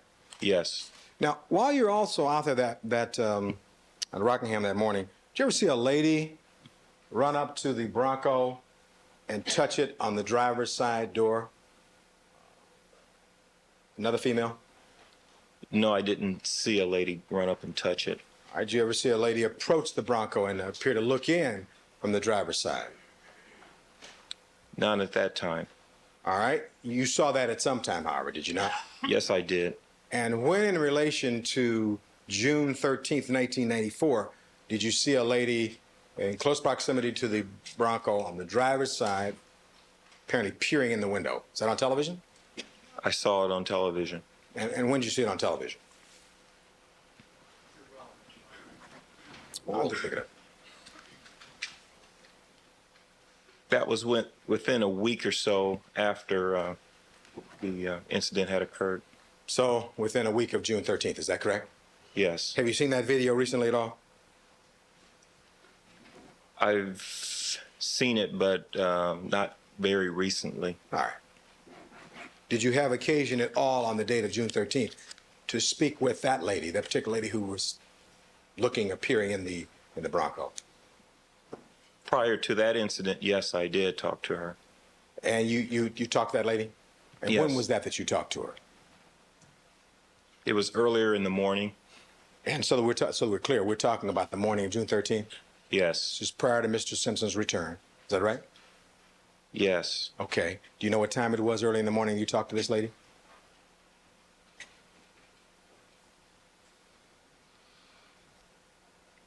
Could have been sometime between 10 and 11. All right. Do you know her name? No. What were the circumstances? What were the circumstances surrounding your conversation with her that morning between 10 and 11? She continued to ask me questions about various things in the driveway and the Bronco. This particular lady did? Yes. And do you know what her occupation was? Were you able to ascertain that? I would only assume that she was with the news media. All right. You don't know that for sure, though, right? Or do you? I'm pretty certain I think I did see a press pass. Okay. So she was interrogating you about various things, is that correct? Yes. And then, as I understand it, that was between 10 and 11. You didn't actually see her peering or looking inside the Bronco until after the incident, is that correct? That's correct. But you recognized her as the same lady who had been asking you questions earlier that morning. Is that a fair statement? Yes, sir. All right, ma'am, just a second, Your Honor. Yes.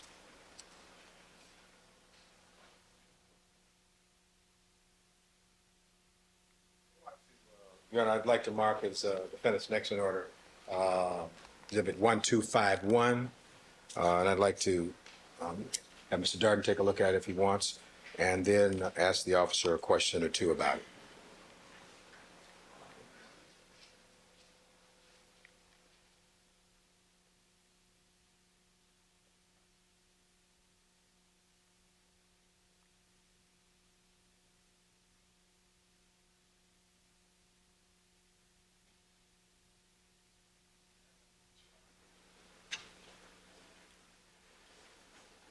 Mr. Cochran, is this the same piece we've seen before? Yes, he's seen it before, but it's not a blemish to caution. I want to give him a chance to see it again. All right, well, in the future, let's do this before we have the jury out here, please.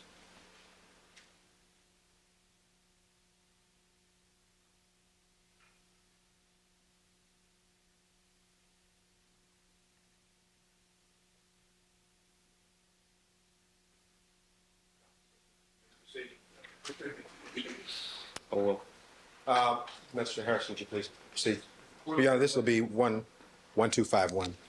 Is this the videotape of somebody walking up to the Bronco? We've seen it. Yes. He Recognize recognizes the the lady. individual who's there. Proceed. Thank you. You may proceed. Thank you. All right, I want you to take a look at this, Officer Thompson. Is that the Bronco you were talking about? Yes, it is. Okay, so now stop it there. That lady who has run up to this vehicle with the cap on and a white shirt and pants and tennis shoes, do you recognize that lady? Yes, I do. And is that the lady that you had been talking with between 10 and 11 on June 13th, who'd been asking you a lot of questions? Yes. And is this the footage that you saw about a week after June 13th? Yes, it is. You believe that lady's with the press, do you? Yes.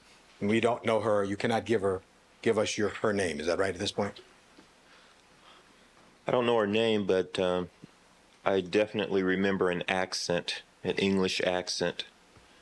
An English as in Great Britain or UK? Yes, or possibly Australian. All right. That's all you can tell us at this point? Yes. Okay, sir. You may continue on, sir.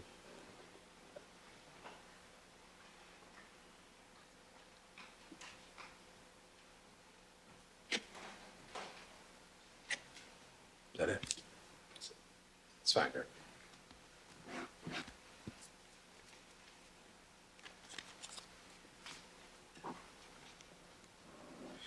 Just so that we're clear, the conversation that you had with this lady with the English accent, who we subsequently saw in that video, was that conversation before or after the conversation with the female photographer with regards to the cups on the Bronco, the 2 cups? That was before. The conversation with the lady who spoke English? Yes. Was before that? Yes. So you dealt with 2 different ladies on that occasion, right? Yes. Thank you very much for coming today, Mr. Thompson. Thank you. Mr. Darden?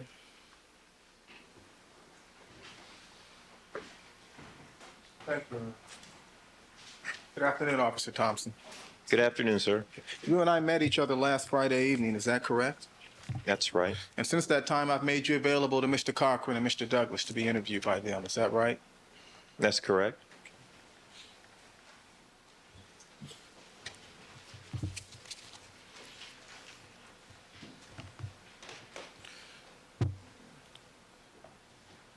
Before going over to Rockingham, you went over to Bundy that morning, is that correct? Yes, I did. You arrived at Bundy around 6:55 in the morning? Sustained.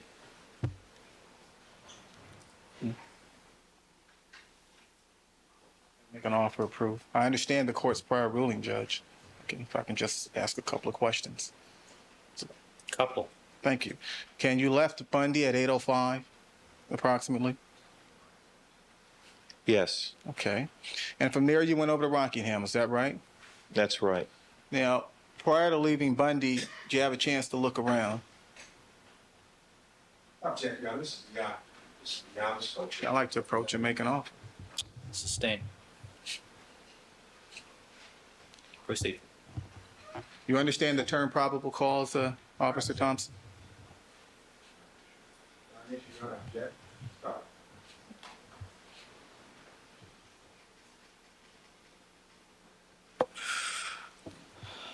Let me see at the sidebar with Corporal.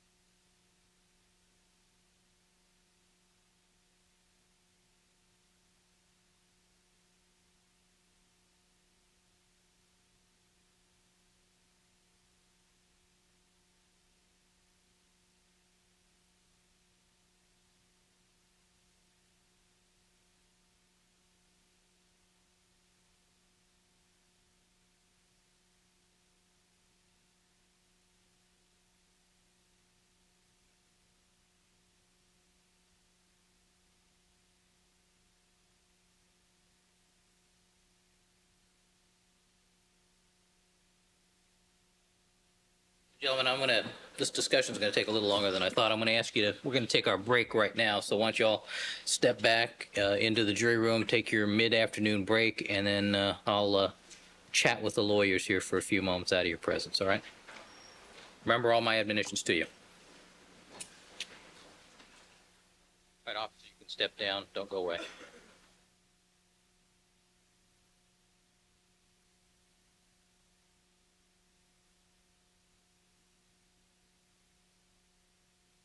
Porter, would you resume your spot there, please?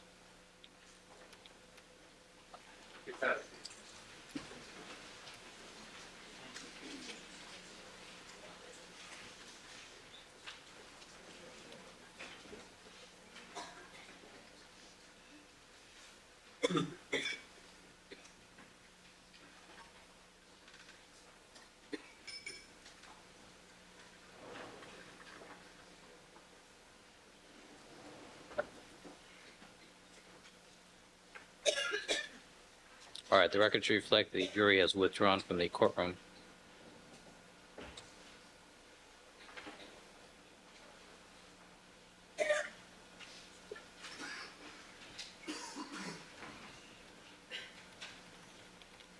All right, Mr. Darden, my understanding is that you wish to inquire on cross-examination of Officer Thompson what information he had that, in his mind, justified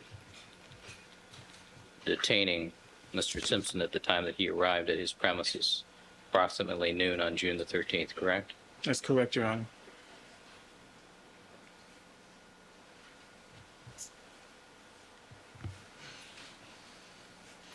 Mr. Cochran has made an issue of the fact that the defendant was handcuffed in 30 seconds or 45 seconds upon his arrival at the house. And he has raised this rush to judgment issue before this jury. And I think that, I'm sure that the court would agree. I think any lawyer would agree that there's more than sufficient probable cause at that point to place this defendant in handcuffs. And we would like the opportunity to rebut this inference that counsel has raised before this jury, a wrongful inference, and establish before the jury and show the jury that in normal police practice, given the information known to this officer, there was more than sufficient probable cause to arrest him, to place him in handcuffs. There's nothing wrong with what happened with this defendant at 360 Rockingham, and had he not been a celebrity or somebody else, he'd have been arrested and handcuffed less than 30 seconds. And I think the jury should be made aware of that. But isn't the testimony of this officer that he was following the directions of Detective Van Adder?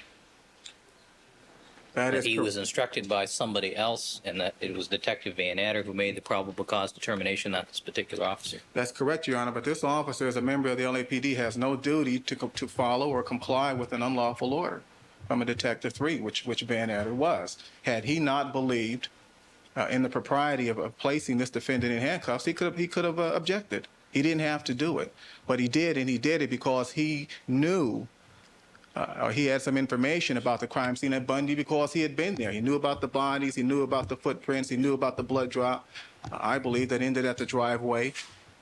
He knew and saw the blood in the Bronco. He knew about that. He saw the blood drops leading away from the Bronco and the blood drops leading up the driveway into the foyer of the house. And because we're talking about an issue of probable cause, I suggest as well that he has the right to rely on hearsay. He should be allowed to tell the jury everything he knew and heard that morning that would suggest to any reasonable police officer that this defendant had killed 2 people. He should have been arrested, and the jury should be made aware of that. And they should be made aware of it in the context of this so-called rush to judgment. And what is your contemplated cross-examination of Officer Thompson at this point? That he was at Bundy, that he was aware of the crime scene issues? Yes. He was aware of the blood at the Rockingham address, and based upon that, he saw no reason to disagree with Detective Van Adder's determination to hook up Mr. Simpson? Yes. I could do that in 3 questions. Well, it'd be more dramatic if we did it in 15, Your Honor. But we're not here for drama, are we, Mr. Darden? Well, I'm not anymore. But, Also, I think it's important. That wasn't an appropriate comment, Mr. Cochran. That was a cheap shot. I'm sorry, did Mr. Cochran apologize? Not yet, but he will. But I think it's important to establish before the jury that these officers acted in good faith, Your Honor, and that this is not some conspiracy, and that the officers did not act maliciously toward this defendant.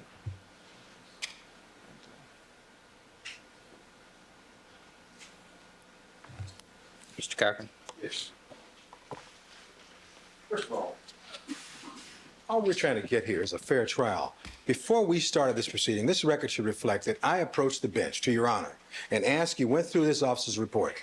As an offer proof, told you what I would go into. There was a particular area I would not go into, and you indicated that would not be allowed to go into. The reason why this trial has lasted so long is because we have all these whatever their minds may think up, they want to go over and rehash. We've heard this for 6 months in their case, and now I cannot believe the court is entertaining the thought of allowing them to do that again. We made it very clear what I was going to go into. Then I did exactly that, Your Honor. I mean, what we want is a fair trial here. I mean, it seems that whenever we limit everything we're doing, we're the ones moving this case, and it's grossly unfair. This officer's state of mind has nothing to do with it. All we sought to prove is just the facts. They're always talking about the truth of the situation. The truth of the matter is, Mr. Simpson returned here at 12 o'clock on June 13th, and within 30 to 45 seconds, he was handcuffed. Now, that's what I brought out, and there were 2 coffee cups on the Bronco. Now, to allow them to go back and talk about some blood on Bundy, we heard about this for months, Your Honor. We've heard about all that. Probable cause is not an issue. His state of mind is not an issue. Van Adder is the one. I specifically elicited. Van Adder is the one who said, hook him up.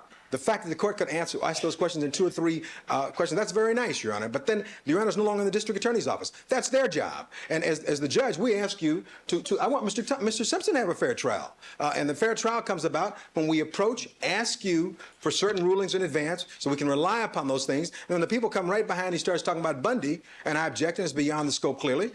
What can we rely on? And I think that's the point, Your Honor, that we're asking. This is not relevant. His state of mind is not relevant, has nothing to do with it at all. All I sought to bring out was what the facts were, Your Honor, as they existed on that morning, and that's all we elicited. And I tried to use the videos, they want to talk about truth, of what actually took place. This officer told a straightforward story, and that was all. In no way did I attack him. I just elicited the facts from what they were. Now, counsel wants to go and now bring out his state of mind, and then they make all these statements. I mean, Your Honor, that's what this trial is all about, isn't it, as to who did it? I mean, the fact that they think Mr. Simpson is guilty has nothing to do with reality. There's the truth, and there's the truth according to them. And I just would ask, Your Honor, to counsel all of us as advocates. We don't make those kind of statements. We just go right down the middle. He's presumed to be innocent. That's the rule in America when last I looked. So all these statements about he should have been hooked up if he hadn't been, that's preposterous. A jury, the conscience of this community, will make the judgment in that regard. It doesn't matter if the state of mind or whether Van Adder was right or whatever. Ultimately, all of these facts we put together in a search for truth, Your Honor. Not that there was blood over there. We know about that. It's not as though they've been precluded. You gave them 6 months to get everything they wanted to, so they finally sat down and said they arrested. Now they want to put on their case during our case. And I cannot count the times that we would approach the bench and you would say, counsel, it's their case. They can put it on any way they want to. And it's our turn now. And so what we do is approach you and ask you to limit certain things. You say we're going to limit them, and now we're wasting time again with another major argument. And the fact that you could do it in three questions, and I apologize if I don't perceive it to be a cheap shot. What he said was, he says, I'm out of drama. I said, yes, after the gloves. Now, that wasn't a cheap shot. That's your interpretation. I didn't think it was. I thought it was. Well, it's your court, so if you think it was, then I apologize. But I don't think that's a cheap shot. I was responding to what Mr. Darden said to my colleagues. Counsel, Mr. Darden and I were discussing a matter, and you piped in with that, which I took to be a cheap shot. Well, I didn't think it was a cheap shot, but I was talking to Mr. Shapiro. I did not, when you say pipe in, but you hear very well, Your Honor, so I accept that, and I apologize. Cochran, I apologize. think about that. I will, Your Honor.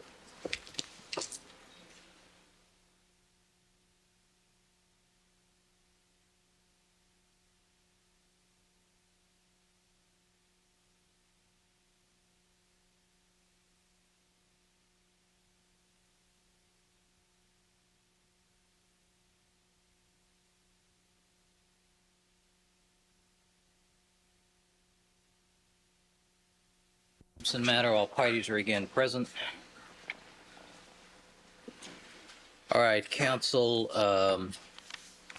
I'm going to sustain the 352 objection to going into the facts and circumstances that would have led Officer Don Thompson to arrest Mr. Simpson were that his independent determination.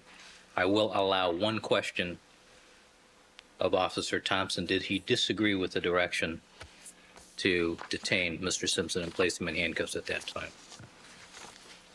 That's the only question I'll allow in that vein. All right, let's have the jury, please. And Mr. Cochran and Mr. Darden, I want to see both of you in my chambers when we conclude this afternoon. Sir, And that'll be with the court reporter. Did Your Honor want to reschedule the sanctions motion that was scheduled for 1 o'clock? You know, I completely forgot about that. Your Honor, can I address that for a moment? As with regard to timing, Jess? Timing? I'm sorry, I forgot we had Mr. Ullman down from Stanford. I kind of thought he might have been here to examine Mr. Moraz, or else I would have said something to him earlier, and I apologize. No, I didn't know. No problem. You're not going to be doing Mr. Moraz, I take it? No. With respect to that, Your Honor, and I do apologize to counsel, but we were going to ask that we take this up on Friday, if that's all right with the court. I do not know what other plans there are, but this motion has become much bigger than I thought. All right, Mr. Neufeld, you seem to have a reaction to Friday. I do have a slight reaction. Good afternoon, Your Honor. Good afternoon, sir. Which is simply that, as I think Mr. Douglas has told you before,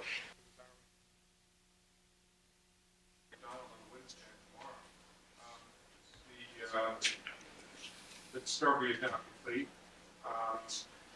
and he is here in Los Angeles, and we intended to do the sanction motion for 1 o'clock this afternoon.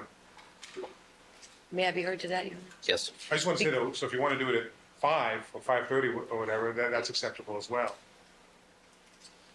The problem with that, Your Honor, is that we had no opportunity to evaluate the legal issues raised by the late discovery dropped on us by defense counsel. There was apparently an examination conducted back in April. The report of that examination was given to us just a few days ago.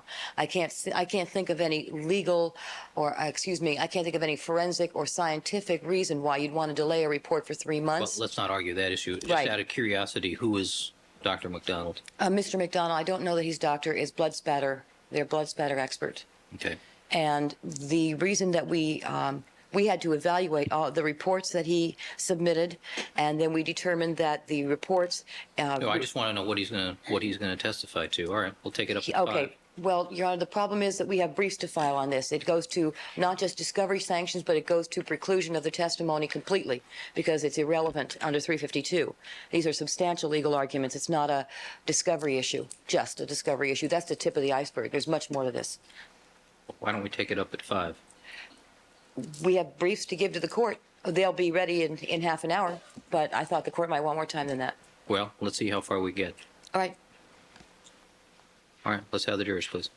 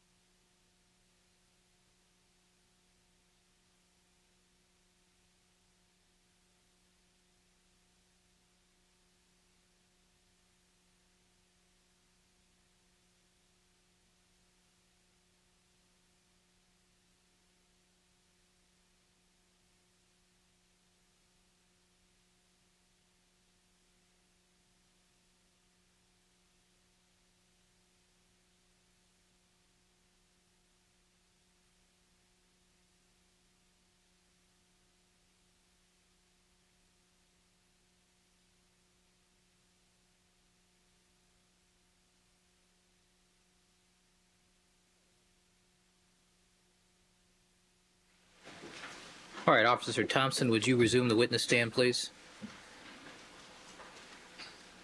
And the record should reflect that we've been rejoined by all the members of our jury panel.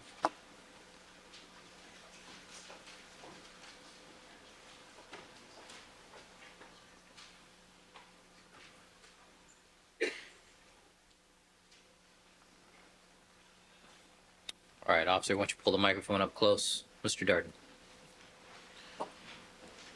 Thank you for returning, officer. You're welcome.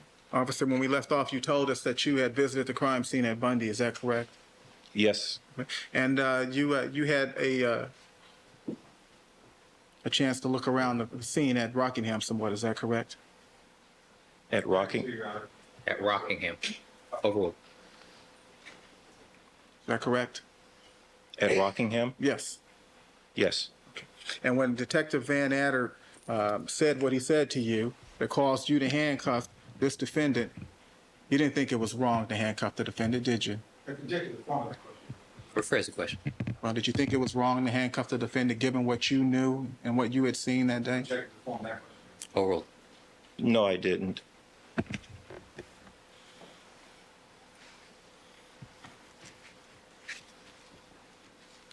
When you arrived sometime after 8:05, you saw the Bronco parked there. Is that correct?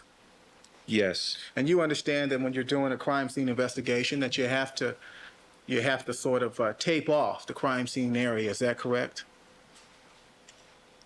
You have to protect the crime scene. Okay. And that is commonly done by using tape, right?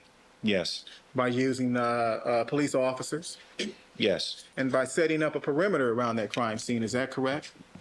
Sometimes, yes. Now, in this situation, the Bronco was parked out on the street, wasn't it? Yes, it was. Did you consider putting up yellow tape around that Bronco? That was considered momentarily. You considered that?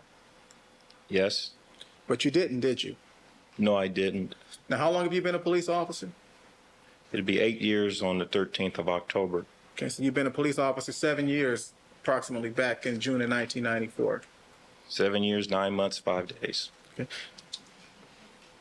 It's like that, huh? And you've been to many, many crime scenes before, hadn't you, officer? Yes, I have. In fact, you're a training officer, aren't you? Yes, I am. What is a training officer? It's an officer who trains new police officers who have just graduated from the police academy. And despite your experience, after having gone to other crime scenes, despite the fact that you're a training officer, you did not tape off the area surrounding that Bronco. Is that correct? Oh, well. That's true. Okay, and why not?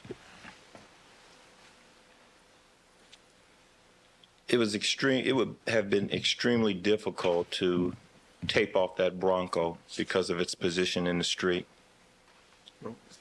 What about the Bronco's position made it difficult to tape it off? There was nothing around the Bronco which would have allowed me to secure tape around the Bronco.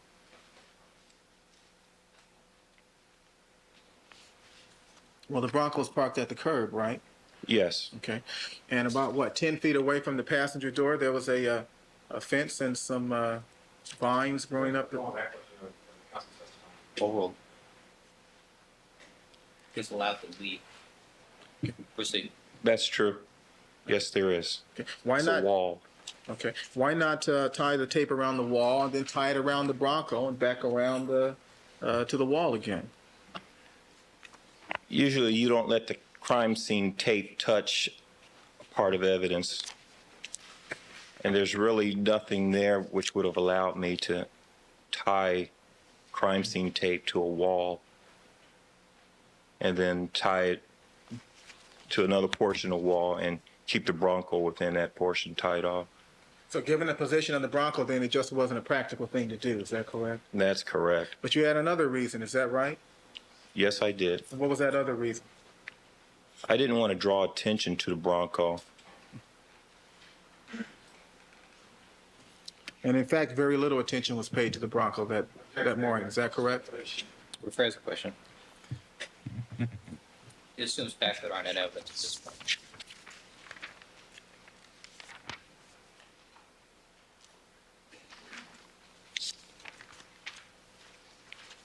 With regard to what Detective Van Adder told you, you told us this afternoon that he told you to place the defendant in handcuffs as soon as he arrives.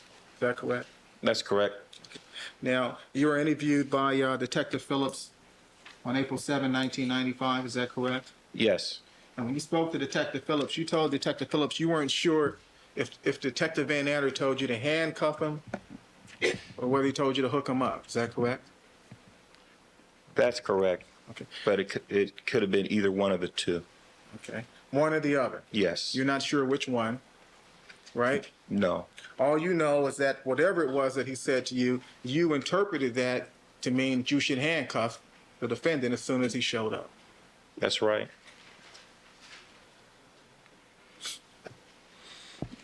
Detective Van Adder didn't use the word arrest, did he? No, he didn't. He didn't say we're going to take him to jail, did he? No, he didn't. He didn't say we're going to charge him with murder, did he? No, he didn't. LAPD was serving a search warrant at that house at that time, weren't they? I don't know. Oh, well.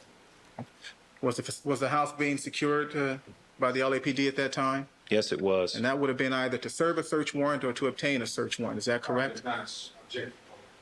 Oh, well. Yes. And when the police secure a residence like they did in this case, isn't it true that no civilian is allowed to come onto the property? That's true. The scene at Rockingham was a crime scene in your mind, wasn't it? Yes, it was. You don't allow civilians to enter a crime scene, do you? No, you don't. Now, after Detective Van Adder spoke to you, the defendant arrived within seconds, didn't he? Yes. He got out of a car? Yes. And you just watched the videotape a few minutes ago, didn't you? Yes, I did. You saw a black bag hanging from the defendant's shoulder? Yes. A black leather duffel bag? Possibly was leather duffel. You didn't see a black garment bag hanging over the defendant's shoulder, did you? No. Did you see a Louis Vuitton garment bag in the defendant's hand at that time? No.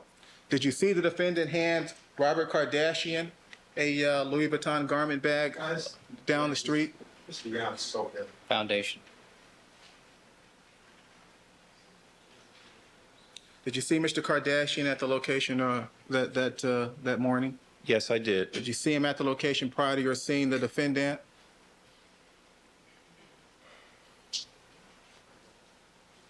I don't remember if it was shortly before or shortly after. Well, when you saw Mr. Kardashian, was he carrying a piece of luggage? Yes, he was. What was he carrying? It looked like a Louis Vuitton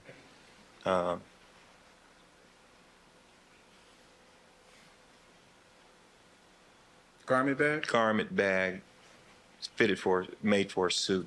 Okay. And had anyone told you to seize any luggage the defendant might have in his possession when you saw him? No. Had anyone told you to seize any luggage Mr. Kardashian might have had in his possession when you saw him? No. Did you notice whether or not the Louis Vuitton bag Kardashian had? Did you notice whether or not it was full? Yes. Did it appear full? Yes, it did. Are you aware that when the bag appeared here in court, it was empty? Sustained. Sustained.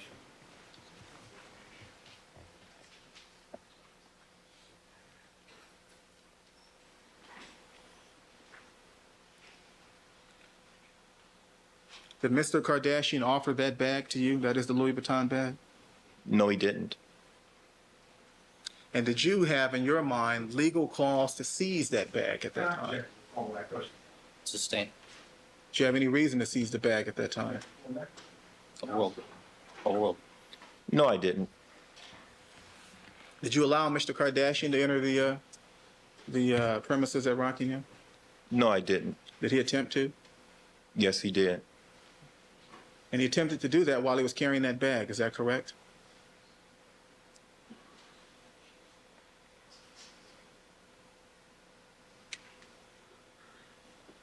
I'm not really sure of that. Did you and Mr. Kardashian ever discuss the contents of that bag? No, he didn't. Was it ever brought to your attention that morning that the bag belonged to the defendant? No, it wasn't brought to my attention.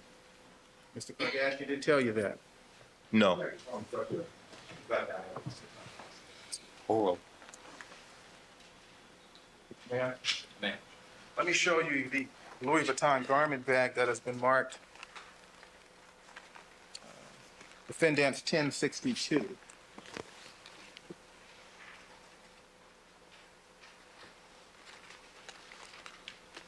The garment bag that you saw on Mr. Kardashian's hand, did it look just like that one?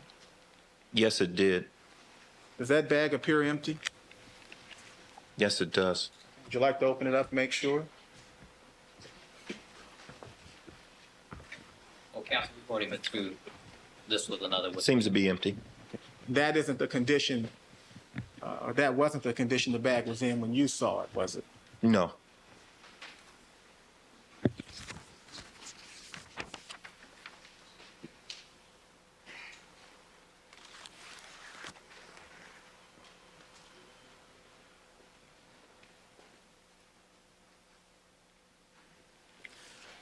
Now, when the defendant first got out of the vehicle, and I think you saw that on the videotape, is that right? Yes. You saw him get out of the vehicle? On the videotape, I did. And you say that he got out of the vehicle and he walked toward the driveway. Is that correct? He walked directly into the driveway. Okay. And you told us that he appeared to be hurried. Is that right? Yes. That's how you described his demeanor. Is that right? Yes.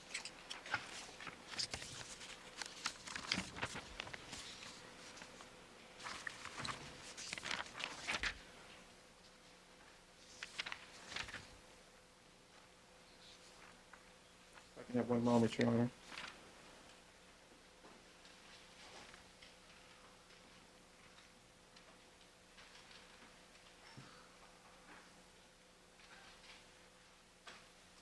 As he walked up that driveway, he wasn't crying, was he?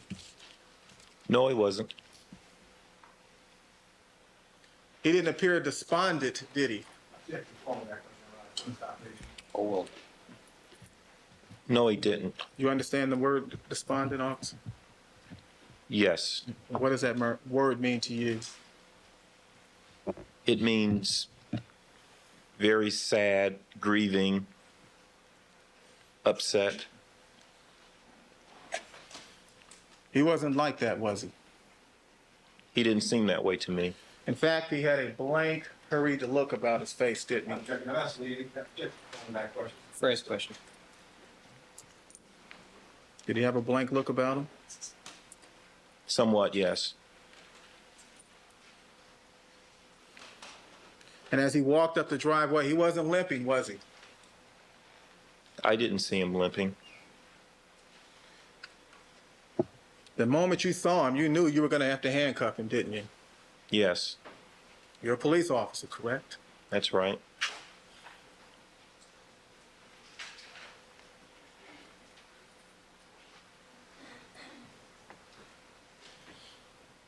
Did he walk past you? Yes, he did. And as he walked past you, did you attempt to stop him from walking past you? No, I didn't.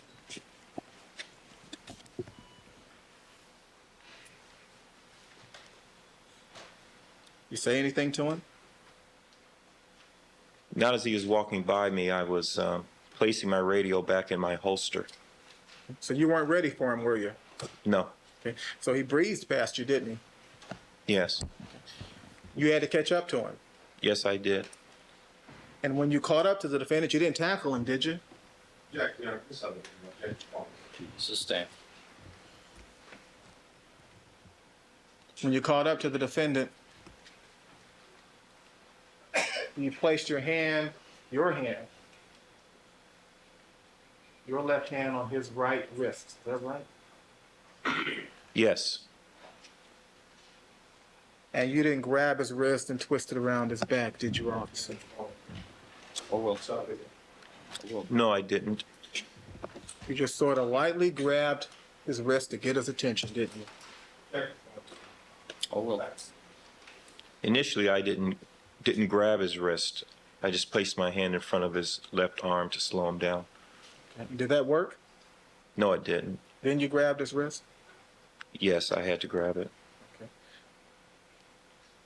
Did that stop him? It got his attention. Did he continue to walk at that point? Yes. You were in uniform, right? Yes. What happened next? I was verbalizing with Mr. Simpson throughout that episode.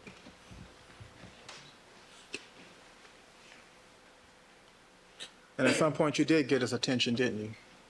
Yes, I did. Did you eventually stop him in the driveway? Actually, I don't think we ever got completely stopped. We did slow down a bit after I grabbed his arm to get his attention. And you spoke to him at that point, right? Yes. Okay. And at that particular time, did you feel like you had some control over the situation? After I had his attention, I felt like I was in control. Okay. And you knew you had to handcuff him, right? Yes. Oh. You could have handcuffed him in the driveway, couldn't you? Yes, I could have. How many TV cameras were there out there in the middle of the street at that time? Many. Okay. And when those TV people, those reporters and cameramen saw the defendant arrive, they all converged on that driveway, didn't they? Yes, they did. But you didn't handcuff the defendant in front of those TV cameras. Yeah, obviously. Oh, well. No, I didn't. You attempted to take the defendant out of view. Check the form that you're honest. Sustain. No, it assumes facts that aren't in evidence is what it does. Did you take the defendant to a certain area on the property? Yes, I did. And why did you take him there? Because I didn't want to make a big scene there in the driveway.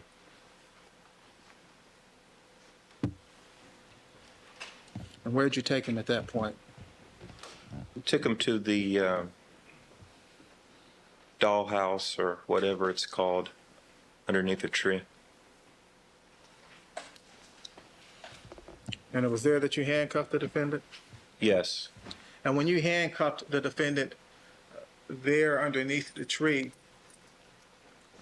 you didn't think anyone outside the compound could see you, did you? Oh. No, I didn't. And you didn't want anybody to see you handcuff the defendant, correct? It really didn't matter to me. I just wanted to do it for the dignity of the defendant. But there was one camera person that actually got a camera shot of you handcuffing the defendant, right? Rule. No, Is that right? we got the videotape. At least one. Is that right? That's correct. Okay. Well, there was one camera that you saw at that time, right? That's correct. And that camera person, where was that camera person during the time that you were handcuffing the defendant?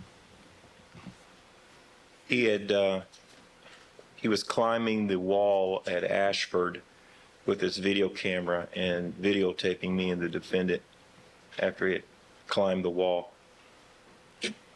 And you came to realize that that cameraman was there only after you had already handcuffed the defendant, is that right?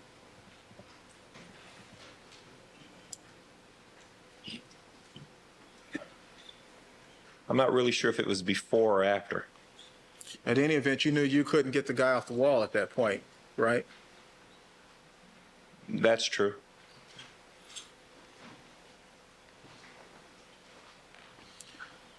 Now, after you handcuffed the defendant, you say you turned him over to some detectives? Yes. In fact, while you were handcuffing the defendant, you saw some detectives exit the front door of the defendant's house. Is that right? I think out of a corner of my eye, I saw someone there. Okay. Those detectives went immediately to where you and the defendant were. Is that right? True. And one of those detectives was Detective Van Adder, correct? That's true. And as Detective Van Adder approached, you turned to go back to the gate at Rockingham. Is that correct? Yes, I did. And you had to go back to the gate at Rockingham because the media people were creating a scene there, right? Causing a disturbance. Is that right? Yes, I was concerned that the media would be giving my partner a little too much to worry about. Okay. I'm sorry, what was your partner's name? Officer Guzman.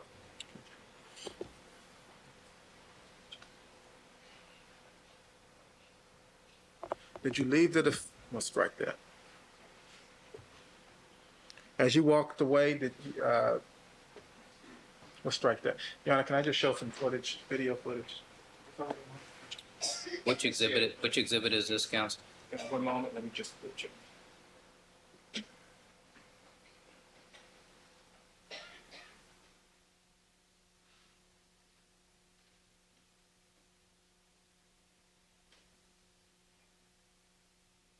Show a small portion of 124. Is this the same video footage? Yes, the one we just saw.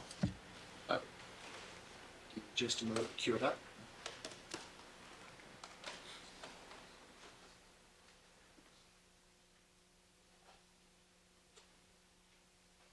Question. Officer, isn't it true that within 10 seconds of your handcuffing the defendant, Detective Van Adder arrived and reached in his pocket to remove a handcuff key? Oh, I didn't see that. Okay, but you have seen the footage of the handcuffing and what followed immediately thereafter, correct? Yes. Let me show you a portion of the videotape you just saw. 124.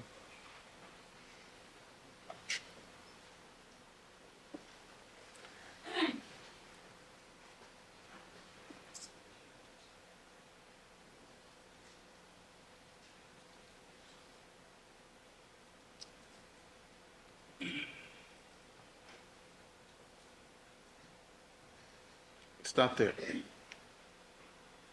You see Detective Van Adder reaching into his pocket? Yes, I do. Yes, I do. Thank you. You saw the defendant unhandcuffed a moment later, is that correct? Oral? Yes, later I did see the defendant not in handcuffs. Okay, and how long? Oral. And how long after you handcuffed him was it that you saw him without handcuffs?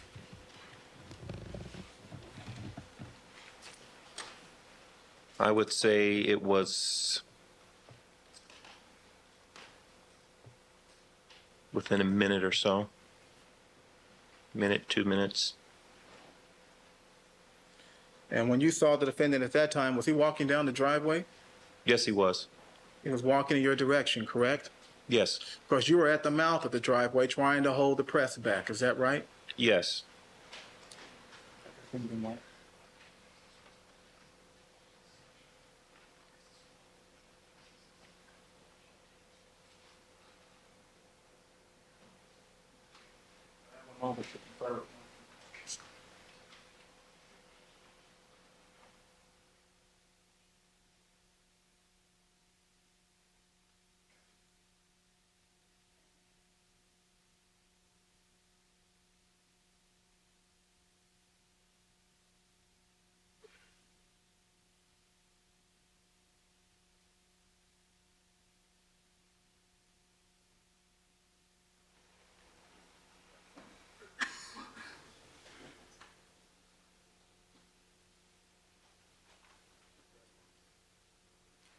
Is this a tape that's already been marked? It hasn't been marked, but it is one the court has seen.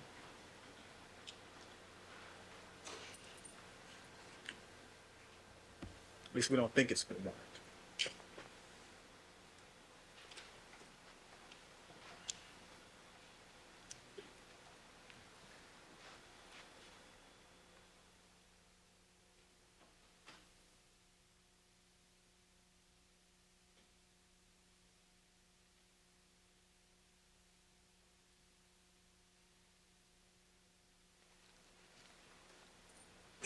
Proceed.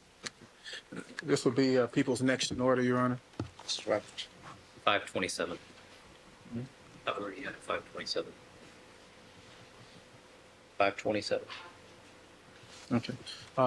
Officer, if you just take a look at your monitor there.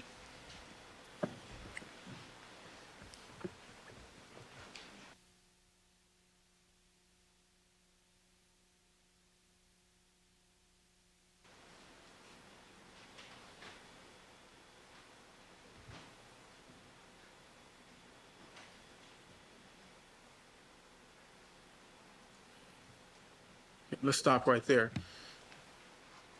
Now, officer, you see Mr. Simpson walking down the driveway, Yes, I do. and he is accompanied to his right by Howard Weitzman. Yes. He's a criminal defense attorney. Yes. Okay, and to Mr. Simpson's left is Detective Van Adder. Is that correct? Yes. And as these three men walk down the driveway, the defendant is actually behind Detective Van Adder. Is that correct? Yes, he is.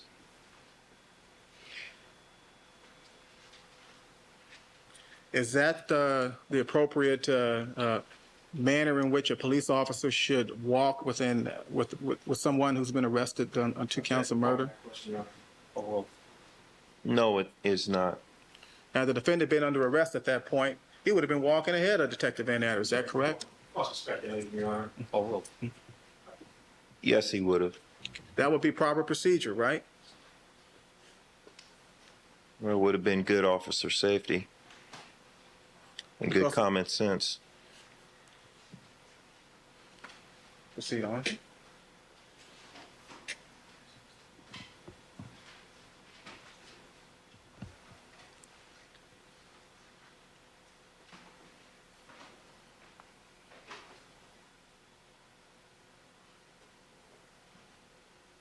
Stop here for a moment.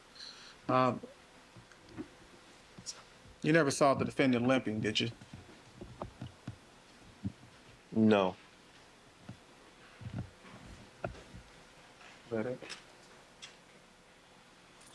That's it, Your Honor.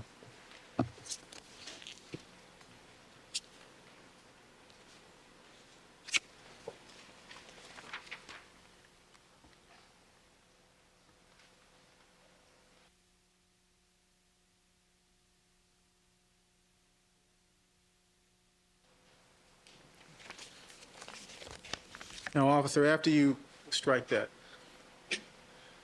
was it after Mr. Simpson left in the vehicle that you saw the coffee cups on the Bronco? Yes, it was.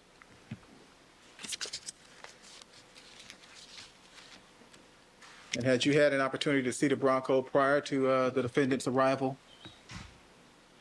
Yes. Can you fix for us the amount of time that coffee cup was on the hood of the Bronco?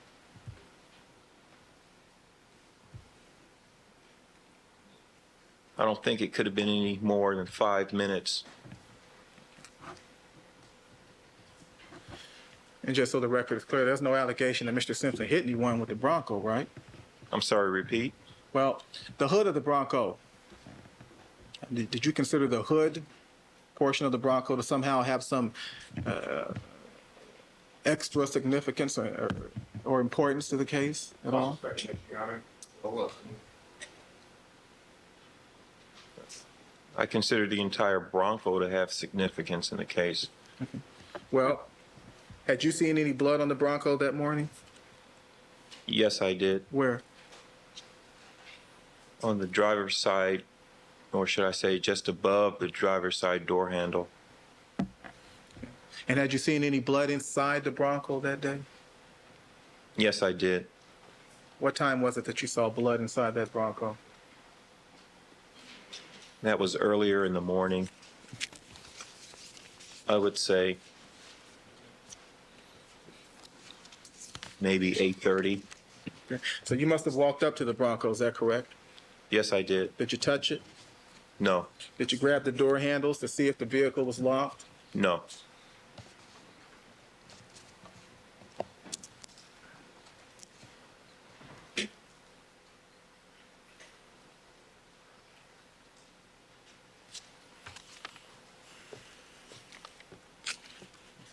Did you ever see anyone open the Bronco up and go inside? No, I didn't.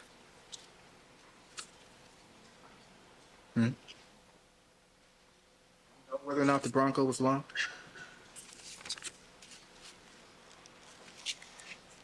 I don't know if it was locked or not. And that's because you didn't check to see if it was locked, right? Well, in addition to that, I couldn't visually tell either if it was locked just by looking inside. And you didn't touch the Bronco because you didn't want to somehow compromise the integrity of the evidence. Is that correct? That's true.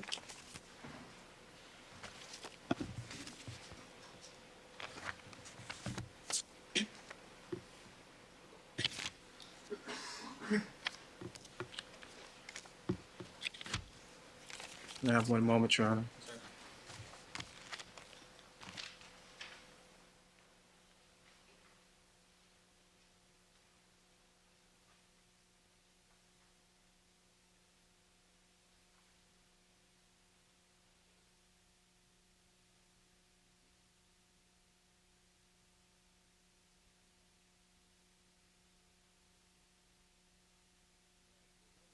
You were out at Rockingham. Did you ever see anyone go inside the Bronco?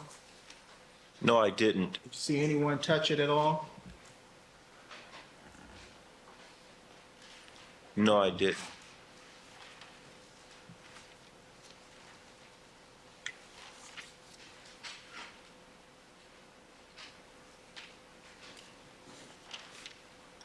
And to save some time, you've tried to be truthful and accurate here today. Is that correct? That's true. You testifying to things as best you could recall. Is that right? That's true. Are you part of some conspiracy to frame this defendant, officer? No, I'm not. Did you see anything that day that caused you to suspect that others in your department, your fellow officers, somehow involved in a conspiracy to frame this defendant? Check the form of that question. No. Thank you, sir. Cochran?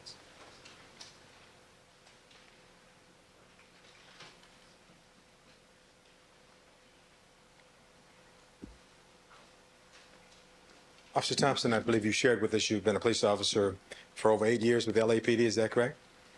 No. How long? 7 years, 9 months, 5 days. As of today? Yes. You counted that? Oh, yes, I heard. I thought that was earlier. So you counted those, huh? But who's counting anyway, right? You enjoy your job. I'm counting. You are counting? How long do you have to go then? Tell me how many more days do you have to go before you can leave? That number's too large. Is it too large? But you have it in mind, right? One day. I understand. That will happen. And what is your rank now? What have you reached? What rank have you reached? I'm a senior lead officer. All right. And as such, you are a training officer now with LAPD? Yes. All right, good. Now, with regard to the events of this date that we've talked about on June 13th, 1994, as I understand it, the Bronco was never, there was never any yellow tape or anything like that put around the Bronco because logistically you didn't feel that was, you could really do it. Is that right, what you're saying? That's true. And you mentioned that that's why the yellow tape wasn't put actually around the Bronco itself as opposed to trying to anchor it someplace. Isn't that correct? Yes, that's All right. one of the reasons. But because it wasn't secure, that was how these two ladies we've just talked about were able to get up to the Bronco and actually put 2 coffee cups up on it. Isn't that correct? That's correct. I don't know if it was one person that put 2 cups up there. But Well, maybe 2 2 people. cups. All right, you're right. Could have been 2 people putting coffee cups on the Bronco, right? That's possible. Because you don't know, right? That's true. And then we saw the video of the other lady who walked up and was peering inside that Bronco, right? That's true. Now, one of the things you could have done, however, though, you could have stationed a police officer right by that Bronco, told everybody to get back. Couldn't you have done that? There was an officer that was very close to the Bronco telling someone to stay back. But you couldn't you put somebody and station them right by the Bronco and said, don't come and touch this Bronco? Could have done that, couldn't you? You're asking me throughout the entire day having someone right by the Yes, Bronco? well, I'm asking you, could you have placed someone right by the Bronco and said, an officer right by the Bronco, told everybody, don't touch this car? You could have done that, couldn't you? I guess that could have been done, yes. Could have been done, right? Yes. Okay. Now, with regard to the Bronco, you've told us that you did not, you could not look and tell whether or not that Bronco was locked, could you? That's true. Okay, visually, you couldn't tell that. And then secondly, you yourself never checked the doors to make that determination, did you? That's true. All right. And as I understand it, your job primarily there was to provide security for people who were coming up in and around Rockingham. Is that correct? No, my job was to protect the crime scene. All right. I mean, it became a crime scene at some point. Is that correct? Yes. And you kept people out of there. Isn't that right? Yes. All right. So that Mr. Darden asked you these questions about Mr. Kardashian and others who came up there. Nobody could come on that property. Isn't that correct? That's correct. So whatever bags Mr. Simpson brought back with him from Chicago, he was not allowed to bring those bags on that property. Is that correct? Only what he had on his arm. Isn't that correct, sir? What's the objection? Overruled. He wasn't allowed to bring any bags on that property, was he? No. All right, they were turned away, and he was taken on the property and handcuffed. Isn't that correct? Yes. All right. Now, with regard to that, told us he was handcuffed within 30 to 45 seconds of his arrival. After he was handcuffed, you then went back out to the front of the property. Isn't that correct? Yes. When you next saw Mr. Simpson, he was coming out to go downtown to talk to the detective. Isn't that correct? Jackson calls Sustained. Well, let me rephrase it, Jordan. When you next saw Mr. Simpson, he was walking down this driveway in the company of Detective Phil Van Adder. Isn't that correct? Yes. And you stood there and watched him get into some vehicles. Did Mr. Simpson get into the police vehicle? I don't know if it was a police vehicle or not. Well, think back for us. Is there any report by which you could refresh your recollection, sir? The videotape would help. Would it help you saw that videotape again to see what he got into? Let's see if we can play that again.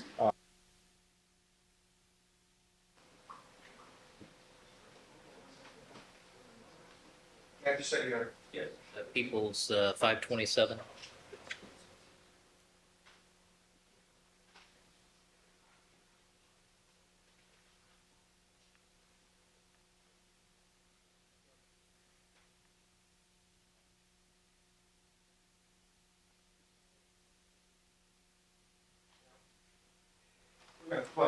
What is this number, Your Honor? 520? 527, I believe, is the last video played by the people. Okay, well, let's take a look at this photograph and see if this video and see whether or not this might refresh your recollection.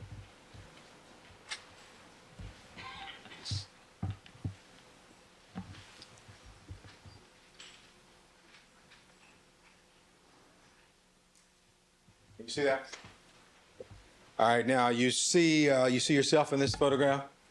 Yes. You see that vehicle that Phil Van Adder is opening the front door of? Yes. Mr. Simpson's getting in the rear of that vehicle? Yes. That's the detective's vehicle, isn't it? Isn't that Detective Phil Van Adder's vehicle owned by the city of Los Angeles? Mr. Simpson's getting in the rear of that vehicle? I can't tell if it is a city vehicle or not. I see. Well, do you see that in the stop action here? Do you see Phil Van Adder toward the left front driver's door of that vehicle? You see him there? Yes. Do you see that in the left rear, Mr. Howard Weitzman? Well, it looks like Mr. Wiseman is looking inside the left front door. And that's the left, well, and toward the left side of the vehicle, you see Mr. Weitzman? The side that Mr. Simpson just gotten into, sir? Yes. All right, is that the left rear? Seems like a four-door car, doesn't it? Yes. All right, so Mr. Simpson gets in and Mr. Weitzman is at that rear door, right? Yes, it looks like that now. And then Mr. Van Adder is up at the left front of the vehicle, isn't he? Yes. All right, now as you think back, don't you recall that the detectives were driving plain cars that particular day, and then after Mr. Simpson got in the back, Van Adder was joined by another police officer, and they drove off? Do you recall that? I don't remember who was driving the car, but I do remember seeing the car drive off. All right, and Mr. Simpson was in the company of these two police officers, wasn't he?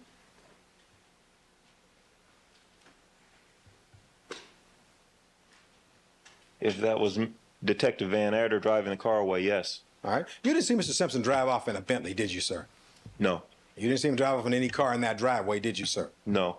You saw him come out of the driveway and get into this car with some police officers, and you saw them leave the scene. Isn't that right, sir? Yes. All right. And did you know where they were going at that point? No. Did you ascertain at some later point where they were going? Just yes or no? Overruled. No. Now, do we see Van Etter get in that car? Let's back that up again. I want you to watch and see if Van Etter doesn't.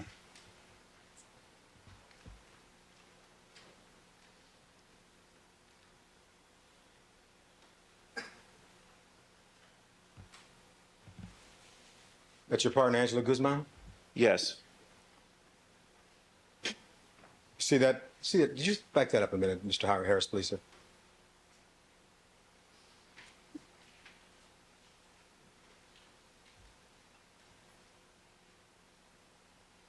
Back it up a little more. Now, do you see those two men there? That's Mr. Weitzman and Mr. Van Etter? Yes. Okay. Did you see thereafter? Let's see if we can play it forward. See Mr. Simpson getting inside the car.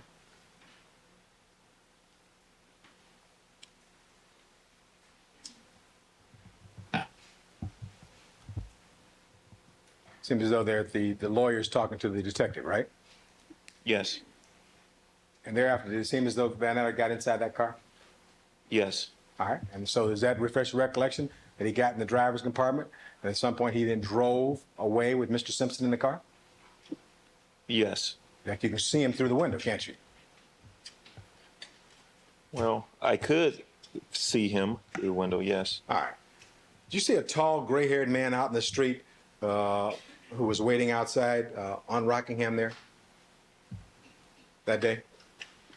There were so many people there. There were bound to be a few gray-haired people. Okay, but you couldn't recall this particular tall, gray-haired man by the name of Skip Taft? Would that refresh your recollection? That doesn't? All right. But somebody at the scene had gray hair that day, right? There were a lot of people there who had gray hair. All right. Including me. Now, Mr. Weitzman, the lawyer, was not in that car. He didn't get in that car and leave the scene in that car, did he? No. In fact, you saw him leave, did you not? That day?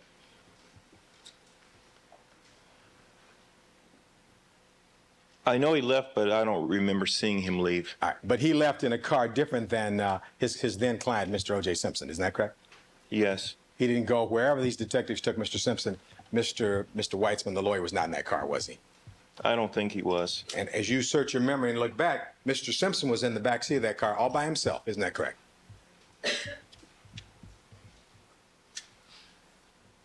From my own independent memory? Yes. I don't remember that from my own independent memory. Well, let's refresh your memory by looking at this video. You never saw anybody else get inside the back seat of that car with Mr. Simpson, did you? As of right now, no. All right. Now, with regard to your testimony here today, Mr. Darden indicated that you and he met last Friday. Is that correct? Yes. Is that to discuss your testimony that you were going to give here in this case? I think he was interviewing witnesses. And did he ask you to come over and talk to him? Yes.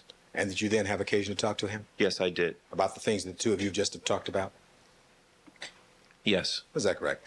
And as an LAPD officer, you work for the city of Los Angeles, isn't that correct? That's correct. And you protect and serve all the citizens, isn't that correct? I'm sorry? You protect and serve all the citizens, don't you? You protect and serve all citizens, don't you? Yes, I do. You're just as available to me as you are to Mr. Darden, aren't you? Yes, I am. So if I called you on the phone, you'd come and talk to me, wouldn't you? Sure, I would. You wouldn't hide from me, would you? No. In fact, you talked to me yesterday, in fact, didn't you? Yes, I did. Now, sir,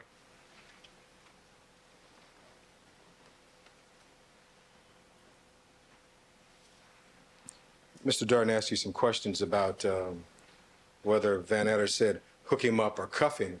He still meant the same thing. Put handcuffs on him. Isn't that what that meant? Yes. You understood what that meant, isn't that right? Yes. And you complied with that, isn't that correct? Yes, I did. And then you then turned and then you left, and there was a period of time when Mr. Simpson was out of your sight, isn't that correct? Yes. And now, with regard to Mr. Simpson's emotional state, you recall I asked you some questions about that? Yes. And I reminded you that yesterday, when we talked here in this courtroom, you mentioned that he appeared agitated. Remember that?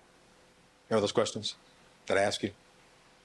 Yes. Now, you had never before seen Mr. Simpson before in close proximity to talk to him, had you? No, I haven't.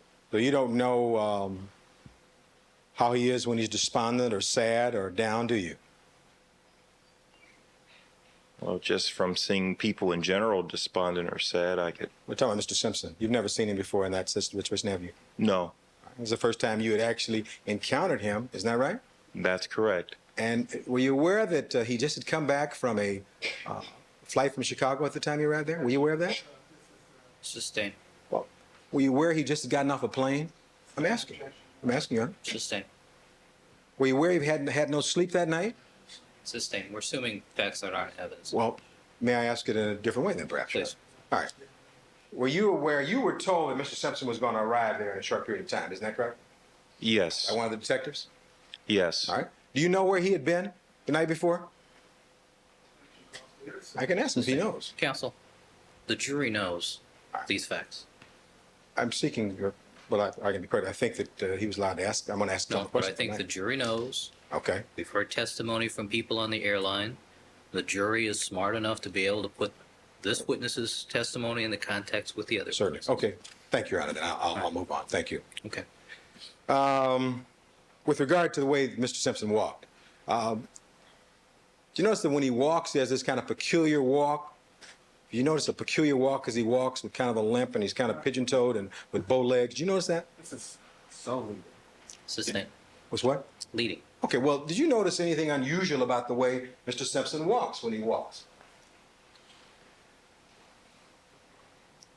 I noticed that he seems to have a long stride when he walks.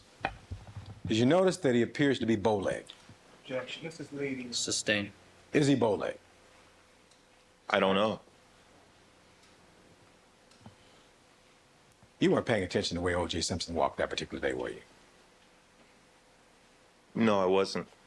Because what you were trying to do was carry out Van Adder's order to catch up to him, to hook him or cuff him. Isn't that correct, sir? Your Honor, this is leading. Sustained. Well, you were trying to carry out the order of Detective Van Adder. Isn't that correct, sir? It's still leading.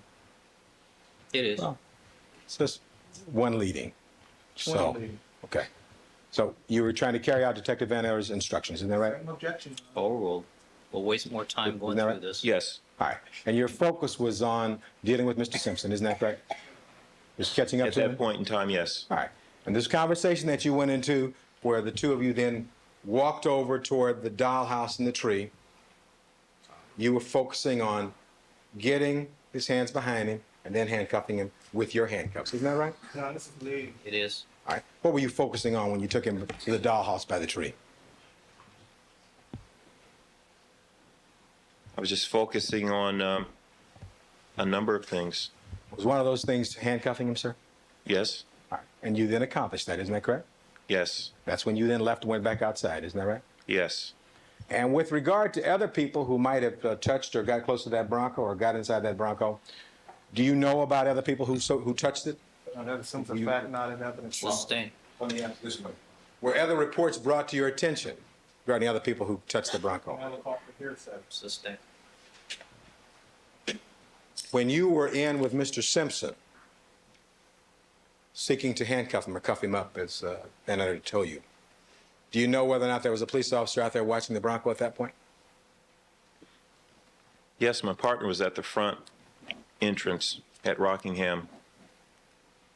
Now, was she out there watching the Bronco is the question. She was keeping the crowd back and watching the Bronco. But you told Mr. Starden that one of the problems, the reason you had to rush back was because the media or the crowd was getting kind of unruly. Is that correct? Yes. So it was very difficult to do both, to watch the crowd, keep the media back, and watch this Bronco. Is that right? That's correct. You had a lot on your hands that morning. Is that right? Yes. Stand. Mr. Darden asked you some questions about the Louis Vuitton bag, which said that you had seen a bag that looked like that particular morning. Yes. You never asked anybody to give you that bag that morning, did you? No. In fact, the persons who had that bag couldn't even get on the property. Isn't that right? Your Honor, this is leading. It is. Well, could the person who had that bag get on the property that morning? At that time, no. But I think this is the third time we've asked that question. Thank you, Your Honor.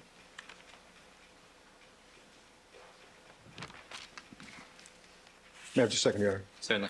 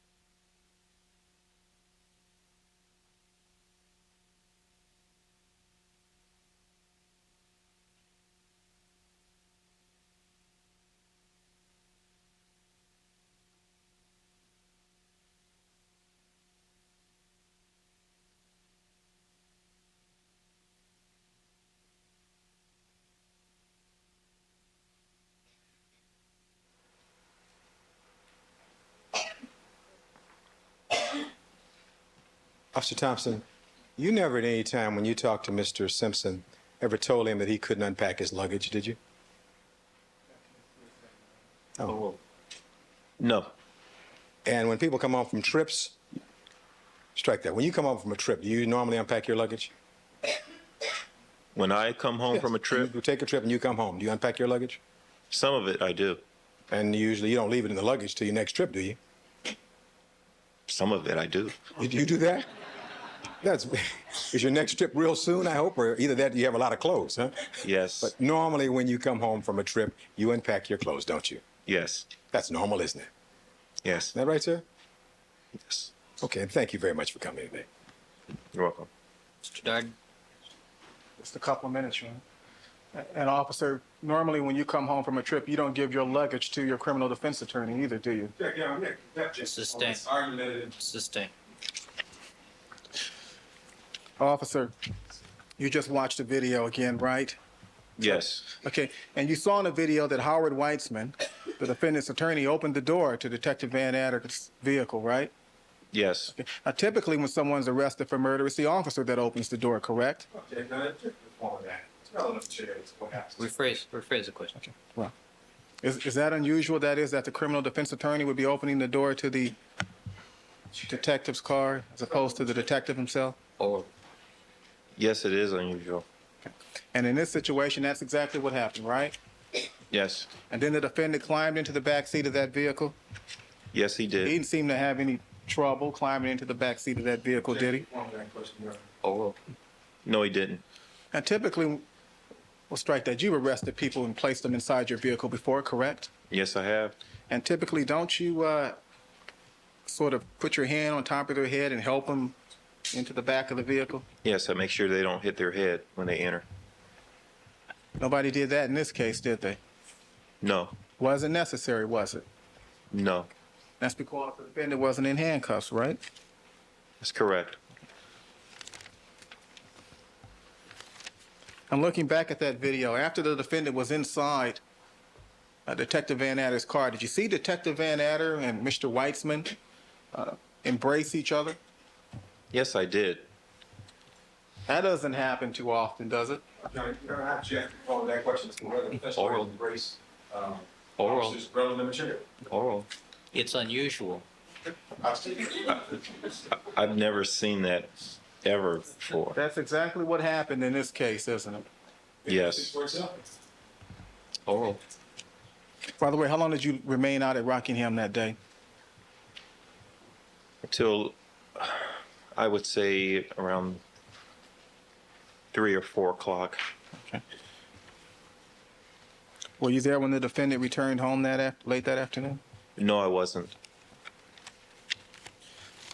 Now, normally when you as a police officer transport someone who's been arrested for murder, don't you transport them in a vehicle that has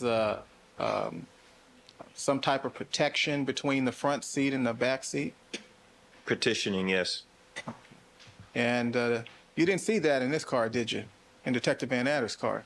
No. That's not good officer safety when you're in a situation where you're transporting someone under arrest for murder, is it?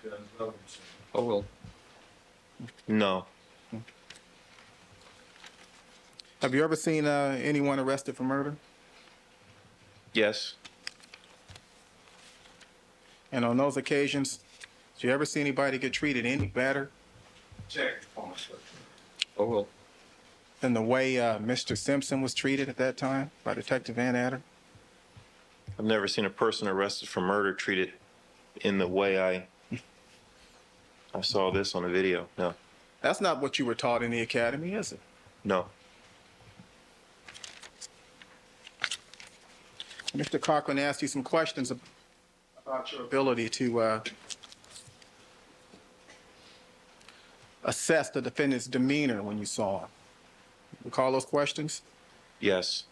And you told Mr. Cochran that you'd never seen the defendant before when he was sad, correct? That's correct. You've never seen him before when he was happy, right? In person, no. That's a hard call, isn't it, to assess someone's demeanor when you only met him for the first time. Is that right? Somewhat, yes. And it doesn't matter whether you're a policeman at the mouth of a driveway in Brentwood or a passenger on an airline, correct? Yeah, I'll take that off the spectrum. Sustain. Sustain. Either way, it's difficult when you don't, when you haven't had any prior experience with the person, right? Either way. Overruled. Is that right? It's a little more difficult, yes. Okay. Now, you told us that you'd never seen anyone arrested for murder being treated in the manner the defendant was, and that is inconsistent with what you were taught in the academy? Yes. Okay. How was that different from what you were taught in the academy?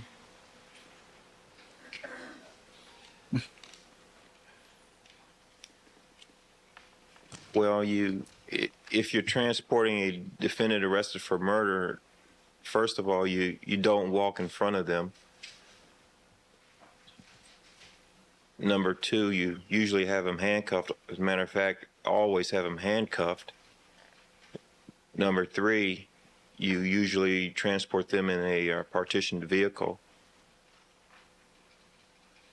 Could you characterize the treatment this defendant received as special treatment?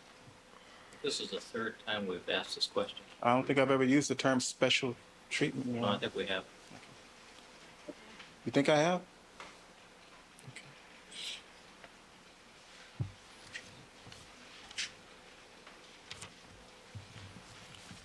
In that case, I'll sit down and be quiet, Your Honor. Thank you, officer. You're welcome, sir.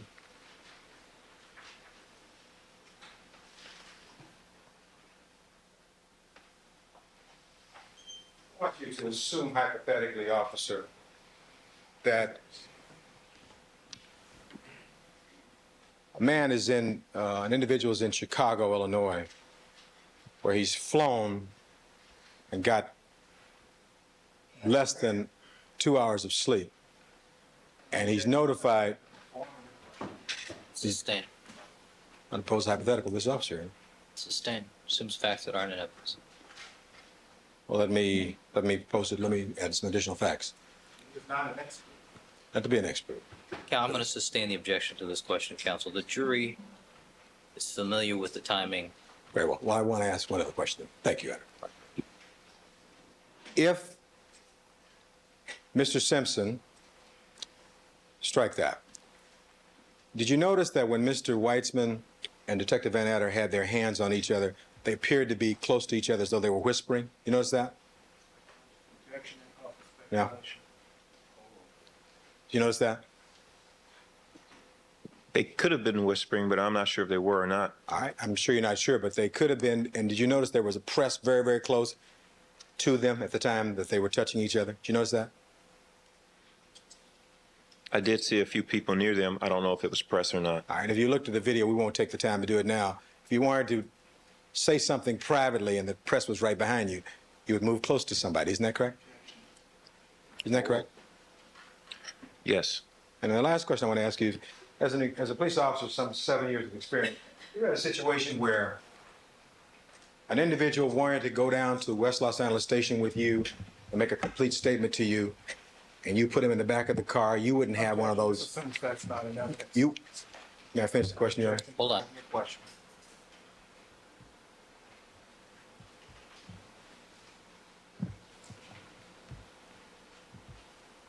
Sustain. Let's see if I can rephrase that, Your Honor. In your experience as a police officer, have you had a case where you had a situation where you talked to someone and they wanted to make a statement about a particular case and you gave them a ride down? Sustain. Can I seek to restate it? A motion. Sustain. Very well. Thank you very much for coming. Thank you, sir. No question. All right, Officer Thompson, thank you very much. Thank you. Next witness. Mr. Osborne. So what's next witness at sidebar? Aren't we already familiar with this witness's testimony?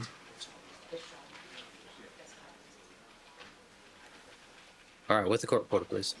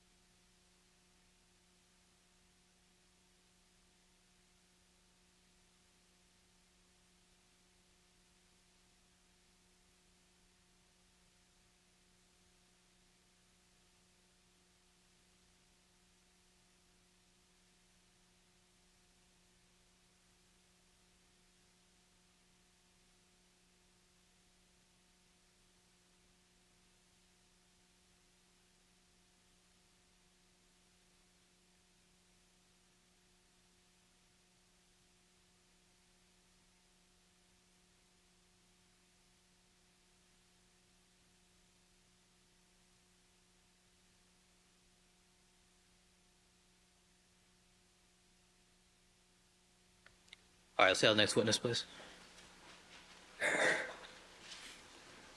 And counsel, as far as this witness, will go till 5. 5. Thank you. All right, Mr. Mraz, will you come over here? Stand next to the podium, please. Your Honor, I'm Terry Hirsch, I'm from Mr. Bryan. All right. Gary Esby, Your Honor. All right. Good afternoon again, gentlemen. Absolutely. All right, counsel, there's seats over here. Yeah, there you go. All right, Mrs. Robertson? Raise your right hand, please. You do solemnly swear that the testimony you may give in the Deputy Long?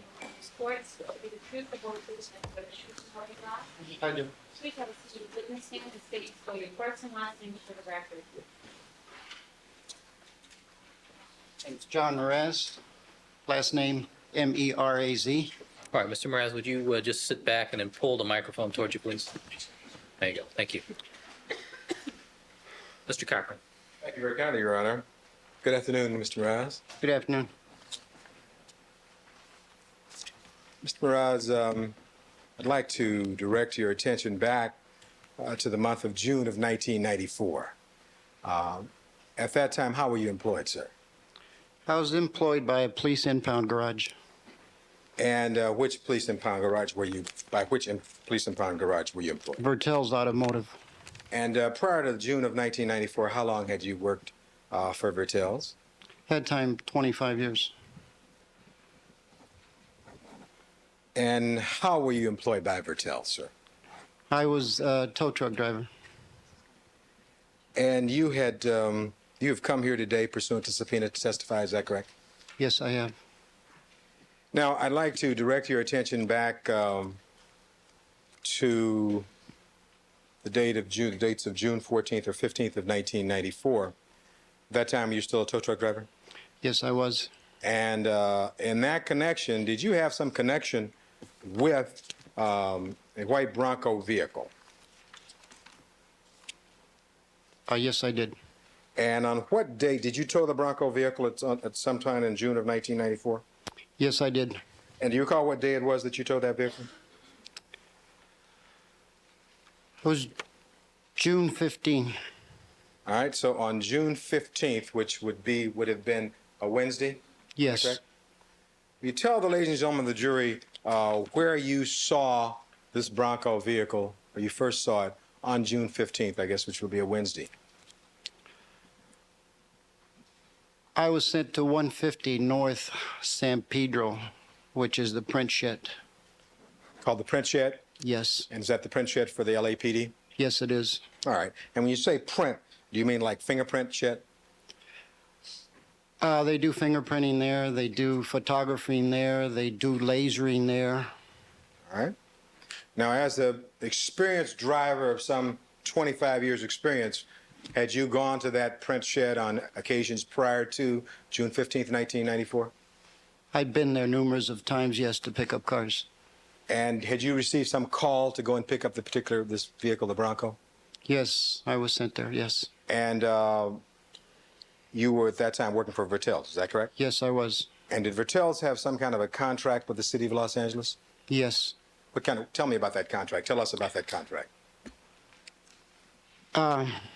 It's a police impound yard, and he gets a permit from the city of Los Angeles to operate. And he's contracted by the Los Angeles Police Department. All right, it's officially called a police garage. Officially called a police garage. It's OPG, stands for Official Police Garage. Okay. OPG stands for Official Police Garage? Yes, it does. Okay. So you got this call, and do you remember about what time it was that you got this call to go to the print shed? Sometime after 11 o'clock in the morning. All right, and what kind of a vehicle were you driving when you responded to this call? I was driving a one-ton Ford. All right, and where did you go in this one-ton Ford? This one-ton Ford, I was dispatched to call to go to 150 North San Pedro. And once you got there, tell us what you observed, if anything, at 150 North San Pedro. I went to 150 North San Pedro. I met the officer at the guard shack. All right, and when you talked to an officer at the guard shack? Yes, I did. Do you know the name of that officer? Not right off. All right. Did you have some conversation with him? Yes, said yes or no? Yes. All right. After your conversation with this officer, tell us what happened next. He directed to me as to where the car was. All right, and did you see this vehicle, this Ford vehicle? Once I got there, yes. All right, did you drive in? I drove in, yes. Okay, with this vehicle that you were driving? Yes, with the tow truck, yes. Okay, and tell us what happened after you drove in. He showed me where the vehicle was. I backed up to it, picked it up, and pulled out of the print shed. All right, now, prior to backing up and pulling out of the print shed, did you have occasion to get inside that vehicle at all to make any kind of adjustments with regard to the steering column, anything of that nature? Yes, I did. All right, and was when you get inside the driver's compartment of the Bronco vehicle? Yes, I did. So that we're clear now, this is June 15th, about what time of day? After 11 o'clock in the morning. And before we talk about you getting inside the vehicle, this police officer you talked to, did he give you any kind of form or any kind of instructions regarding this particular vehicle? When I got there, I knew some other officers that were in a building there, and I was talking to them. All right. And you had a conversation with these officers? Yes, I did. Were you ever given any particular form called a vehicle investigation form, an impound form regarding this particular vehicle? Well, I brought my own forms with me. We carried those forms, so I had 3 impound sheets with me. All right, and did you fill that form out yourself? Yes, I did. I started filling it out, and he finished it. When you say he? The officer, the impounding officer. All right. And if you were to see this form that you brought with you, would you recognize the handwriting on that form? Yes. All right, Your Honor, I'd like to mark as defendants next in order, if the clerk please. 1252.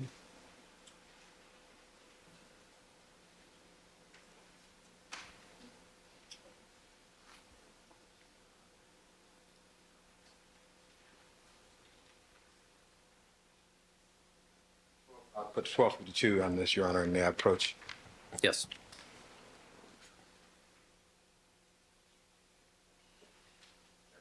You may. I place before you, sir, what has now been marked as defendants 1252 and ask you to take a look at it and see, first of all, whether or not you recognize this form. In the upper left-hand corner, Your Honor, it's called a Los Angeles Police Department Vehicle Investigation Form. It's not my form. This is not your form? That's not my impound. That is my name, but that's not the impound. Okay, that John on there, that's you? That's me, yes. And this is not your form? This is not the form that we take to the yard, but Okay. that is my name. All right, let me ask you this. There's a name of an officer by the name of Haro, H-A-R-O. Yes. Do you recognize that name? Yes, I on do. this form? Yes, I do. All right, let me get another form. Why don't you Okay. hold on to this one?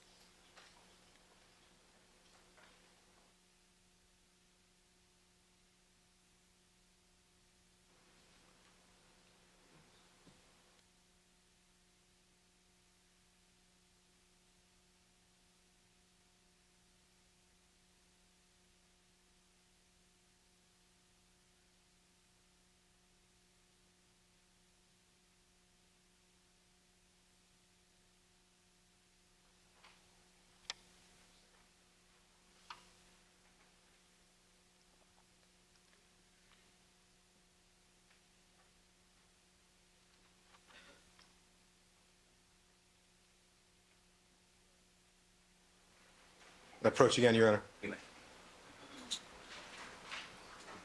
This, and I'm not sure, this may be a very similar form. Is this, do you recognize the form to your left at all? It has a little different writing on it. The left is the one I had. Okay. Let me, Your Honor. 1253. 1253? Yes. All right. Okay, so this one here, this is 1253? And this is the one you recognize, is that correct? That's the one I recognize, yes. All right. Let me place it before you and just take a quick minute and look at it.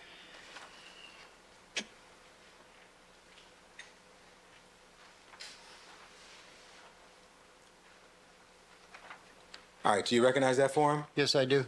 And where there's, about midways down this particular form, it says garage employee signature, and it says John. Whose signature is that? That's mine. And you are John Mraz, is that correct? That's correct. All right, now, did you have this form with you when you went over there to pick up this vehicle? This is the form I had right here. Okay. And so, for the record, did you fill out part of this form at all? Yes, I did. Can you indicate, in referring to the form, which portions of the form you filled out, what's in your handwriting? On the top of this form, I put Ford Bronco and two-door, color white. That's as far as I got, and the officer finished the rest. And was the officer this person, H-A-R-O, Haro? Haro, yes. All right. If I was to place this on the, I'd like to place this on the Elmo gun. You may. I want to ask some questions about it.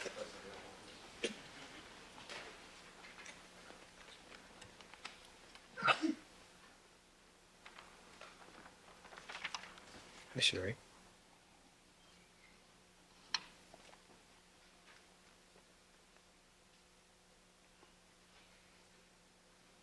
It's helpful to have a form. You can look down at the, I'm going to give him a copy of this form. You can also refer to the monitor there if you like to, sir. Okay.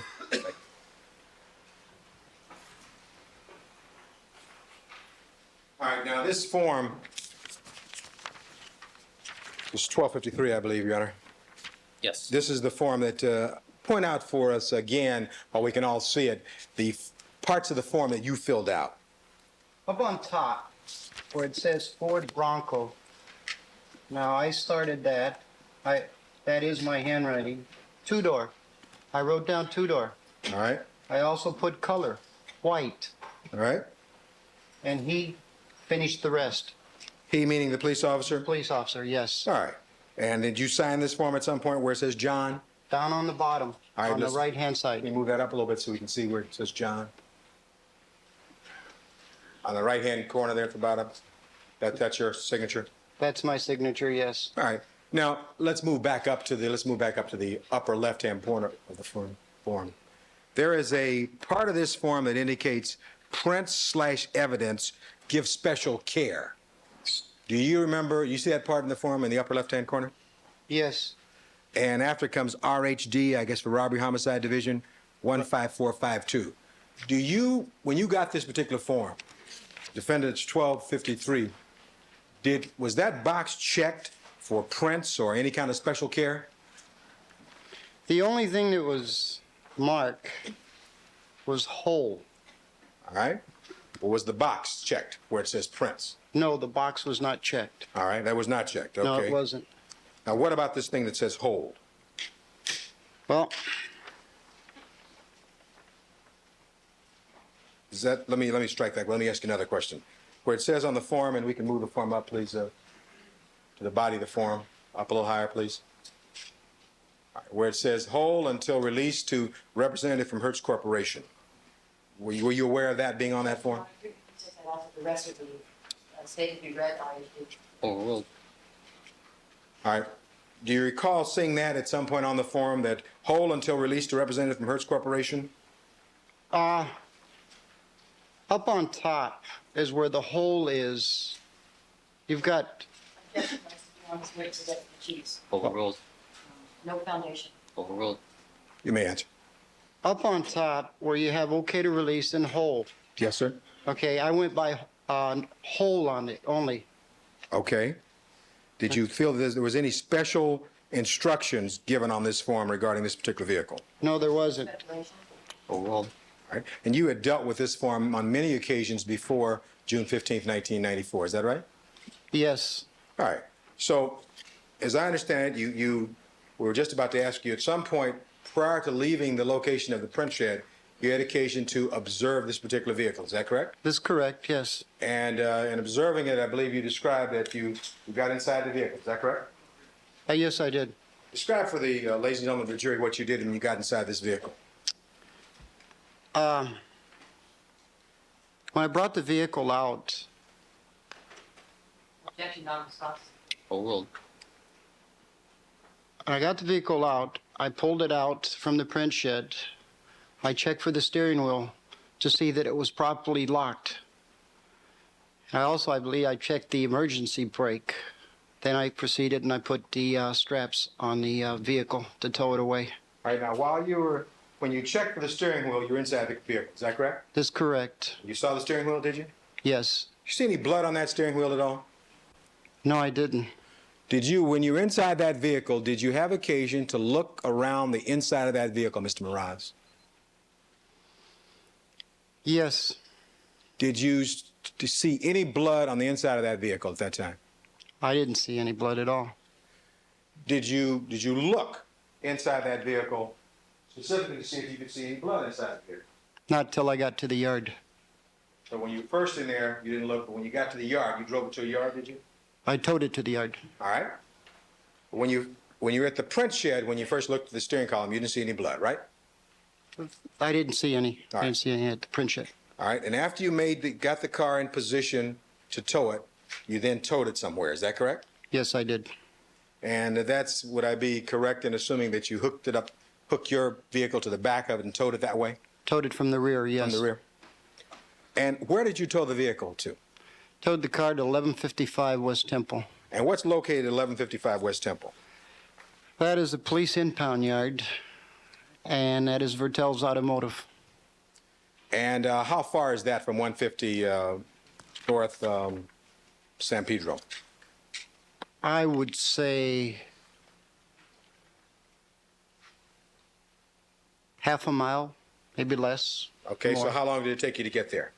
10 minutes. All right. Now, so you drove to Vertel's yard, is that correct? Yes. And as you got there, did you become aware of any media or any attention regarding this particular vehicle? I was followed by the news people when I got to First and Los Angeles Street. I stopped and I asked them not to follow me. Okay, they were following you? Yes. Do you have an idea so the jury can get an idea how many vehicles are? There was only one vehicle. It was a van. All right. And did they stop you? Did they follow you at that point, or did they stop? I stopped because I got the light and I got out of the truck. I walked over to them. I says, "Would you please not follow me?" All right. And did they adhere to that? Did they stop following you? Did they stop following you at that point? They followed me up to Temple. All right. And from Now, once you got to Vertel's, tell us what you did at that point. all the employees at Vertel's were waiting there for me. And when you say waiting, what was that? Why were they waiting for you? Well, I'd radio that I was in tow with OJ Simpson's car. And when you say all the employees are waiting for you, how many employees were there waiting for you at that time? I couldn't give you the exact count on that. Could have been 10 employees there at that time. 10? Yes. Do they have some particular interest in this vehicle? Yes. Okay, when you pulled into the yard at some point? Yes, I did. And what'd you do when you pulled inside? I pulled in and I backed up into one of the stalls that was there. And which stall did you back into, if you know? Well, the main lot. And okay, and was there a number to that particular stall? Well, the main lot is called T3. Okay, and is that a secure lot at all? No, it's not a secure lot. It's an open lot. So you backed the car up and put it in T3, an open lot? Yes. All right. At some point, did you unhook this particular vehicle? Yes, I did. All right. Did you have occasion to get back inside that vehicle again? Yes, I did. When you got back inside that vehicle, Mr. Mraz, did you get a chance to look inside specifically, see if there was any blood inside that vehicle? Yes, I did. And what did you notice, if anything, at that point? I didn't see any blood. Now, you told us that vehicle was coming from the print shed. Did you see any evidence as though the inside of that vehicle had been printed with any dark print powder at all? Car was not printed. And how do you know it wasn't printed? Well, through the years, I'm familiar with the print that they put on these vehicles. It's either gray or black that's put on these vehicles, and there was none of that on it. And are you saying there was none of that inside the vehicle? Inside or around the car. And you looked, did you? Yes, I did. Now, these other employees, these 10 or so employees of Vertel's who were interested in this vehicle, did they at any point come toward the vehicle once you arrived there? They were curious. They come over to start looking at the vehicle? Yes. Yeah, this might be a good point at this point. All right, ladies and gentlemen, as far as the jury is concerned, we're going to take our recess for the afternoon. I have a few matters I need to take up with the lawyers, so we're going to stop now at 5 o'clock. Please remember all my admonitions to you. Don't discuss the case amongst yourselves, form any opinions about the case, conduct any deliberations until the matter has been submitted to you, or allow anybody to communicate with you. As far as the jury is concerned, we'll stay in recess until 9 o'clock. Mr. Mraz, you're ordered to come back tomorrow morning at 9 o'clock. All right, let's clear the jury and then we'll resume.